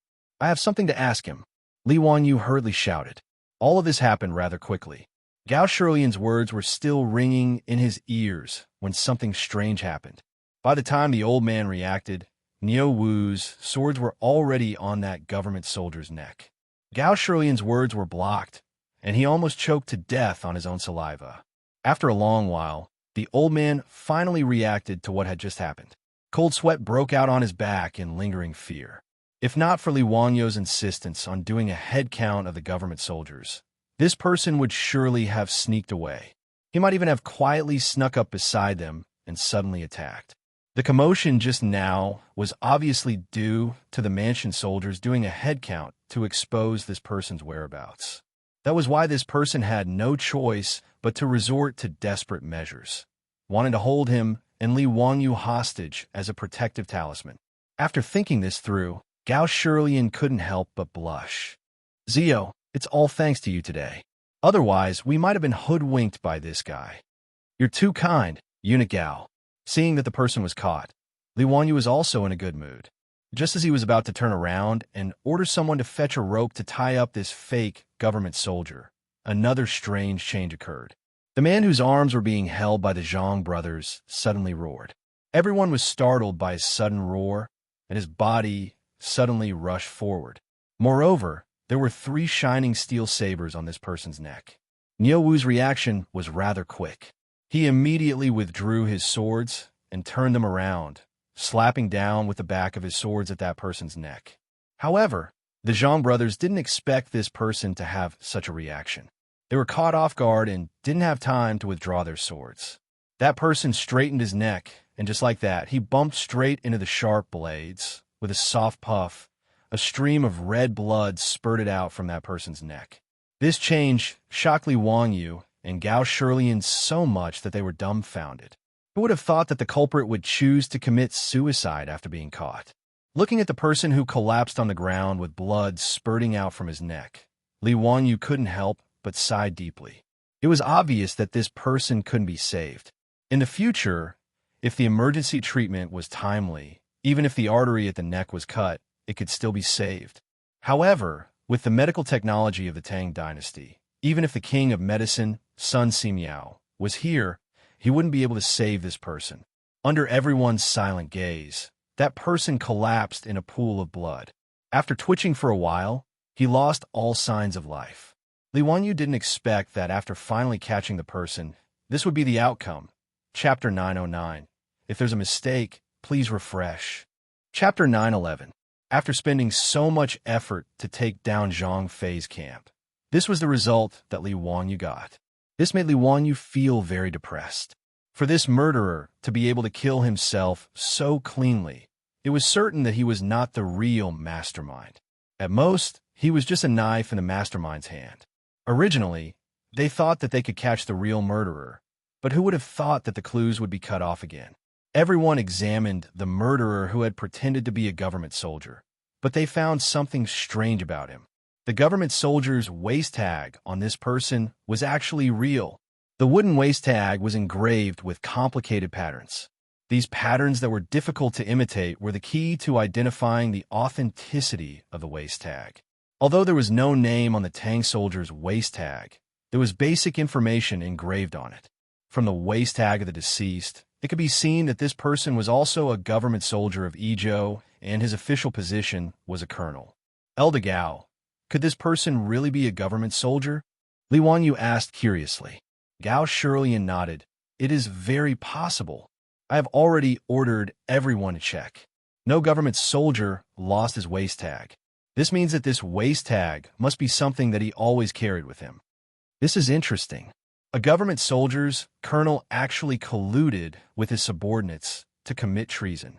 I wonder who this person is. Gao Shilian snorted. Zio, you don't need to worry.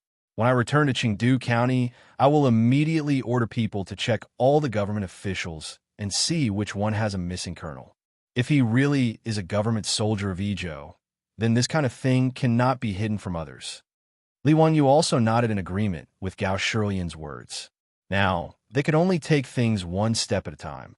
First, they had to find out the identity of this person and then investigate his background to see who could possibly command a government soldier of the Tang dynasty to do such a thing. At this point, there was no point in thinking too much. The army stayed at Zhang Fei's camp for a night and then escorted the 20,000 captives down the mountain towards Jiulong County. As for how to deal with these captives, that was Gao Shilian's problem. Li Wanyu was too lazy to get involved. It was troublesome either way. Most of the 20,000 captives were women, children, and the elderly. This was an even more difficult burden to deal with. Fortunately, these trivial matters had nothing to do with Li Wanyu, so he naturally wouldn't meddle. The army escorted more than 20,000 people. After a few days of arduous travel through the forest, they finally returned to Jiulong County.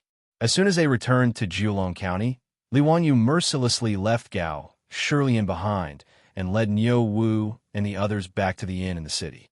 After being away for a few days, he missed his wife. Su Changqing, Afra, and Perrin were naturally happy to see that Li Wanyu had finally returned safely. They hurriedly took care of bathing, changing his clothes, and preparing food for him. Li Wanyu didn't tell the three girls about the details of the battle, so as not to scare them.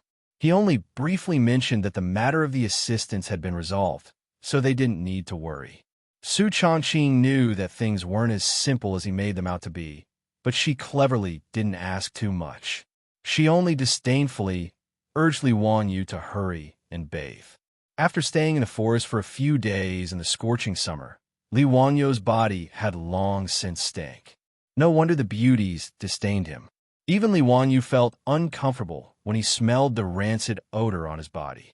After allowing Niu Wu and the Zhang brothers to take a bath and rest, Li Wanyu comfortably soaked in the bathtub. He then enjoyed a beautiful massage and bath with a clear conscience. Finally, all the hardships of the past few days had been dispelled. After bathing and changing his clothes, Li Wanyu sat in the room, feeling refreshed, and tasted the delicious food and wine that the three girls had prepared for him. Thinking back to the hard life of marching in the army, Li Wanyu very cleverly recognized one thing. A lazy person like him was definitely not suited for the battlefield. He couldn't eat well, he couldn't sleep well, and there were also mosquito bites. It was simply killing him. A gentleman labored with his mind, while a villain labored with his body. Li Wanyu felt that he could be considered a gentleman now, and his status was high enough. In the future, he would politely decline this kind of labor.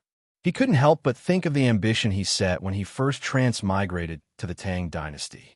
Beautiful wives and concubines, thousands of acres of fertile land, countless cows, horses, pigs, and sheep, and servants as many as the clouds. Sure enough, one shouldn't forget one's roots. One must not forget one's original intentions is the right path. Li Wanyu self-reflected in his heart about the experience of asking for trouble this time.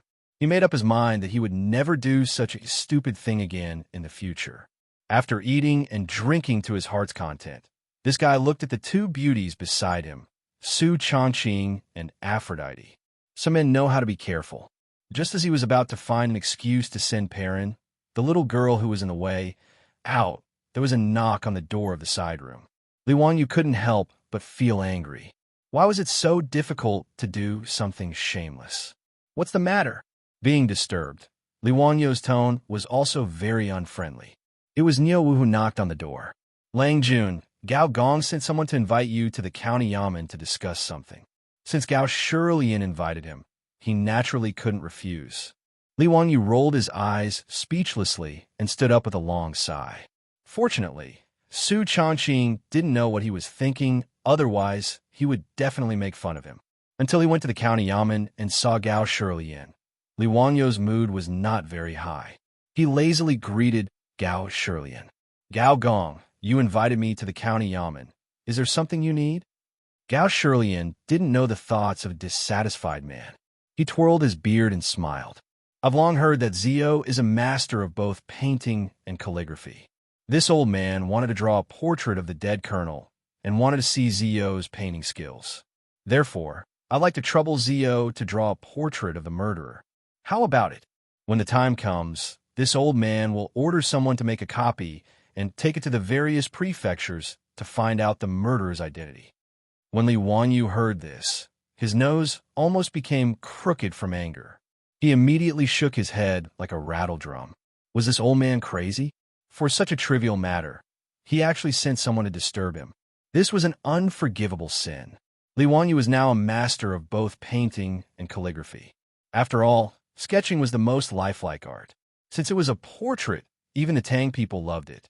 Since he transmigrated to this world, there weren't many paintings that had been circulated. However, those who obtained these paintings all treated them as treasures and carefully kept them. They wouldn't easily show them to others. Fortunately, Li Wanyu's identity was noble enough that not many people could ask him for a painting.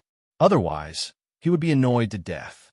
As for calligraphy, he copied the thin gold body of Emperor Huizong of Song. Now, it was the famous thin muscle body of the Tang dynasty. Many people imitated his calligraphy. As the original creator, Li Wanyu's reputation went without saying. Even a famous calligrapher like Xianxia could write better than Li Wanyu after some practice. However, the world still believed that the thin muscle body of the county magistrate Li Wanyu was the orthodox one. Therefore, it wasn't wrong for Gao Shilian to say that he was a master of both painting and calligraphy. However, how could Li Wanyu be willing to draw a sketch of the murderer? Wouldn't that be crazy? Wouldn't it be nice to have someone at home, running to the county magistrate's office to draw a sketch of a bloody person's head? How stupid would he be to do such a thing? 2 chapters were published yesterday. Chapter 909 has been changed to Chapter 910. It has been amended. Chapter 912. The murderer who committed suicide was unfortunately beheaded by Gao Shilian. Not even a complete corpse was left. This was something that could not be helped. After all, the weather was hot, and if the corpse was left there for a few days, it would definitely start to smell. As such, Gao Shilian could only order people to cut off the head and preserve it with salt before burying it in Zhang Fei's camp.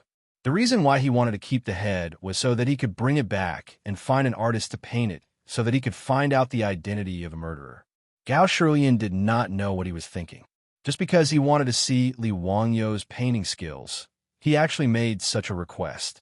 Regarding this, Li Wanyu naturally rejected it and found an excuse to brush it off. Duke Gao, I'm afraid this is not appropriate. My painting skills cannot be copied by normal artists. It is better to find an artist to paint it. Seeing that Li Wanyu was unwilling, Gao Shilian could only smile and drop the matter. He invited Li Wanyu to take a seat and have a chat. Then, he ordered someone to inform Du Gufeng to find an artist in the city to paint. The two of them chatted for a while before they saw Jiulong County Magistrate Du Gufeng leading a white-haired old man into the hall. Greetings, Duke Gao. This person is the best artist in Jiulong County. What do you need him to paint? After confirming that the person who died was the colonel of the house soldiers, Gao Shilian did not want this matter to spread. After all, if this matter was spread out, it would damage the reputation of the Tang army. As such, Gao Shilian ordered everyone in the house soldiers to keep their mouths shut and not talk about this matter. Even Du Gufeng did not know why Gao Shilian wanted him to find an artist. When Gao Shilian saw that the painter had arrived, he immediately dismissed the servants and maids in the hall. Other than the painter, only Du Gufeng was left. There was no need to hide this matter from the Jiulong County Magistrate. Gao Shilian's bodyguard took out a wooden box and placed it on the table. When he opened the box and revealed the head inside, Du Gufeng and the artist were shocked. Du Gufeng was still fine. At least he had seen blood before. Although he was shocked by the head, he was still calm. As for the painter, he was so scared that he fell to the ground. Never in his wildest dreams would he have thought that he would be brought to the county yamen to draw a portrait of a bloody head. Gao Shilian comforted the painter for a long time before he finally calmed down. His fingers trembled slightly as he unfolded the drawing paper and began to draw a human head. Du Gufeng stared at the head for a long while before hesitantly asking, Duke Gao, may I know who this person is? Why do I find him so familiar? His words made Li Wangyu and Gao Shirlian's spirits rise. Dugaming House, is this true? Are you sure you know this person? Looking at his appearance, this lowly official found him somewhat familiar, but I can't recall where I've seen him before. Li Wangyu hurriedly said, Dugaming House, this matter is very important. Try to recall where you've seen him before. This person is very likely to be a colonel of the prefecture troops. Dugu Feng frowned and thought hard for a long time. I can't recall where I've seen this person before. However, since Duke said that this person could be a colonel of the prefecture troops, and I find this person familiar, why don't Duke call the 2 colonels stationed in the city over to identify the head and see if they recognize this person? Okay. Li Wangyu felt that this was a good idea and immediately ordered people to call the 2 colonels to the county yamen. When the 2 colonels were called to the county yamen and saw the head, it was as if they were struck by lightning. They froze on the spot and couldn't speak for a long time. When Li Wangyu and Gao Shirlian saw their reactions, they immediately knew that they had found the right person. It was obvious that the 2 colonels recognized this person. Gao Shirlian immediately had the artist leave before asking, Do the 2 of you recognize this person? The 2 colonels looked at each other and saw the fear in each other's eyes. One of the colonels swallowed hard and replied anxiously, Sir, we do. This person is the colonel of the Gung Brigade from the Zhicheng House in Pengzhou. His name is Wang Hu. When Li Wangyu and Gao Shirlian heard this, they were also slightly shocked. If this person really was a colonel of the Tang dynasty's prefecture troops, then this matter was worth pondering. The Zhicheng House in Pengzhou had a total of 1,000 prefecture troops and was split into 10 brigades.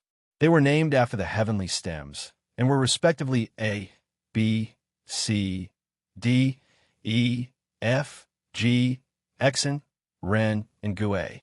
Just as Gao Shirlian was about to ask, he heard the colonel say something that made Li Wangyu and Gao Shirlian shiver and their hairs stand on end. But this Wang Hu and the Gung Brigade all died in battle in Songzhou half a month ago. Where did you find Wang Hu's head, senior officer? Died in battle? Songzhou. Li Wangyu immediately remembered that when he was chatting with the 2 colonels on the city wall, they seemed to have mentioned that their 3 brigades had been sent to Songzhou for training. One of the brigades was attacked by the Tuyuan when they were out patrolling. The entire brigade of 100 people was completely wiped out, and not a single one escaped. The owner of the head in front of them was the colonel who had already died in battle in Songzhou. How is this possible? Li Wangyu was completely confused. If what the colonel said was true, then how did this colonel named Wang Hu come back from the dead and run to the mountain where Zhang Fei's camp was and get involved with his subordinates? Gao Shirlian's face was also green, and his expression was serious. One of the brigades of the Zhe House in Pengzhou was attacked by the Tuyuan when they were sent to Songzhou for training. As a Yizhou Sir, he knew about this matter. Because of this matter, he even ordered the soldiers of the Zhe House to be transferred from Yinzhou, Jianzhou, and other places to Songzhou as reinforcements. However, the colonel who should have died in battle actually came back to life. Are the 2 of you really not lying?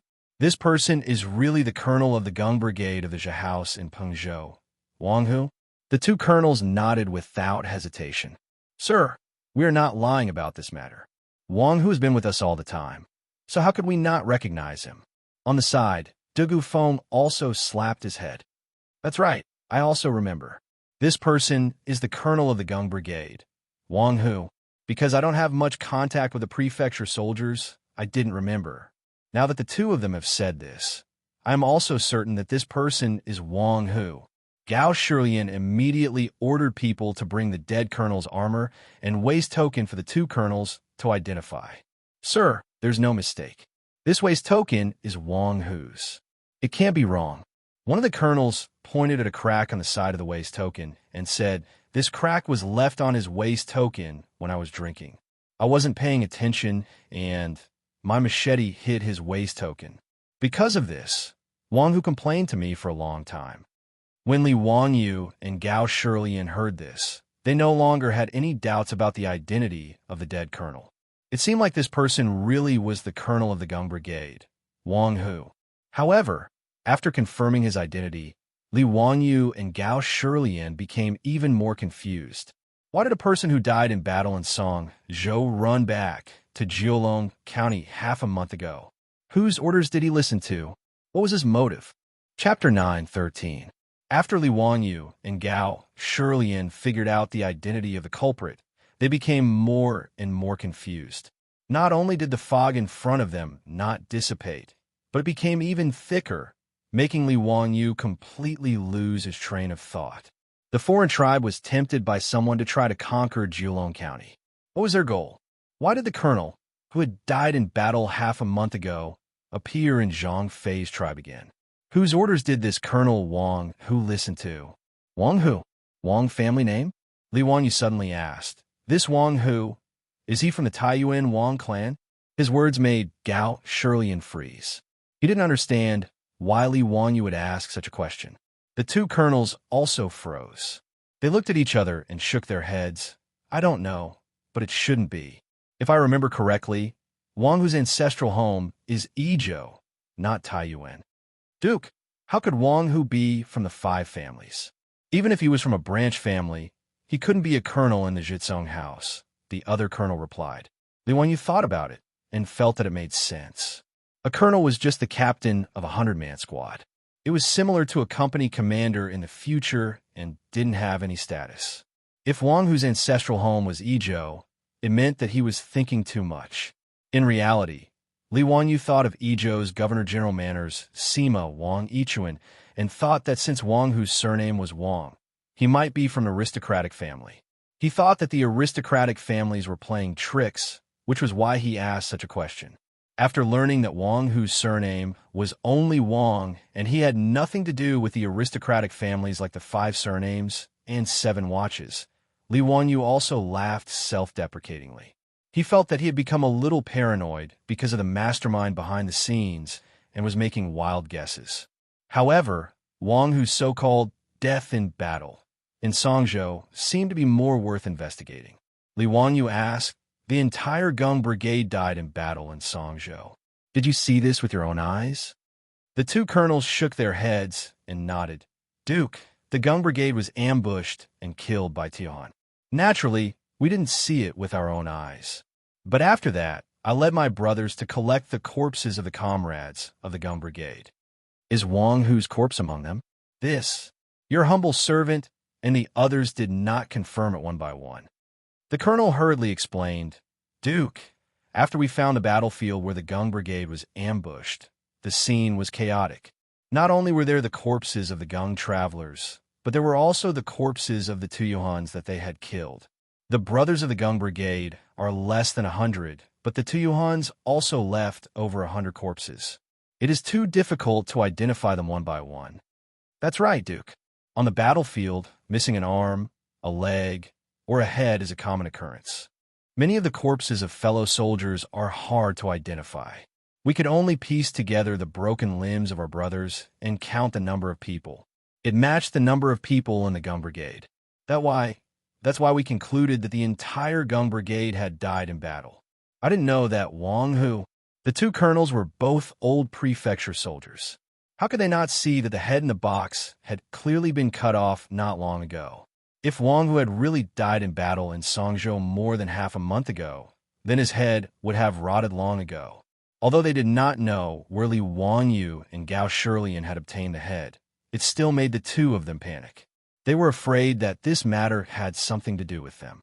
Gao Shilian and Li Wanyu did not reprimand the two colonels for their explanations. Was this not the case in the era of cold weapons? Even in the future, the soldiers all had identification plates on them. However, there were still people who went missing on the battlefield. In reality, there were no corpses left, so it was impossible to identify them. If Wang Hu had purposely concealed it and pretended to be dead, it was normal for him to fool the Songzhou prefecture soldiers and the two colonels. However, this matter was worth thinking about. Li Wanyu quickly deduced the illogical points from this information. Had Wang Hu fled because his troops had been defeated, or did he have other motives? It was obvious that he had not fled because his troops had been defeated. This was because the two colonels had already said that when they were cleaning up the battlefield after the battle, they had counted the number of people in the Gung Brigade and confirmed that the number of corpses they counted matched the number of people in the Gung Brigade. Since they could be sure that Wang Hu had not died in Xianxia, then who were the extra corpses? Therefore, the only logical explanation was that Wang Hu had purposely used the attack on the Gung Brigade in Xianxia to escape. It was even more likely that the deaths of all the members of the Gung Brigade had something to do with Wang Hu. When the prefecture soldiers of the Tang dynasty went out on patrol, they all rode war horses and were not weak at all. Although they were not cavalry and had to dismount during battle, if they wanted to retreat, it was not to the extent that none of them could escape and were surrounded by the Tuyuan. The most likely possibility was that Wang Hu had colluded with the Tuyuan people and purposely led the 100 or so Tang dynasty prefecture soldiers of the Gung Brigade into the Tuyuan people's encirclement and then faked his death to escape. However, there was something that did not make sense. Li Wanyu could not understand. If Wang Hu wanted to escape by faking his death, there were many ways. Why did he have to go through so much trouble and even drag the entire Gung Brigade down with him? Did he have nothing better to do? He just randomly found a corpse, changed into his own clothes, and then burned the corpse. Would it attract the attention of others? Could it be that Wang Hu's goal was a bold conjecture suddenly popped up in Li Wanyu's mind, and even he himself was shocked? If his guess was correct, then his previous thoughts were misguided. No wonder he could not figure out the motive of the mastermind behind the attack on Jiulong County. Previously, Li Wanyu could not figure out the motive of attacking Jiulong County. No matter if it was for money or food, it did not make sense. Jiulong County was just a normal county in the Tang dynasty. There was no conflict of interest in it at all. However, according to his guess, although it was a little unbelievable, it did make sense. The more Li Wanyu thought about it, the more shocked he became. However, this was just a guess. Whether it was the truth or not, it still needed to be proven. The mastermind had always been hiding in the dark. He might even be in Jiulong County. Li Wanyu felt that he could not be so passive anymore. He had to think of a way to find a mastermind. Looking at the hideous head in the wooden box, Li Wanyu thought of a way that was not really a way. Since Wang Hu committed suicide immediately after being captured, it meant that the mastermind must know a lot of inside information. Although Wang Hu was dead and they could not find out who the mastermind was, other people did not know. Gao Shilian did not want to damage the reputation of the Tang army. Only a few people knew about Wang Hu, and they were all ordered to keep their mouths shut. Therefore, they might as well create a fake Wang Hu. They could create the false impression that Wang Hu was captured and locked in Jiulong County's prison to be interrogated. Li Wanyu did not believe that the mastermind would not be anxious after knowing that Wang Hu was captured. I caught a cold. Seems like a fever. My whole body is sore and weak. I was not in the mood to write and only finished this chapter at 7 p.m. Chapter 9:14. Li Wanyu pondered for a while and felt that he could give this idea a try. Since there was nothing to lose, he might as well hit the nail on the head. Even if the mastermind did not fall for it, there was nothing to lose. However, if the mastermind did something out of fear of the captured Wang, it would be easy to give himself away. After thinking about this, Li Wanyu pulled Gao Shilian to the side and whispered his idea to him. When Gao Shilian heard this, he raised his eyebrows and revealed a joyful expression. The old man and the young man whispered to each other for a while and occasionally let out strange laughter. Hearing this, Dugu Feng and the others got goosebumps. Ziyu, this is a good idea. I think it will work. Leave this matter to this old man. Gao Shilian stroked his beard and laughed heartily as he swept away the haze that had hung over him for the past few days. Li Wanyu was naturally happy and relaxed. It couldn't be better if Gao Shilian took over this matter. Instead of scheming against the mastermind behind the scenes, he still felt that it was more relaxing to go back and whisper sweet nothings to his beautiful superiors. That afternoon, the sound of gongs and drums could be heard in the small Jiulong County. The people walked out of their houses to see what was going on. They saw a large group of government soldiers escorting a prisoner carriage from outside the city. In the prisoner carriage was a man with bloodstains on his face and messy hair. He was wearing a tattered Tang army armor. The commoners didn't know what was going on. They couldn't understand why they were captured and locked up in the prison carriage, even though they were all prefecture soldiers. Just as they were discussing, a government soldier shouted to the people around them, "Everyone, come take a look. This man is a government soldier of the Tang dynasty. He colluded with the Sun people and tried to break into Jiulong County and kill the people. Such a greedy bastard deserves to die." Luckily, his scheme was seen through. Otherwise, who knows how many people would have been killed. The people who were watching the commotion became excited when they heard the government soldier. When the Sun people besieged the city, the people in the city were terrified and could not sleep at night. They were afraid that the Sun people would break into Jiulong County and kill their way into the city. At that time, what kind of hell would Jiulong County become? The commoners didn't even dare to imagine. As for those who had young and strong men in their families who had gone to help defend the city, they were even more furious at this moment. Everyone immediately stared at the person in the prison carriage, their eyes almost spitting fire. No one knew who was the first to shout, "Beat this bastard to death." The crowd of onlookers immediately surged towards the prison wagon. The mansion soldiers who were escorting the prison wagons broke out in cold sweat when they saw the situation. They quickly raised their shields and blocked the prison wagons. The captain's back was drenched in sweat as he stole a glance at the prison wagon beside him. As Gao Shirlian's trusted aide, he naturally knew the inside story. The person in the prison carriage was just a fake. If he was beaten to death by the angry citizens, it would be a real joke. In a moment of desperation, he shouted loudly, "Don't move." This person was a wanted criminal. He needed to be interrogated carefully before being executed. At this moment, anyone who approached the prisoner's carriage would be considered an accomplice of this person. Kill without mercy. The mansion soldiers around him also shouted, "Anyone who approaches the prisoner's carriage will be killed without mercy." With the threat of the mansion soldiers, the angry citizens finally managed to control their emotions and didn't continue to rush forward. No one knew who started it, but all kinds of rotten vegetables, rotten eggs, and other junk flew out from the crowd and were thrown at the prisoner's carriage. Many of the junk were thrown at the mansion soldiers around the prisoner's carriage, causing them to be in a sorry state. When the captain saw this, he knew that the show was almost over. If he delayed any longer, he was afraid that something bad would happen. He hurriedly ordered the mansion soldiers to open a path and rush into Jiulong County's government office with all kinds of junk flying in the air. The news of the Tang dynasty's mansion soldiers colluding with others to attack Jiulong County spread like wildfire. In less than half a day, the news had spread to the entire Jiulong County. Many of the families who lost their lives because of the collusion all ran to Jiulong County's government office and knelt in front of it, begging Jiulong County's magistrate Du Gufeng to uphold justice for them. Regarding this, Du Gufeng could only helplessly lead a group of bailiffs out to comfort the people. He promised that he would interrogate the real culprit and submit a memorial to the imperial court to behead the culprit.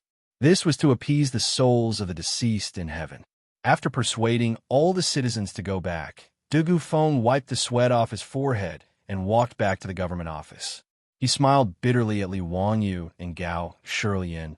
Duke Gao, this idea of yours is putting me in a difficult position." "Haha, sorry for the inconvenience of the Dugu Ming house," Li Wangyu said with a smile. Du Gufeng shook his head. "I don't mind, but I'm worried that the mastermind behind the collusion might not be fooled. That will depend on whether or not that person is afraid that Wang Hu will confess and reveal his identity. That person might be driven to desperate measures and do something.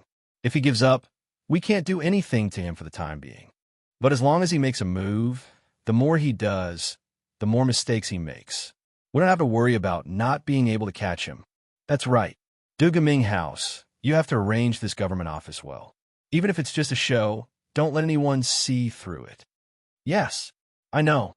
In the government office, only I know the truth. I won't leak it." Li Wangyu nodded with satisfaction. "That's good. Now we just have to wait and see." In fact, Li Wangyu had no idea whether the mastermind would take the bait. He was just giving it a try. If there was no movement, then so be it. After all, there was nothing to lose. But if the mastermind was afraid of exposing himself and did something, then it would be an unexpected gain. Amidst the drumming, the sky darkened and night fell. Julong County, which was noisy during the day, slowly fell into silence. It was peaceful everywhere. Julong County was the same as the other counties of the Tang dynasty. There was a night curfew. Other than the patrolling soldiers, the streets were very quiet. On the wall of the square, a stray cat meowed a few times. Under the night sky, it was very creepy. Someone in the square cursed twice before it returned to silence. After another group of patrolling soldiers passed by, a few black shadows sneaked out from the darkness and headed straight for the government office. These black shadows carefully avoided the patrolling soldiers and quickly climbed over the wall of the government office. In the prison of the government office, two yamen runners who were on night duty were chatting. Suddenly, someone knocked on the door of the prison. "Who is it? It's so late. What's the matter?"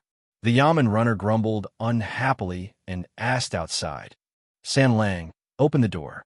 It's me. I'm here to bring you some food."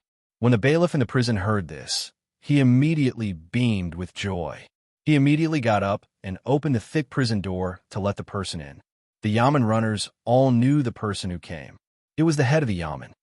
"Head Lu Hehe, why are you so nice today? You're even bringing us food? Oh, there's wine too. Stop talking nonsense. Do you want to eat or not? If not, I'll take it away." Of course.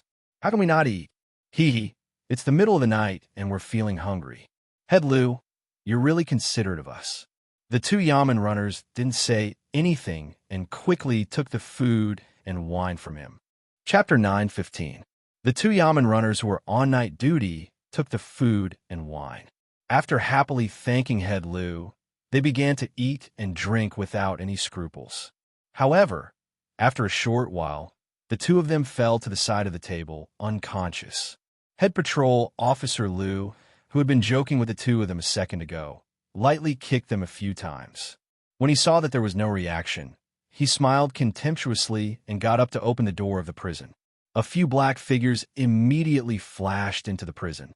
Lang Jun, the two yamen runners who were on night duty, drank the knockout drug and fainted. "Should we go and rescue Brother Wang Hu?" There were a few torches lit in the prison. Under the illumination of the torches, the leader's face could not be seen clearly due to his dark clothes and hood. However, the leader slowly shook his head and said, "No.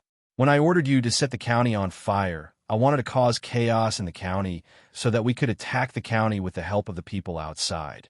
However, I didn't expect that county magistrate who would come up with something called the thunderbolt shaking thunder. Not only did we not succeed, but we also aroused county magistrate whose suspicion. The gains did not make up for the losses. I didn't expect that county magistrate who to be so capable. He was even able to create something as heaven-defying as the thunderbolt shaking thunder. However, this is also a good thing. It doesn't matter if we break into Julong County or not. The most important thing now is to get the recipe for the thunderbolt shaking thunder." The leader in black looked into the dark depths of the prison and sighed regretfully. Wang Hu's identity has already been exposed. There is no point in saving him. Now we just have to make him shut up. He waved his hand at the people behind him and said, "Go and bring the things in." Yes. A few people immediately brought in a large wooden bucket from outside the door. Pour this alchemical fire oil all over the prison. Old Lu, accompany this official to see Wang Hu. No matter what, he has worked hard even if he didn't make any contributions. This official will personally see him off. His words clearly meant that he was going to kill Wang Hu. From the looks of it, it seemed that they were going to burn down the entire county jail and destroy the corpses. The reason why they chose to set fire to the county government prison instead of rescuing Wang Hu or killing him in the prison was that the man in black was still delusional enough to pretend that it was an accident.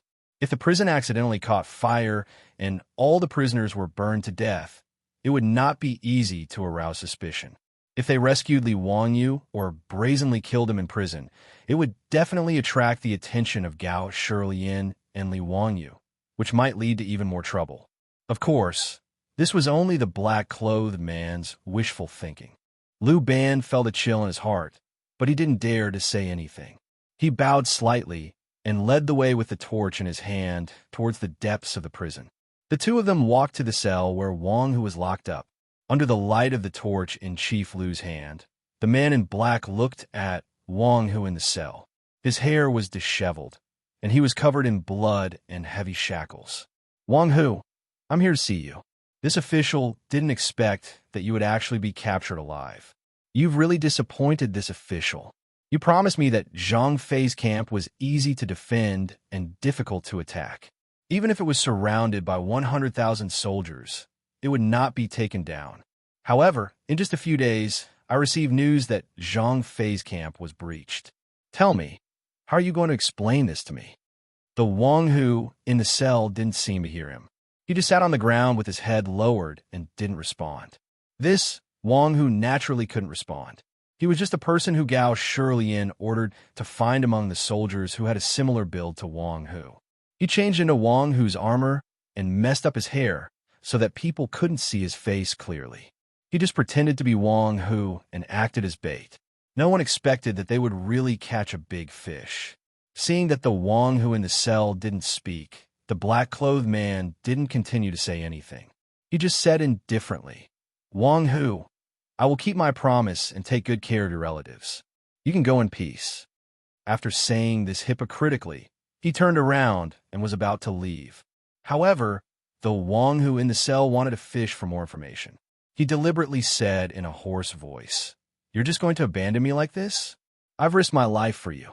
When the black-clothed man heard this, he suddenly turned around and stared at the Wang Hu in the cell. "You're not Wang Hu. Who are you?"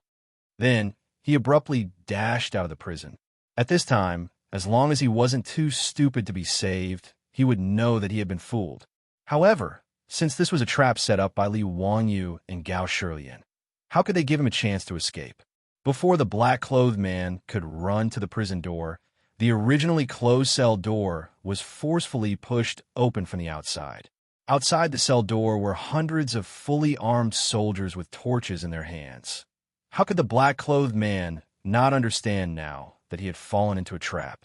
He saw Li Wanyu and Gao Shilian walking out from among the soldiers and looking at the black-clothed man with smiles on their faces. "Major Wang, the night is long. Are you also not in the mood to sleep?" Li Wanyu couldn't help but tease as he recalled the lines in the Chinese novel Journey to the West. Under the illumination of the firelight, the face of the black-clothed man under the hood was revealed. It was the major of the Yi Province's Governor-General's office, Wang Yichuan. The muscles on Wang Yichuan's face twitched uncontrollably a few times before he finally forced himself to calm down. This humble official also didn't expect that Duke and Duke Gao would still be awake, even though it's already so late. Li Wanyu and Gao Shilian looked at each other, then raised their heads and laughed. "Aren't we waiting for Major Wang to walk right into our trap? I didn't expect that a fake Wang who would be able to trick Major Wang so easily." This humble official also didn't expect that Wang who was actually a fake. "In that case, Wang who must be dead. Am I wrong?" Wang Yichun asked. Gao Shilian twirled his beard and smiled. "That's right. When Wang Hu was captured, he had already committed suicide." When Wang Yichun heard this, he laughed bitterly. It seems that this humble official really did think himself clever. It's a pity that I didn't see through Duke Gao and Duke's plan. Otherwise, how would I have walked right into your trap? Li Wanyu shook his head and laughed. No. Major Wang, you're wrong. Even if you didn't appear tonight, I'm afraid that you wouldn't be able to hide for much longer. I've long suspected that you were the mastermind. Oh, how did this humble official give myself away? How'd I make Duke suspect me? Wang Yichuan asked curiously. At this moment, Wang Yichuan and his subordinates had already become turtles in a jar. There was no need to worry that they would be able to escape for the county yamen. Li Wanyu was also in the mood to say a few more words to Wang Yichuan so that he could understand why he died. Li Wanyu's first sentence scared Wang Yichuan so much that he broke out in a cold sweat. "Major Wang, not only did I guess that you were the mastermind, but I also guessed that your goal was clearly related to Liz Ho. I wonder if I guessed correctly?" Wang Yichuan looked as if he had seen a ghost. This is impossible. How did you know?" Chapter 916. Li Wanyu did not understand why the protectors wanted to attack the small Jiulong County. When he found out that Wang Hu faked his death and dragged the entire Gung brigade into making dumplings for the Tuyuans, Li Wanyu suddenly remembered that when he left Mianzhou, he saw a large group of soldiers heading to Songzhou. When Li Wanyu thought about how all the soldiers in Mianzhou were mobilized because of this, he suddenly had a bold guess. Could it be that all of this was to attract the attention of the Yi Prefecture Governor-General and mobilize all the soldiers in Yi Prefecture? He couldn't help but wonder what would have happened if he hadn't come to Jiulong County by accident and brought the explosives to help defend the city. Without a doubt, the defenseless Jiulong County would have been broken through by the protectors and then massacred. Close to 1,000 Tang dynasty citizens would have been massacred. Even the scholars and ladies who came from all over Yi Prefecture to admire the peony flowers would not have been able to escape. If such a thing happened, when the news spread to the Yi Prefecture Governor-General, Gao Shilian would be furious. He would definitely lead the army to attack the protectors. The protectors would definitely escape to Zhang Fei's camp and use that dangerous pass as a barrier to face off against the Tang army. If Jiulong County was massacred, Gao Shilian naturally could not withdraw his troops. Otherwise, he would not be able to answer to Pai Lupi and the imperial court. Thus, after being stopped by Zhang Fei's camp, Gao Shilian could only mobilize soldiers from all over the Yi province and forcefully take down Zhang Fei's camp to take revenge for the people of the Great Tang. Previously, Gao Shilian had already mobilized many soldiers from all over to Songzhou to prevent the Tuyuans from suddenly attacking. In order to recruit more protectors, he would continue to gather soldiers from all over Yi Prefecture. This would cause all the states in Yi Prefecture to be in a state of a military vacuum. When he thought of this, Li Wanyu could not help but break out in cold sweat. The word rebellion immediately popped up in his mind. However, Li Wanyu immediately denied his guess. After all, in history, during the 4th year of Jingguan, there were no rebellions in Shu. In the 1st year of Jingguan, the county king of Yin, Li Yi, rebelled and was executed. Li Prefecture's governor Li Xiaochong committed treason and was executed. After that, there was peace for 10 some years, until the 16th year of Jingguan, when Ho Junji rebelled and was executed. Li Chengxian plotted a rebellion and was deposed. Then where did this rebellion come from in the 4 years of Jingguan? Li Wanyu felt that he was thinking too much, but he didn't dare to completely dismiss this idea. Because since he and Su Changqing traveled to the Tang dynasty, too much history had changed. What if the butterfly's wings fluttered and triggered a chain reaction, causing things that had never happened in history to appear? After all, in history, Li Chengxian and Li Tai did not acknowledge him as their master. Li Chengxian had never had appendicitis, and when Li Ji was born, there was no such thing as a leopard cat swapping the crown prince. Therefore, even if there was no rebellion in Shu during the 4th year of Jingguan's reign, Li Wanyu could not be sure that there would be no rebellion in Shu today. However, this was just Li Wanyu's personal guess, and there was no real evidence, so he did not tell Gao Shilian about it. As for Wang Yichuan, Li Wanyu had always had suspicions in his heart, but Wang Yichuan had always concealed it well, so he only had suspicions in his heart. Today, Li Wanyu and Gao Shilian were sitting in the county office, waiting for someone to walk into the trap. While chatting, the two of them talked about Li Prefecture's Governor Wu Shiqing. Gao Shilian unintentionally said something, but it attracted Li Wanyu's attention. Speaking of Li Prefecture, Duke Wu has really worked hard. After Li Xiaochong was executed for treason, there were still remnants of Li Xiaochong, causing chaos in Li Prefecture. After Duke Wu took office, he stabilized the situation in Li Prefecture and contributed greatly to the country. Alright, speaking of which, I am Wang Sima of the governor's office, and I also held the position of Sima of the governor's office in Li Prefecture. It is said that in stabilizing the situation in Li Prefecture, I also put in a lot of effort. Li Wanyu was slightly startled. Sima Wang also held a position in Li Prefecture. That's right, but Sima Wang was not involved in Li Xiaochong's treason, so he was not implicated. Instead, because of his contributions, he was promoted to the position of Sima of the governor's office in Yi Prefecture. When Li Wanyu heard this, His heart could not help but beat like a drum. Wang Yichuan really had nothing to do with Li Xiaochang's treason? His heart moved slightly, and he summoned Niu Wu and gave him a few orders. After Niu Wu understood his words, he nodded his head and immediately walked out. After Niu Wu returned, he whispered a few words into Li Wangyu's ear. Li Wangyu told Niu Wu to ask the two colonel commanders whether or not Wang, who had anything to do with Li Prefecture. The answer he received was something he did not expect. Wang, who was actually the colonel of the Zhechong Manor in Li Prefecture. Because he was implicated in Li Xiaochang's treason, he was moved out of Li Prefecture and demoted to colonel. Li Wangyu did not believe that this was all a coincidence. At this moment, he started to suspect that Wang Yichuan and Wang, who were the trusted aides of Li Xiaochang in Li Prefecture. Therefore, after Wang Yichuan had been captured, Li Wangyu had purposely said this to trick Wang Yichuan and verify his guess. Who would have thought that he would be right? Just looking at Wang Yichuan's expression like he had seen a ghost, Li Wangyu knew that his guesses were right. This Wang Yichuan and Wang who really did have something to do with Li Xiaochang. However, Li Wangyu was still confused. Did that Li Xiaochang really have such great charm? He had already died for 4 years, and there was still someone who wanted to inherit his dying wish and try to start a rebellion in the Shu lands. Such a huge scheme, Li Wangyu did not believe that Wang Yichuan alone could do it. It was not that Li Wangyu looked down on him, but Wang Yichuan did not have the ability to be the mastermind. At most, he was just a knife in the hands of the mastermind. Furthermore, a secondary grade 4 major of the Governor-General's manor did not have the ability to make Wang Hu and the others work for him. Not to mention, he still had to convince the leaders of the 5 tribes to listen to his commands. However, Li Wangyu was not in a rush. Since he had captured Wang Yichuan, he could slowly ask him about these things. Li Wangyu did not believe that Wang Yichuan was someone like Wang who would not hesitate to commit suicide just to keep a secret.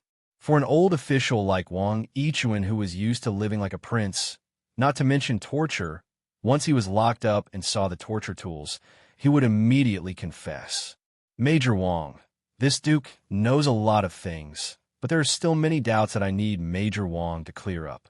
Li Wangyu smiled in a relaxed and happy manner. Wang Yichuan's face was ashen, and he lowered his head. Since you have something to ask, I will naturally answer everything that I know. This lowly official only hopes that the Duke can see this lowly official's cooperation and plead leniency on this lowly official's behalf. As long as this lowly official can be spared from death, it will be enough. Li Wangyu could naturally agree to Wang Yichuan's request. He did not care about the life and death of such a small character. What Li Wangyu cared about was the real culprit behind the scenes who could command Wang Yichuan and Wang Hu. Okay, I guarantee that you won't die. Before Li Wangyu could finish his words, he saw that behind Wang Yichuan, there were a few men in black who were also dressed in black. Suddenly, one of them dashed out, pulled out the blade at his waist, and viciously stabbed towards Wang Yichuan's back. Chapter 9:17. Li Wangyu and Gao Shirlian didn't expect that one of Wang Yichuan's subordinates would suddenly launch an attack in such a situation. Everyone was caught off guard and could only watch as the shiny blade pierced Wang Yichuan's back and blood spurted out. Wang Yichuan's back was stabbed, and he immediately spat out a mouthful of blood. He turned his head with a frightened and stunned expression and looked at the person behind him. You're actually his man. I. Before he could finish his words, he died and fell to the ground. The person who assassinated Wang Yichuan from behind pulled out the blade from Wang Yichuan's back without hesitation, turned the blade around, and slit his own neck. All of this happened in a flash. Before anyone could react, 2 corpses had already fallen to the ground. Looking at Wang Yichuan lying in a pool of blood, Li Wangyu only wanted to curse in his heart. He had painstakingly set up a trap, and the fish had already been caught. Who would have thought that such a thing would actually happen? Li Wangyu didn't even need to use his knees to think that the person who killed Wang Yichuan and then killed himself so cleanly must be a man of sacrifice sent by the real mastermind behind the scenes. This person must be responsible for monitoring Wang Yichuan. Once Wang Yichuan tried to rebel or had other thoughts, he would immediately kill him. From this, it could be seen that Wang Yichuan, the major of the Ezhou Governor-General's office, knew a lot. If he confessed honestly, it would be clear who was hiding in the dark and plotting a rebellion. Unfortunately, it was too late to say anything now. However, although Li Wanyu was depressed, he didn't care much. There was nothing to worry about this kind of person who hid in the dark and stirred up trouble. In the Tang dynasty, those who dared to rebel in front of Pai Lupi, except for his own son, were all dead. Did they really think that the eternal emperor Pai Lupi was made of clay? In the history of Wuxia, there were a total of 494 emperors, starting from Qin Shi Huang. No matter how you counted, Pai Lupi could be ranked in the top 5. To rebel against him, wouldn't that be the same as an old man eating arsenic and tired of living? Li Wanyu's involvement in this matter was just a coincidence. Moreover, his and Su Changqing's lives were threatened, so he wanted to find out who was behind the scenes. Since the clues had been cut off with Wang Yichuan's death, it was better to leave this troublesome matter to Pai Lupi and the 100 Horsemen Department. Wang Yichuan had brought 5 or 6 men with him, except for one man, who was a man of sacrifice, who killed Wang Yichuan and then killed himself. The others, including Head Lu, had all surrendered. Li Wanyu did not have much hope for these people. Sure enough, the results of the interrogation of these people were the same. These people were only following Wang Yichuan's orders. They couldn't get anything of value out of them. However, Li Wanyu and Gao Shilian were clear about what Wang Yichuan had done in this rebellion. According to Wang Yichuan's subordinates, the subordinates who attacked Jiulong County were bewitched by Wang Yichuan. Wang Yichuan promised that he would give the subordinates a large amount of wealth, beauties, and even make them officials. Wealth moved people's hearts, so the subordinates were naturally no exception. Both sides hit it off. Wang, who was sent by Wang Yichuan to be in charge of contacting the leaders of the 5 tribes. On that day, Wang Yichuan was not trapped in Jiulong County by accident. He purposely stayed in Jiulong County to help the subordinates attack the city. Wang Yichuan did not expect Dugu Feng to react so quickly, sealing off the 4 gates at the first moment. He also knew that the subordinates lacked siege weapons and was worried that something would happen if they delayed. Thus, he pretended to be in a hurry to leave the city and ordered Dugu Feng to open the south gate. As long as the gate was opened, the subordinates lying in ambush outside the city would take the opportunity to attack and take down Jiulong County. Who would have thought that Li Wanyu, the founding county duke, would also be trapped in the county by a freak combination of factors, foiling Wang Yichuan's plan? Wang Yichuan came up with another plan. When the subordinates attacked the city, he ordered his subordinates to set fire in the city to create a chaotic atmosphere so that the subordinates could break through the city as quickly as possible. Who would have thought that Li Wanyu would come up with something like explosives? Not only did they save Jiulong County, they also scared off thousands of subordinates. Regarding this, Wang Yichuan could only scold the subordinates for being useless. He could only continue to pretend to be a good person in front of Li Wanyu. When Gao Shilian led the army to attack, Wang Yichuan did not panic. After all, he knew how dangerous Zhang Fei's camp was. However, he did not expect that in just a few days, the impenetrable Zhang Fei's camp would be broken through by 2,000 soldiers and all of the subordinates were captured. This made Wang Yichuan very worried, as he did not know whether Wang Hu could escape or not. After all, Wang Hu knew too many of his secrets. If Wang Hu was captured, his head would probably fall to the ground. Hence, after knowing that Wang Hu was captured and locked up in Jiulong County's prison, Wang Yichuan anxiously led his subordinates to personally kill him. However, he did not expect that not only would he fall into a trap, but he would also be killed. As for what happened in Songzhou, Wang Yichuan and the person behind the scenes, and what Tuyuhan had done, these people did not know. After understanding all this, Li Wanyu's confusion was mostly solved. As for how to find the person behind the scenes and how to deal with the aftermath, that was Gao Shilian's problem and had nothing to do with him. Li Wanyu led the 3 girls and followed Gao Shilian to Chengdu County.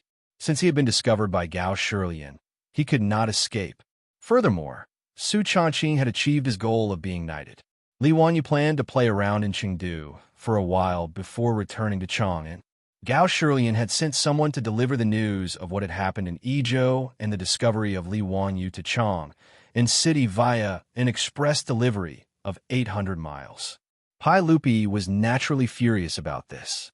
On one hand, he hated that someone dared to collude with the Tuyuhan and rebel. On the other hand, he was angry that Li Wanyu, that bastard, had run away for a few months.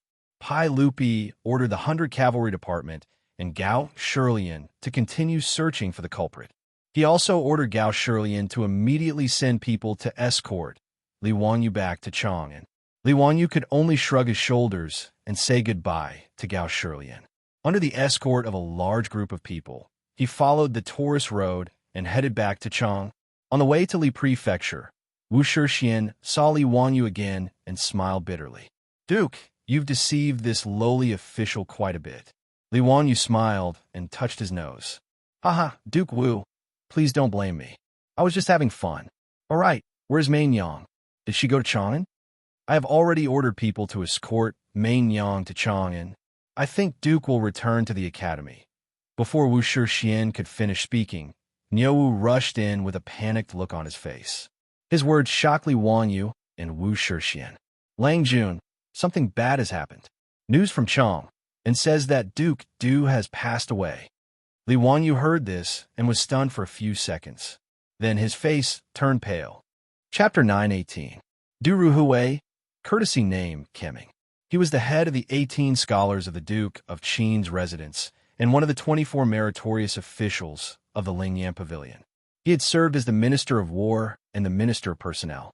Together with Feng Xianling, he was known as Feng Mao Du Duan. He had assisted Li Shimin in establishing the rule of Jingguan.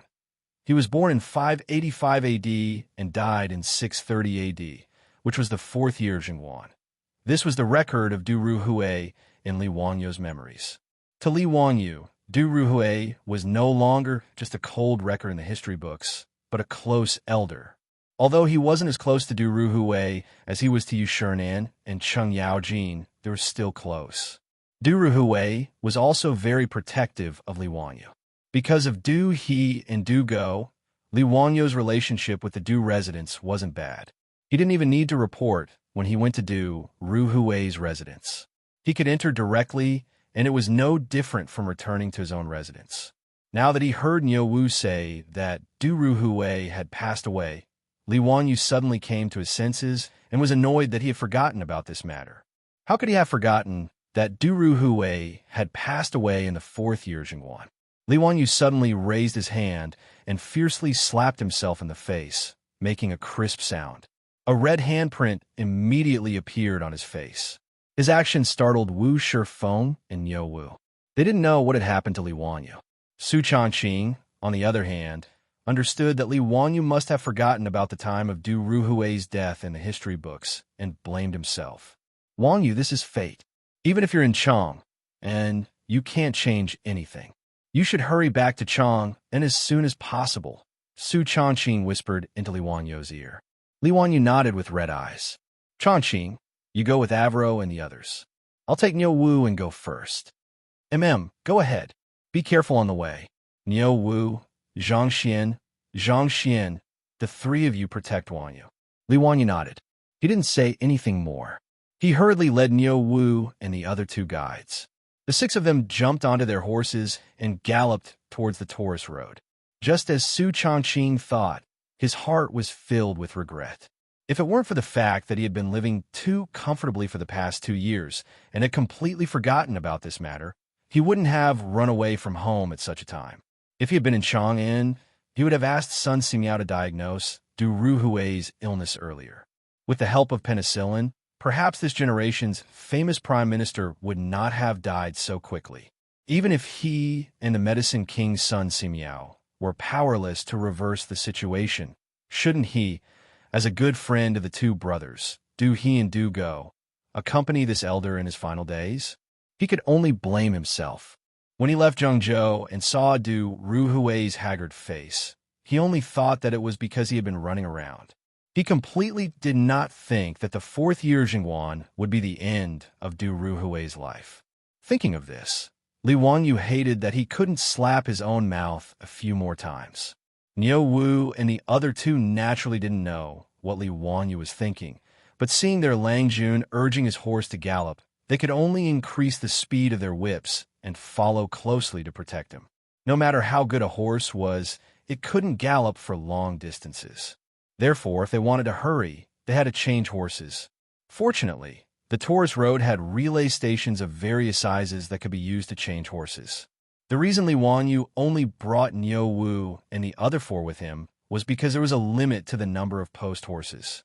According to the laws of the Tang dynasty, Li Wanyu, as a second-rank county duke who founded the country, could change 6 post horses at a time at the relay station. If there were more people, the relay station would not be able to provide enough horses for them to change horses. Li Wanyu's group of 6 was like an 800 li express delivery. Every 20 li, they would change horses at the relay station. Changing horses didn't stop as they galloped towards Chang, and Li Wanyu galloped for more than 1,000 li without hesitation. Finally, on the 3rd day, he rushed into Chang An's illustrious Virtue Gate, covered in dust and exhaustion.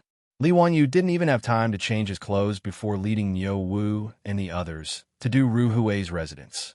It was already the 10th day since Du Ruhui's death, but there were still many guests who came to pay their respects. Du Ruhui was the right servant and the founding duke of the country. Naturally, his funeral was very complicated and there were many rules of the imperial court. In the Tang dynasty, the death of a 3rd-rank official and above was called deceased, a 5th-rank official and above was called soldier, and a 6th-rank official and below was called deceased.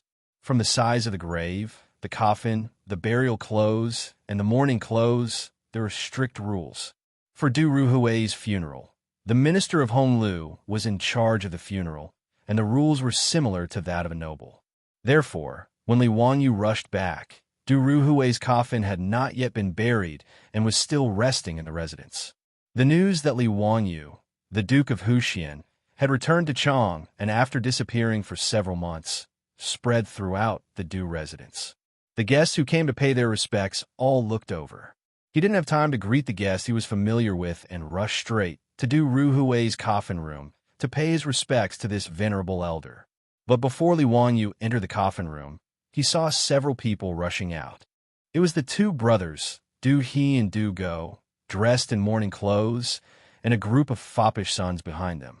Li Wanyu was just about to say something to comfort the Du brothers when he saw Du He and Du Go. Their eyes immediately turned red when they saw Li Wanyu. They looked like they were about to devour someone, and they swung their fists at Li Wanyu. Li Wanyu, you bastard!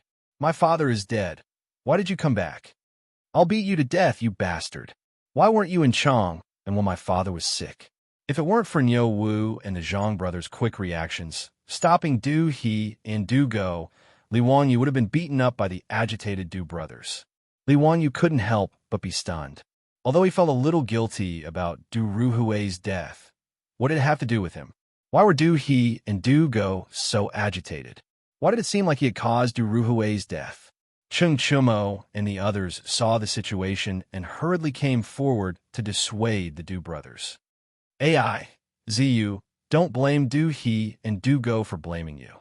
When old man Du was seriously ill, the 2 brothers went crazy looking for you, the divine doctor, to come back and save their lives. Unfortunately, you were still 1 step too late. Fang Yai patted Li Wanyu's shoulder and sighed. Li Wanyu stood there stunned. He opened his mouth, but didn't know what to say.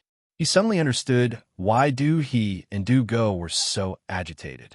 It was all because he had treated Li Chengxian and Cheng Chumo.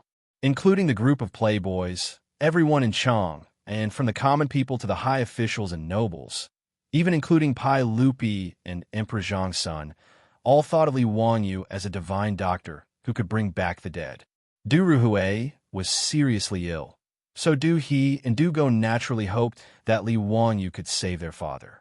But Li Wanyu just so happened to be missing, and there was no news of him for several months. When he returned to Chang, and Du Ruhui had already passed away. Therefore, in their grief, Du He and Du Go became emotional and blamed Li Wanyu. It was understandable. In response, Li Wanyu could only sigh helplessly. He knew his own family's affairs. He wasn't some bullshit divine doctor. Being able to save Li Chengqian and Cheng Chuma was just a coincidence. It was only because the Tangs didn't understand surgery and blood transfusion that they thought he was quite mysterious. That was why they mistakenly called him some bullshit divine doctor. But Li Wanyu also felt that he was in the wrong. He could only pretend to be an ostrich in front of the Du brothers' agitation. Chapter 919. In fact, when Du Ruhui was seriously ill, the Du family had already gone to Xianwei and asked Sun Simiao and Zhang Baozong to diagnose him. However, Du Ruhui's illness was beyond cure and could not be cured with the power of medicine. Even with penicillin, it was not a miracle drug that could cure all diseases. Therefore, Sun Simiao and the others could not do anything. After delaying for a period of time, Du Ruhui finally left the mortal world and traveled to the west on a crane. Li Wanyu could naturally understand Du He and Du Go's emotions. This was human nature. Brothers, I did come back late. If you want to scold or beat me, I will not complain. However, can you let me go and pay my respects to old Master Du first, and then apologize to you two brothers? Du He and Du Go, who were stopped by the playboys, did not listen to these words and continued to shout excitedly. The door of the spirit room was suddenly pushed open, and Fang Xianling and Wei Zheng walked out with ashen faces. Du He, Du Go, shut up. Don't act like a little girl again. If old Master Du knew, he would not let you fool around like this. Even Pai Lupi was afraid of Wei Zheng's saliva. After a round of scolding, Du He and Du Go sobered up a little and finally stopped talking. However, their eyes were red and they kept wiping their tears with their sleeves. Fang Xianling also sighed. Zio, you're finally back. Sigh. Let's pay our respects to Brother Kemming first. Li Wanyu cast an apologetic look at Du He and Du Go, then followed Fang Xianling and Wei Zheng into the spirit room to pay their respects to Du Ruhui. Looking at Du Ruhui's coffin in the spirit room, Li Wanyu's eyes could not help but turn red. Du Ruhui, a famous minister of the Tang dynasty, was the first famous person to die in the Tang dynasty after Li Wanyu and Su Chongqing transmigrated to the Tang dynasty. Du Ruhui was also close to him. From Du Ruhui's death, Li Wanyu thought of you, Shernan, Li Gang, and the others who would pass away in the next few years, and felt even more sad. He suddenly felt that it was not a good thing to predict the lifespan of people he knew in advance. However, there was nothing he could do. In this damned life, joys and sorrows were all fates. He, Li Wanyu, could not change his fate, and he did not have the ability to do so. Fang, how is His Majesty's mood now? After paying his respects to Du Ruhui, and Fang Xianling, Du Ruhui and Li Er had a close relationship, and Du Ruhui was the main instigator of the Black Tortoise Gates Rebellion. In history, after Ruhui's death, he was and cried to cry many times over Ruhui had. Li Wanyu had secretly run away for several months. Now that he had returned to Chong and encountered Du Ruhui's death, he was somewhat worried about Pai Lupi. After all, apart from the matter of Princess Changle, Pai Lupi, this cheap uncle, had been quite good to him. Li Wanyu was also very concerned about Pai Lupi. He was worried that Pai Lupi would be overly sad because of Du Ruhui's death. Fang Xuanling's expression was gloomy. Shaking his head, he said, because of Kemming's matter, His Majesty has already suspended court for many days and has not dealt with court affairs. He then pointed at a golden belt placed in the spirit room and said, His Majesty ordered me to bring this here as a gift for Brother Kemming. His Majesty also ordered Yu Gong to create an inscription for Kemming's memory. In addition, Zio has been away for many days. His Majesty has missed you greatly. Now that Zio has finally returned to Chong, and you should go to the palace to visit His Majesty as soon as possible. Li Wanyu nodded his head in agreement. Although he was somewhat afraid of meeting Pai Lupi, knowing that he would not be able to escape a beating, an ugly daughter-in-law still had to meet her parents-in-law. Being reprimanded or even punished by Pai Lupi was unavoidable. In any case, he would have to meet His Majesty sooner or later. Li Wanyu gritted his teeth and decided to meet His Majesty at Taiji Palace today. He hoped that Pai Lupi would not punish him too harshly, seeing that he had traveled thousands of li to attend Du Ruhui's funeral. Outside the spirit room, Du He and Du Go saw Li Wanyu. Although they were no longer as excited, they still snorted coldly and turned their heads away, refusing to look at him. Li Wanyu could only smile bitterly and bow to the Du brothers. After exchanging a few pleasantries with the Du family and Du Ruhui's younger brother, Du Chuk, and the others, he took his leave and headed to Taiji Palace to meet Pai Lupi. News of Li Wanyu's return to Chang and had already spread through Chang, and as the 6 of them charged into the illustrious Virtue Gate on horseback. When Li Wanyu led Niu Wu into the imperial city, Mi Tuo was already waiting outside the Gate of Heaven Influence. "Greetings, Duke. It's been a few months since we last met. How have you been? Mi Tuo, long time no see. How is His Majesty today?" As for seeking an audience with Li Heir, Li Wanyu's heart was actually drumming. After all, when he ran away with Su Changqing on a whim, he had not expected Du Ruhui to pass away. Originally, he had thought that even if he returned to Chang, and he would at most admit his mistake and do something to make Pai Lupi happy. Then, he would be able to gloss over the matter. Even if Pai Lupi wanted to punish him, it would not be too serious. But who would have thought that Pai Lupi's right-hand man, Du Ruhui, would pass away due to illness? Under such circumstances, it was easy to imagine how terrible Pai Lupi's mood would be. Mi Tuo peeked at Li Wanyu and decided to tell the truth. "Duke, ever since Duke Kai passed away, His Majesty has not smiled. He has even cried for Duke Kai many times. How can he be in a good mood?" When Li Wanyu heard this, he felt even more annoyed. But now that things had come to this, he had no other choice. If he stuck his head out, he would also be stabbed. Let's see how Pai Lupi would deal with him. Mi Tuo led Li Wanyu to the Lizhen Hall, where Empress Xianxia lived instead of the Lizhen Hall or the Yin and Yang Palace. Recently, His Majesty has not been eating or drinking. His mood has not been calm, so he has been living with Her Highness, Mi Tuo explained. Li Wanyu nodded slightly. This made him feel a little relieved.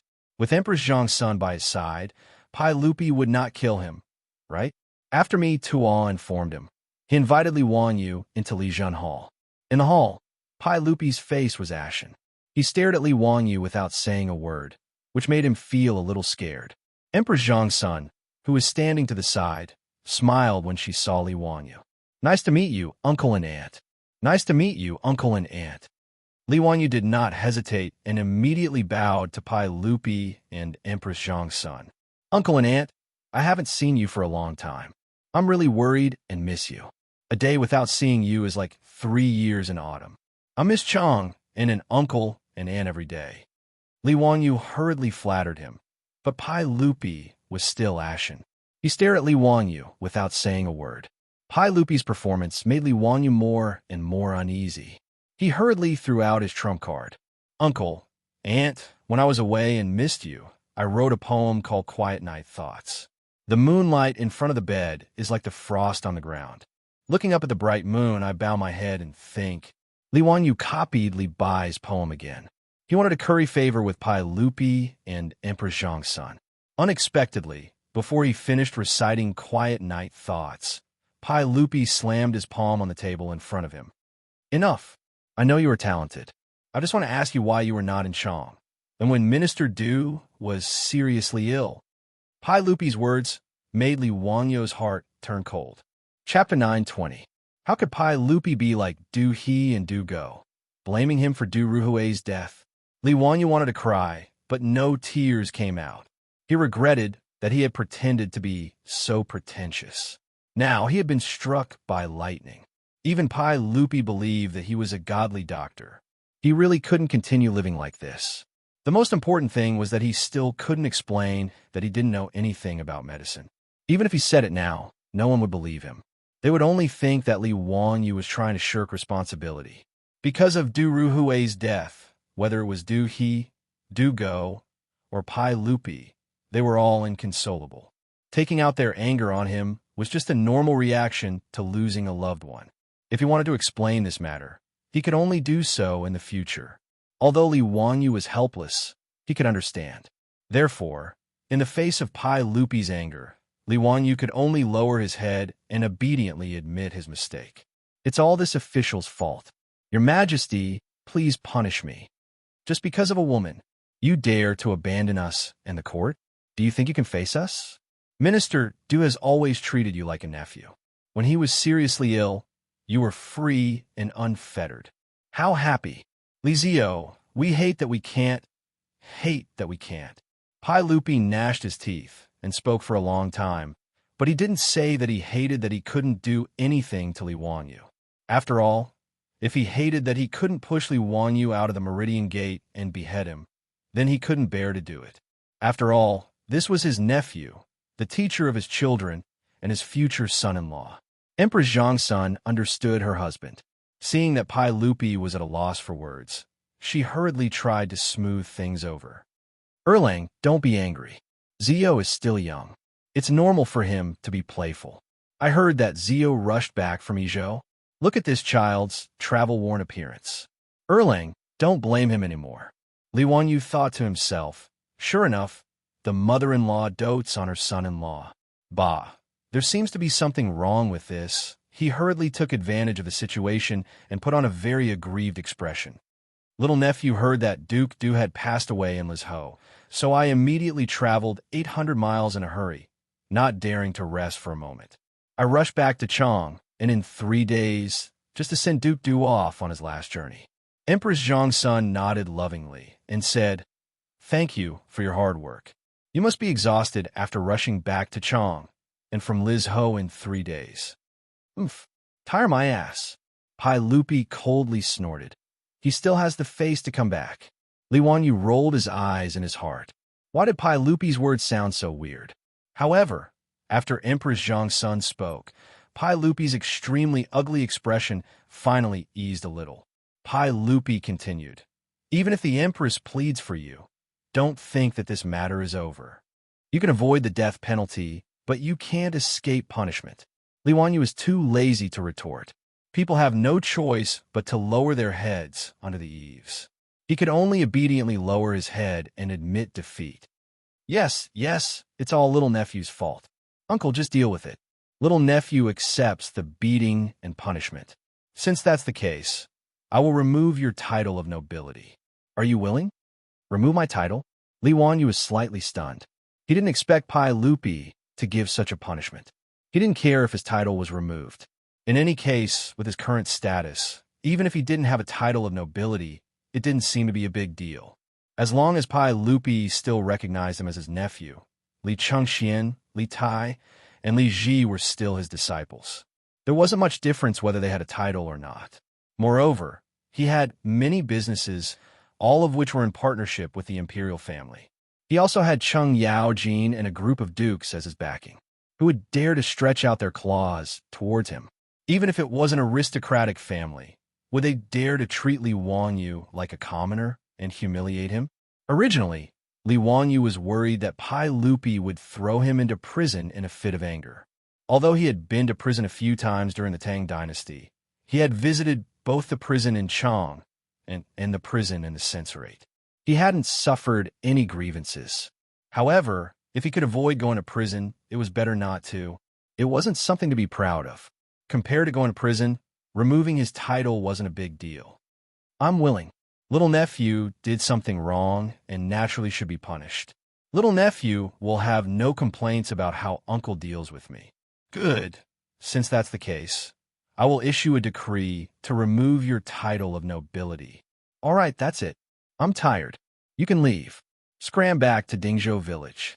If you don't have my decree, then obediently stay in Dingzhou village. If you dare to enter Chang, and without reason, I will immediately order people to arrest you and send you to prison. Do you understand? Yes, little nephew understands. Li Wanyu was speechless. He was King grounding himself. He didn't dare to argue. He obediently took off the goldfish talisman from his waist and gently placed it on the table in front of Pai Lupi. After bowing to Pai Lupi and Empress Zhongsun again, he left Lijin Hall.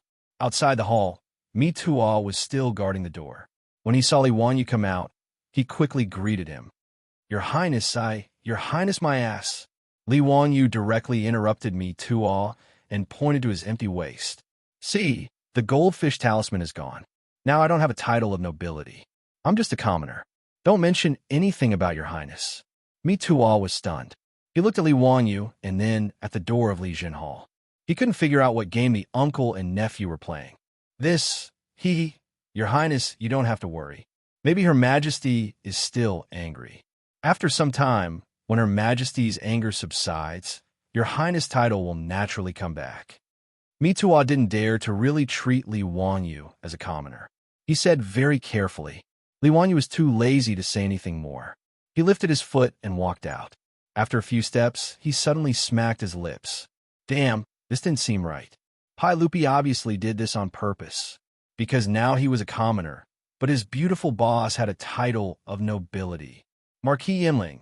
Well, now it was the other way around. Su Changqing had a title of nobility, but he was a commoner. If someone said that Pai Lupi didn't do this on purpose, he wouldn't believe it even if he was beaten to death. This guy was clearly taking revenge on him, forcing him to confer a title of nobility to his beautiful boss. After Li Wanyu understood this, he couldn't help but turn around and raise his middle finger at Li Jinhao behind him. The petty and vengeful Pai Lupi was not cute at all. Li Wanyu, who originally thought that it didn't matter whether he had a title or not, couldn't help but be in a bad mood after he understood this. Pai Lupi's conscience was very bad. If Su Changqi knew about this, he would definitely use this to make fun of him. And Cheng Chumo and those bastards would definitely laugh at him if they knew that he didn't have a title and his woman was a marquis. Damn, they were all bad people. Li Wanyu was very angry, but also helpless. After leaving Tai Chi Palace, he didn't even bother to say anything. He originally wanted to go to the Du residence to keep watch over Du Ruhui's coffin, but now he could only order Niu Wu to return to Dingzhou village.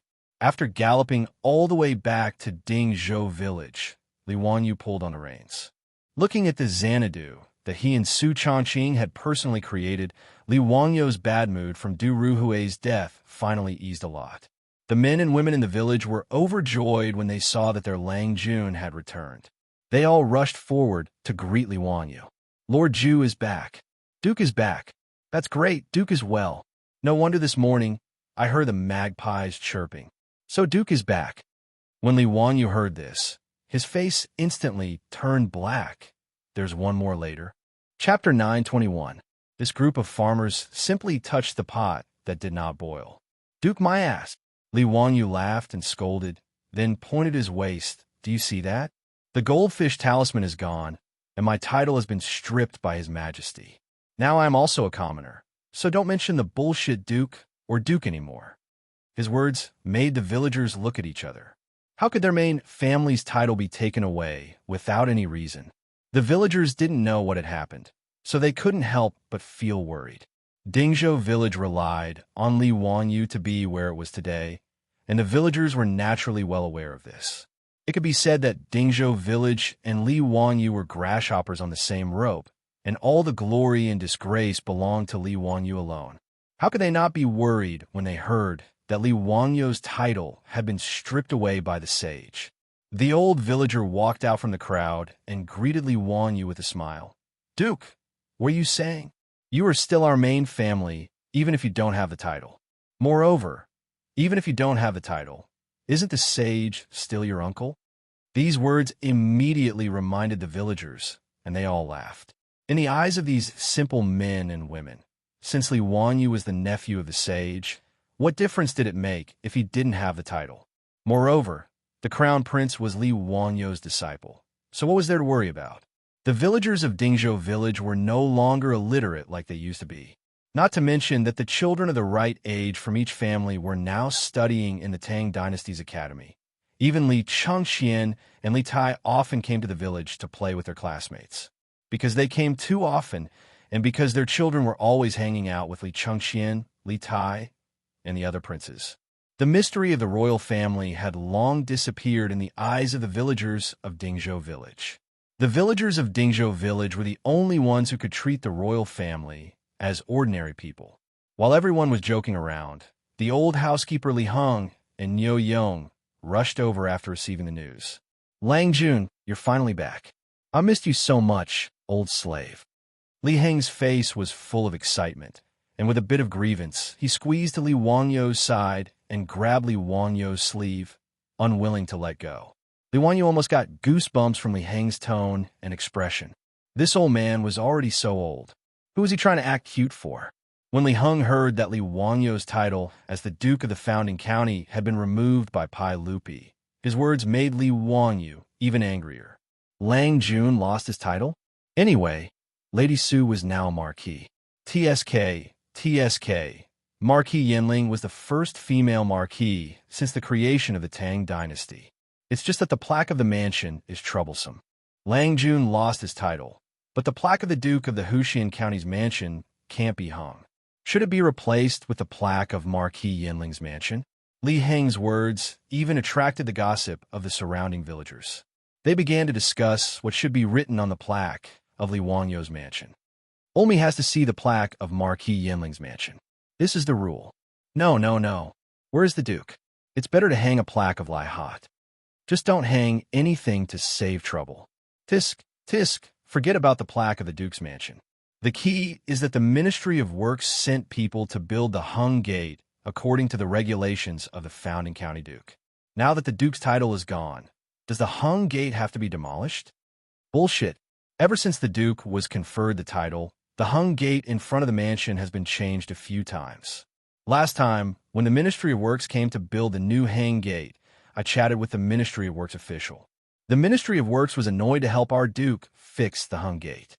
If it's demolished, it will have to be fixed again after a while. Wouldn't that be like having nothing to do after eating? Haha, that makes sense. That's not right. Lady Su is now a marquis. The hung gate in front of the mansion should be the regulations of the founding county marquis. The hung gate of the founding county duke is against the regulations. I think the Ministry of Works will have to come and fix it. But there's no reason to build two hung gates, right? Haha, it seems that the Ministry of Works officials are having a headache now. Should they tear down the hung gate of the county duke and replace it with a marquise, or should they just ignore it? In the Tang dynasty, there were regulations for the residences of the commoners and officials of the imperial court. Under normal circumstances, they could not be violated. Li Wangyo's manor was specially approved by Pai Lupi.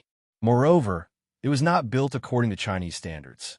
As a result, even the Ministry of Works officials could not say for sure if this manor followed the regulations or not. In front of the manor of an official who was conferred a title, there had to be a corresponding hung gate. The hung gate was the prototype of a memorial arch. It was made up of 2 pillars and a crossbar. Different hung gates had different regulations for different titles. In these 2 years, Li Wangyo's title had risen quickly. He had been promoted from a county duke to a founding county duke. However, he had to trouble the Ministry of Works to come to Dingzhou village every few days to change the hang gate for him. The villagers were having a lively discussion. Even the elders of the village were having a good time arguing, let alone those gossipy ants in the village. Li Wangyo's face became even darker. Are you treating me like I don't exist? Do you think I don't want my face? He was too lazy to bother with these bastards who wanted to watch the show and directly urged his horse to return to the manor. After being disturbed by the villagers, his mood, which had been depressed because of Du Ruhui's death, was much better. The dead could not be brought back to life, and these cute villagers were more worthy of him working hard to protect. After returning to the mansion, Li Wangyu took a good bath in the hot spring to wash away the tiredness of the past few days. Then, he stayed in the mansion obediently. He did not step out of the mansion at all, cultivating his body and mind. He only ordered Li Heng to make a few trips to the Du Manor to deliver some gifts. 7 or 8 days later, Su Changqing, Aphrodite, and Perrin also rushed back to Chang'an City. As the Tang dynasty had always favored extravagant burials, Du Ruhui's tomb was still under construction. For the time being, there was no rush to bury him. This was a very normal thing. In the Book of Rights, Royalty, it was recorded that kings died in 7 days and were buried in 7 months. Vassals died in 5 days and were buried in 5 months. Physicians were buried in time. Scholars and commoners were buried in a month. At present, The Du Manor was still in the midst of the 7 chambers of the 7 chambers. Du Ruhui's coffin would only be buried 49 days later.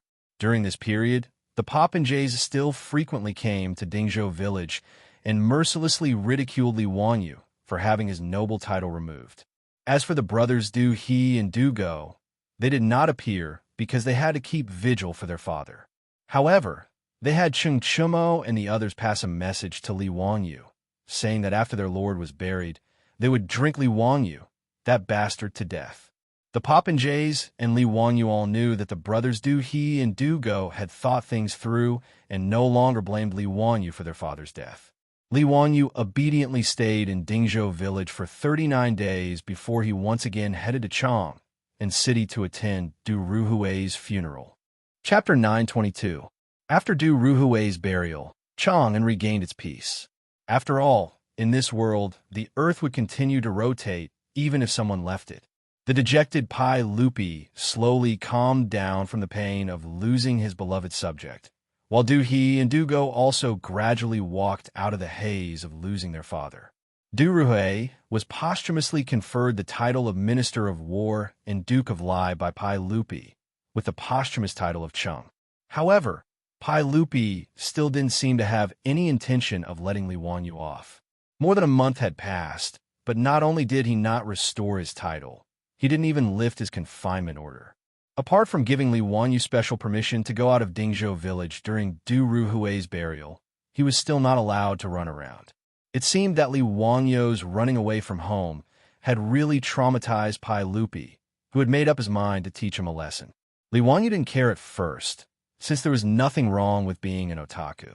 But as time passed, riding, swimming, eating, drinking, and having fun every day became meaningless, and he started to feel bored again. On this day, Li Wanyu still slept until late in the morning before lazily getting out of bed to change his clothes and wash up under the care of Perrin and Aphrodite. He then sprawled out on the recliner in a daze. Perrin and Aphrodite didn't idle around. As if serving a paralyzed patient, they fanned Li Wanyu and peeled all kinds of fruits to feed him.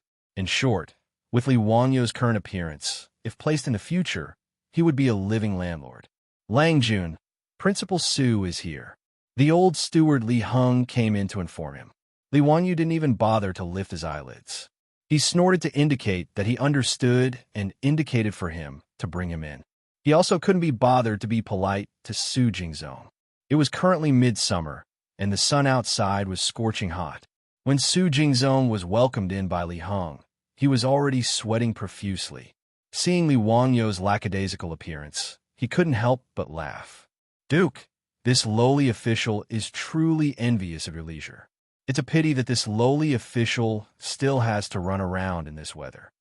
After interacting with Li Wanyu for a long time and experiencing the murder of Yun Geiseman, Su Jingzong felt that he was Li Wanyu's trusted aide. Now that he was interacting with Li Wanyu, he was rather harmonious. Li Wanyu indicated to a servant girl in the food to bring a towel soaked in cold well water to wash Su Jingzong's face. He also had someone bring him iced fruit and boiled water to quench his thirst. Only then did he open his mouth to say with a smile, "General Su, the capable are always busy. A lazy person like me naturally cannot be compared to General Su. Haha. On such a hot day, what brings you here today, General Su?" Su Jingzong very comfortably drank the iced drink in one gulp and handed the cup to the maidservant beside him, indicating for her to fill it to the brim. Only then did he turn his head and smile. "Duke, you really are a person of great status with short memories. It's almost September, and the academy should start recruiting students again. Naturally, you need to preside over the overall situation." His words cheered up Li Wanyu slightly. Pai Lupi had grounded him in Dingzhou village, but that did not include the Royal Academy of the Tang dynasty. Previously, the academy had been on summer vacation, but there were no classes. Therefore, Li Wanyu had not been to the academy. The official and private schools of the Tang dynasty naturally did not have such rules during the winter and summer vacations. Without a doubt, these were the rules that Li Wanyu had come up with. A school without winter and summer vacations was soulless. Although the Royal Academy of the Tang Dynasty had only been open for a year in Chang, and even the Tang Dynasty, it had gained a reputation as a Noda. Even in the name of the academy, the two words royal were a golden signboard. The number of people who signed up for this year's enrollment exceeded that of Zhengguan's 3 years ago. Not only did the common people of Chang and the rich merchants and the high officials and nobles in Chang and when to sign up, even people from places as far away as Hunan, Hedong, and Jianan brought their own children of the right age to sign up. Those who dared to travel so far to sign up in Chang and were naturally smart children.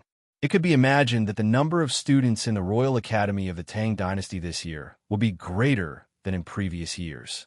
However, how to enroll students this year was difficult for Su Jingzong. After all, the little tricks that Li Wanyu had come up with during the enrollment of the academy last year had already been widely spread. It was obviously impossible to rely on Tangram, Huarongdao, and psychological tests to select students. Toys like Tangram and Huarongdao had long been popular in the Tang Dynasty.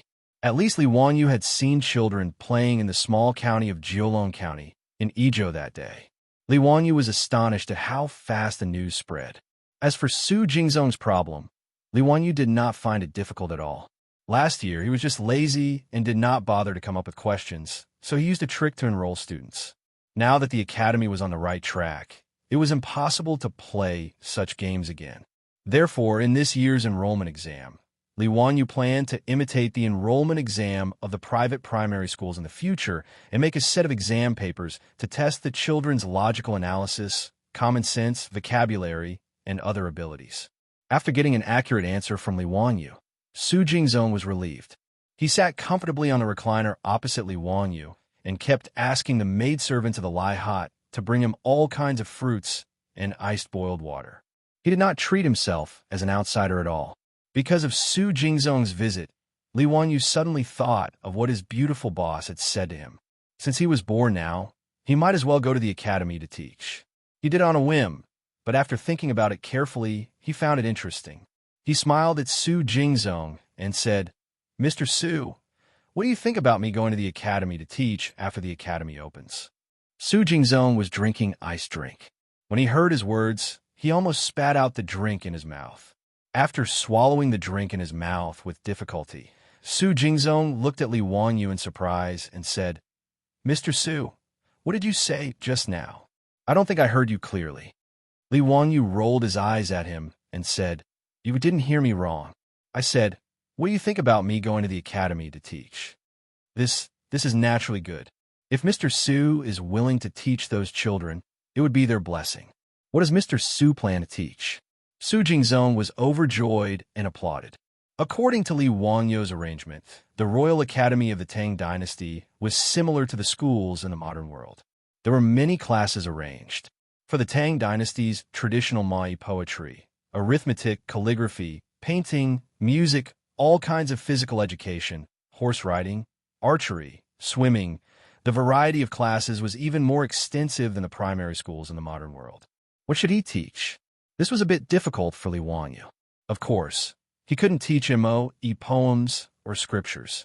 Although Li Wanyu's talent was famous all over the world, and everyone thought of him as a literary star who had descended from the heavens. However, Li Wanyu was well aware of what he had in his belly. If he did not copy the poems and essays of those big shots, he was nothing. He could teach arithmetic, but there was no point in just teaching arithmetic. He only remembered a little about physics, chemistry, geography, and biology. This was also very normal. After so many years of graduation, most people could only remember some general knowledge in their minds. Although Li Wanyu's memory was much better now, it was still impossible for him to recall the complete physics, chemistry, geography, and biology textbooks of junior high school. After thinking for a long time, Li Wanyu suddenly clapped his hands. "Got it, Mr. Su. I'm going to teach a new class called Encyclopedia." Chapter 923. What Baidu? Baidu, Baidu, Baidu. Su Changqing's voice suddenly rang out. Soon after, he saw the beautiful woman walking in with Wu Meinyang. Wu Meinyang had been sent to Chang, and by Wu Shiqiang in advance, preparing to enter the academy. Wu Shiqiang had previously been an official in Chang'an. Naturally, the Wu family had a residence in Chang'an. However, in that residence, there was no one else other than the Wu family's servants. After Su Changqing returned to Chang, and learned of this matter, he immediately went to the Wu family to bring Wu Meinyang back, personally taking care of her. Wu Meinyang and Su Changqing hit it off very well, calling each other master's wife. The two had a very close relationship. Li Wanyu was naturally happy to be idle. Although he was her teacher in name, he had actually never taught Wu Meinyang, leaving everything to Su Changqing. Just like Princess Chang'e in the past, Su Changqing was able to deal with these little Lolas with great ease. Seeing these two beauties, Li Wanyu couldn't help but have black lines appear on his forehead. What Baidu, Baidu, Baidu, Baidu? Wu Meinyang's face was filled with curiosity. Master's wife. What is Baidu, Baidu, Baidu, Baidu? Seeing Su Changqing appear, Su Jingzong hurriedly rose to pay his respects.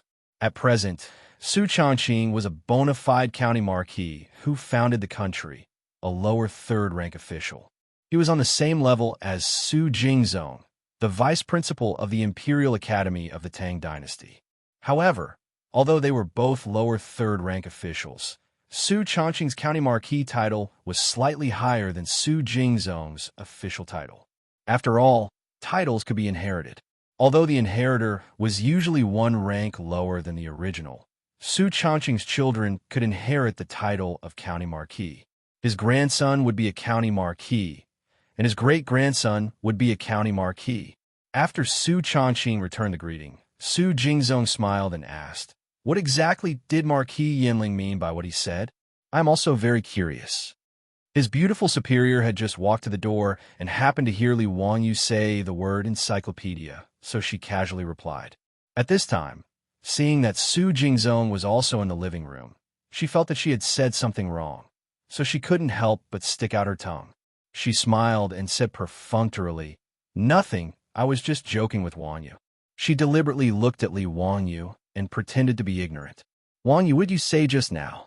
Li Wanyu rolled his eyes and explained, "Encyclopedist refers to the knowledge of astronomy, geography, nature, mechanics, medicine, literature, and other subjects." He smiled and said to Su Changqing, "Just now I told Principal Su that I'm going to the academy to teach a new class called Encyclopedia." Hee, Changqing, you also know that I know a little about everything, but I'm not good at it. However, it's perfect for broadening the horizons of the students of the academy. This time, Su Changqing didn't expose him. Instead, he nodded and agreed. "Not bad. Wanyu, your idea is very good. I support it." Su Jingzong was stunned when he heard this. He couldn't believe it. Li Wanyu's words, in his opinion, were too exaggerated. Su Jingzong didn't know how to respond. According to Li Wanyu's definition of the so-called encyclopedia, it was simply a celestial figure like Zhuge Kongming who knew everything about astronomy and geography, knew everything about people, understood yin and yang, understood the 8 trigrams. Although Su Jingzong also admired Li Wanyu and felt that his talent was unparalleled, to say that there was nothing that he did not know was a little arrogant. In fact, Li Wanyu wasn't exaggerating, although he was just an ordinary underachiever in the future. However, he and Su Changqing had experienced the baptism of a huge explosion of knowledge in the future. Their knowledge of the world in their minds was really unparalleled. It wasn't an exaggeration to say that he was knowledgeable and multi-talented. Of course, Su Jingzong didn't dare to say these words. Although Li Wanyu didn't have a noble title, he was still a shareholder of the Royal Academy of the Tang dynasty. As an employee, he didn't dare to criticize his boss for bragging. If Su Jingzong was a straightforward person, he wouldn't have been listed as the #1 treacherous official in history. If the Duke is willing to teach these skills to the students of the academy, it's their fortune. Who in Chang, in city, doesn't know that the Duke is the reincarnation of a powerful person who has great knowledge? Hearing the Duke say this, even this lowly official wants to attend the Duke's class and learn some knowledge from the encyclopedia.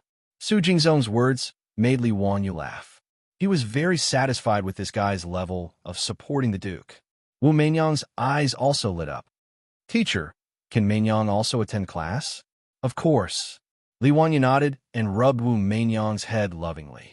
Although he was lazy and didn't personally teach Wu Meinyang, after interacting with her for a long time, he was quite fond of this little lowly. Now, neither he nor Su Changqing treated Wu Meinyang as a future empress. After all, who wouldn't like a sweet and obedient little lowly who was only 6 years old? It would be crazy to treat Wu Meinyang with something that would disappear decades later. Su Jingzong asked with a smile, "Duke, how do you plan to teach this encyclopedia class?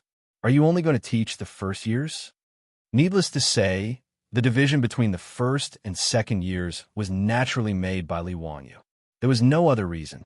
It was a habit and sounded pleasing to the ear. Li Wanyu was a lazy person. Although he planned to teach at the academy, he didn't plan to turn himself into a miserable teacher, standing on a 3-foot podium every day, eating chalk dust, and speaking until his voice was hoarse. This kind of thing was very scary just thinking about it. Li Wanyu pondered for a moment and replied, "Isn't the academy's auditorium finished? How about this? In the future, I'll teach one day every 10 days in the academy's auditorium. As for the students who listen to the class, well, let all the students of the academy come and listen." This fellow's idea was to directly teach a big class like the universities in the future. The academy's auditorium was modeled after the theater of the Tang dynasty. The semicircular auditorium was used to receive and amplify the sound. In an era without loudspeakers, it was really troublesome to let everyone hear the voice of the person on the stage clearly. Fortunately, the skilled craftsmen of the Ministry of Works had figured out many tricks after building the theater of the Tang dynasty. Therefore, the scale of the academy's auditorium was much larger than the theater. The theater of the Tang dynasty could only hold 300 audience members, but the academy's auditorium could hold nearly 1,000 people. This was already a miracle in the Tang dynasty. Now, the academy only had 500 students in one grade. If they recruited another grade this year, it would only be 1,000 people. It was just enough to accommodate all of them. Therefore, Li Wanyu proposed this idea. Su Jingzong naturally agreed with this idea. He didn't care what Li Wanyu was going to teach. In short, it was fine as long as his boss was happy. Su Changqing glared at Li Wanyu. He felt that this fellow was really too lazy. He only taught one class every 10 days, and he still had the nerve to say that he was going to teach at the academy. This fellow should just be lazy to death. Everyone chatted for a while. Just as Su Jingzong left, the old butler Li Heng came to report that Crown Prince Li Chengxian and King Li Tai had come. Li Wanyu heard this and frowned. These two little bastards, why were they here again? Was it so easy to poach his younger brother's wife? I have something to do these 2 days, so I'll update last time. Chapter 924. The reason why Li Wanyu cursed in his heart was because Li Chengxian and Li Tai, these two little bastards, seemed to have fallen in love with the little lowly of the Wu family after seeing her for the first time. Now, these two little fellows liked to come to his residence when they had nothing to do. In name, they came to visit him, their teacher, but in reality, they came to play with Wu Meinyang. Damn it, a 10-year-old and 11-year-old brat actually dared to peep at his Meinyang. Did they even put him, their teacher, in their eyes? Did they even put Pai Lupi and Li Ji in their eyes? Of course, this matter should have nothing to do with Pai Lupi. If that old pervert, Pai Lupi, dared to summon Wu Meinyang into the palace in the future, he, Li Wanyu, would definitely fight him to the death. As for Li Ji, well, he was only 2 years old now. It was too far away to think about him. He believed that for a long time, Wu Meinyang would not have any interest in her destined one. Li Wanyu was quite worried about this. If Wu Meinyang did not like Li Ji in the future, or some little bastard stole her heart in advance, what should he do? If the only empress in the history of China disappeared because of him, Li Wanyu would really feel sorry for Wu Meinyang. The Tang dynasty should also have the legend of Wu Zetian. As for whether Wu Meinyang would continue to slaughter the members of the Li Tang royal family after she ascended to the throne, Li Wanyu could not be bothered to care. Moreover, he believed that with his and Su Changqing's careful guidance, Wu Meinyang's mentality and worldview might not be the same as in history. As long as Wu Meinyang no longer used cruel politics after ascending to the throne, his goal would be achieved. Li Wanyu felt that Pai Lupi should really thank him. For the sake of the Li Tang dynasty, for the sake of Pai Lupi's family, he was simply worried sick.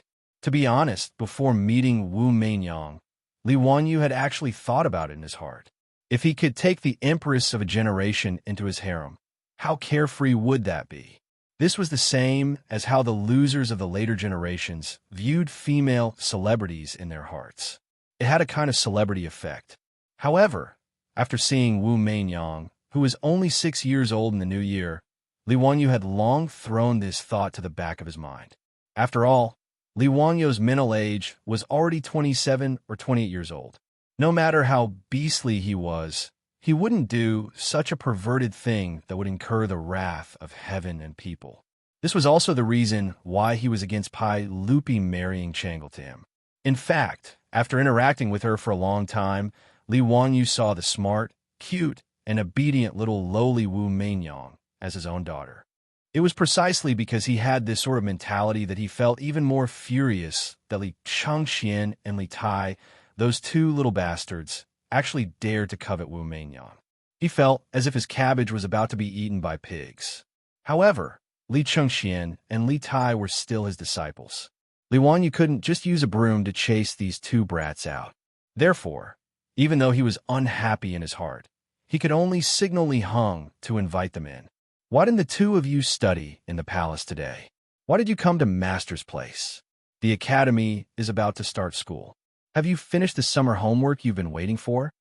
As soon as Li Chengxian and Li Tai entered the living room, Li Wanyu lectured them with a straight face. Needless to say, the summer homework was something that Li Wanyu had come up with again.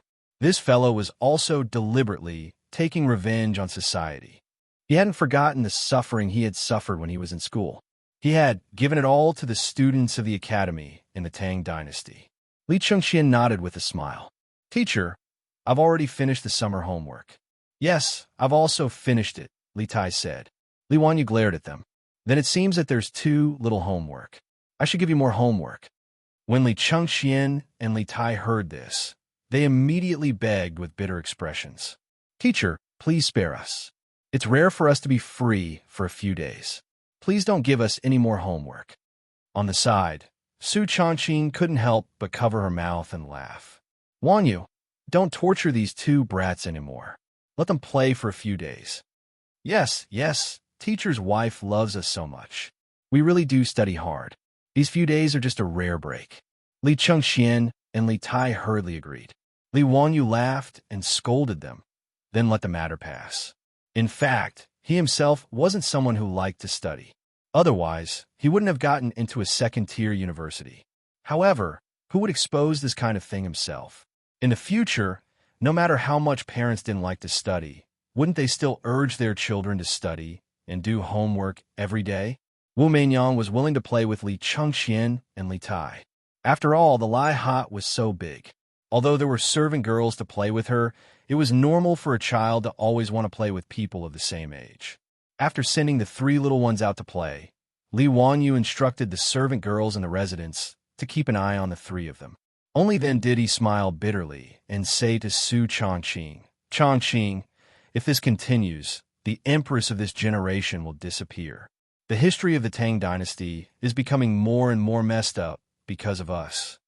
Su Changqing, on the other hand, didn't take it too hard. If there's no empress, then there's no empress. As long as Meinyang is happy, it's fine. Don't tell me you think that becoming an empress is definitely the life that Meinyang wants? Her philosophical words left Li Wanyu at a loss for words. Indeed, who could say that Wu Meinyang's life goal and pursuit was definitely to sit on the throne? After thinking this through, Li Wanyu was too lazy to worry about it anymore. Who cared who they were? It had nothing to do with him. Li Wanyu was also too lazy to worry about things that would happen decades later. He simply pulled Su Changqing to the study and prepared to ask his beautiful boss to help him write a syllabus. Since he was going to open an encyclopedia course in the academy, the content of the syllabus would naturally be imaginative. He and Su Changqing would teach as much knowledge as they could recall. Putting aside the useless e-commerce in the Tang dynasty, the two of them were actually about the same as the most meaningful elementary mathematics, physics, and chemistry knowledge. There wasn't much that they could recall. It was the same for geography, astronomy, nature, and biology. What they could remember was mostly general knowledge. Moreover, they had to remove some content that wasn't too appropriate. For example, Li Wanyu didn't plan to teach the knowledge that the Earth was a sphere in the academy for the time being. It was enough to teach his disciples this kind of knowledge that sounded unimaginable. It wasn't that Li Wanyu was hiding it, but this kind of knowledge was obviously not in line with the traditional Chinese tradition of the sky is round and the Earth is round. If he rashly taught it, it would probably cause a lot of trouble. After building the toilets and giving Su Changqing a title, Li Wanyu really didn't want to cause trouble for himself. Even so, Li Wanyu felt that the knowledge he imparted was enough to fool the kids in the academy. He and Su Changqing spent a few days and almost emptied their stomachs to finally come up with a syllabus. The content was varied and quite rich. Li Wanyu was very satisfied with this. Just as the academy was about to start the new semester and show its glory, a piece of news came from Chang'an. The first batch of Tang envoys sent by Dongying had already arrived in Chang, and after landing on the Shandong Peninsula,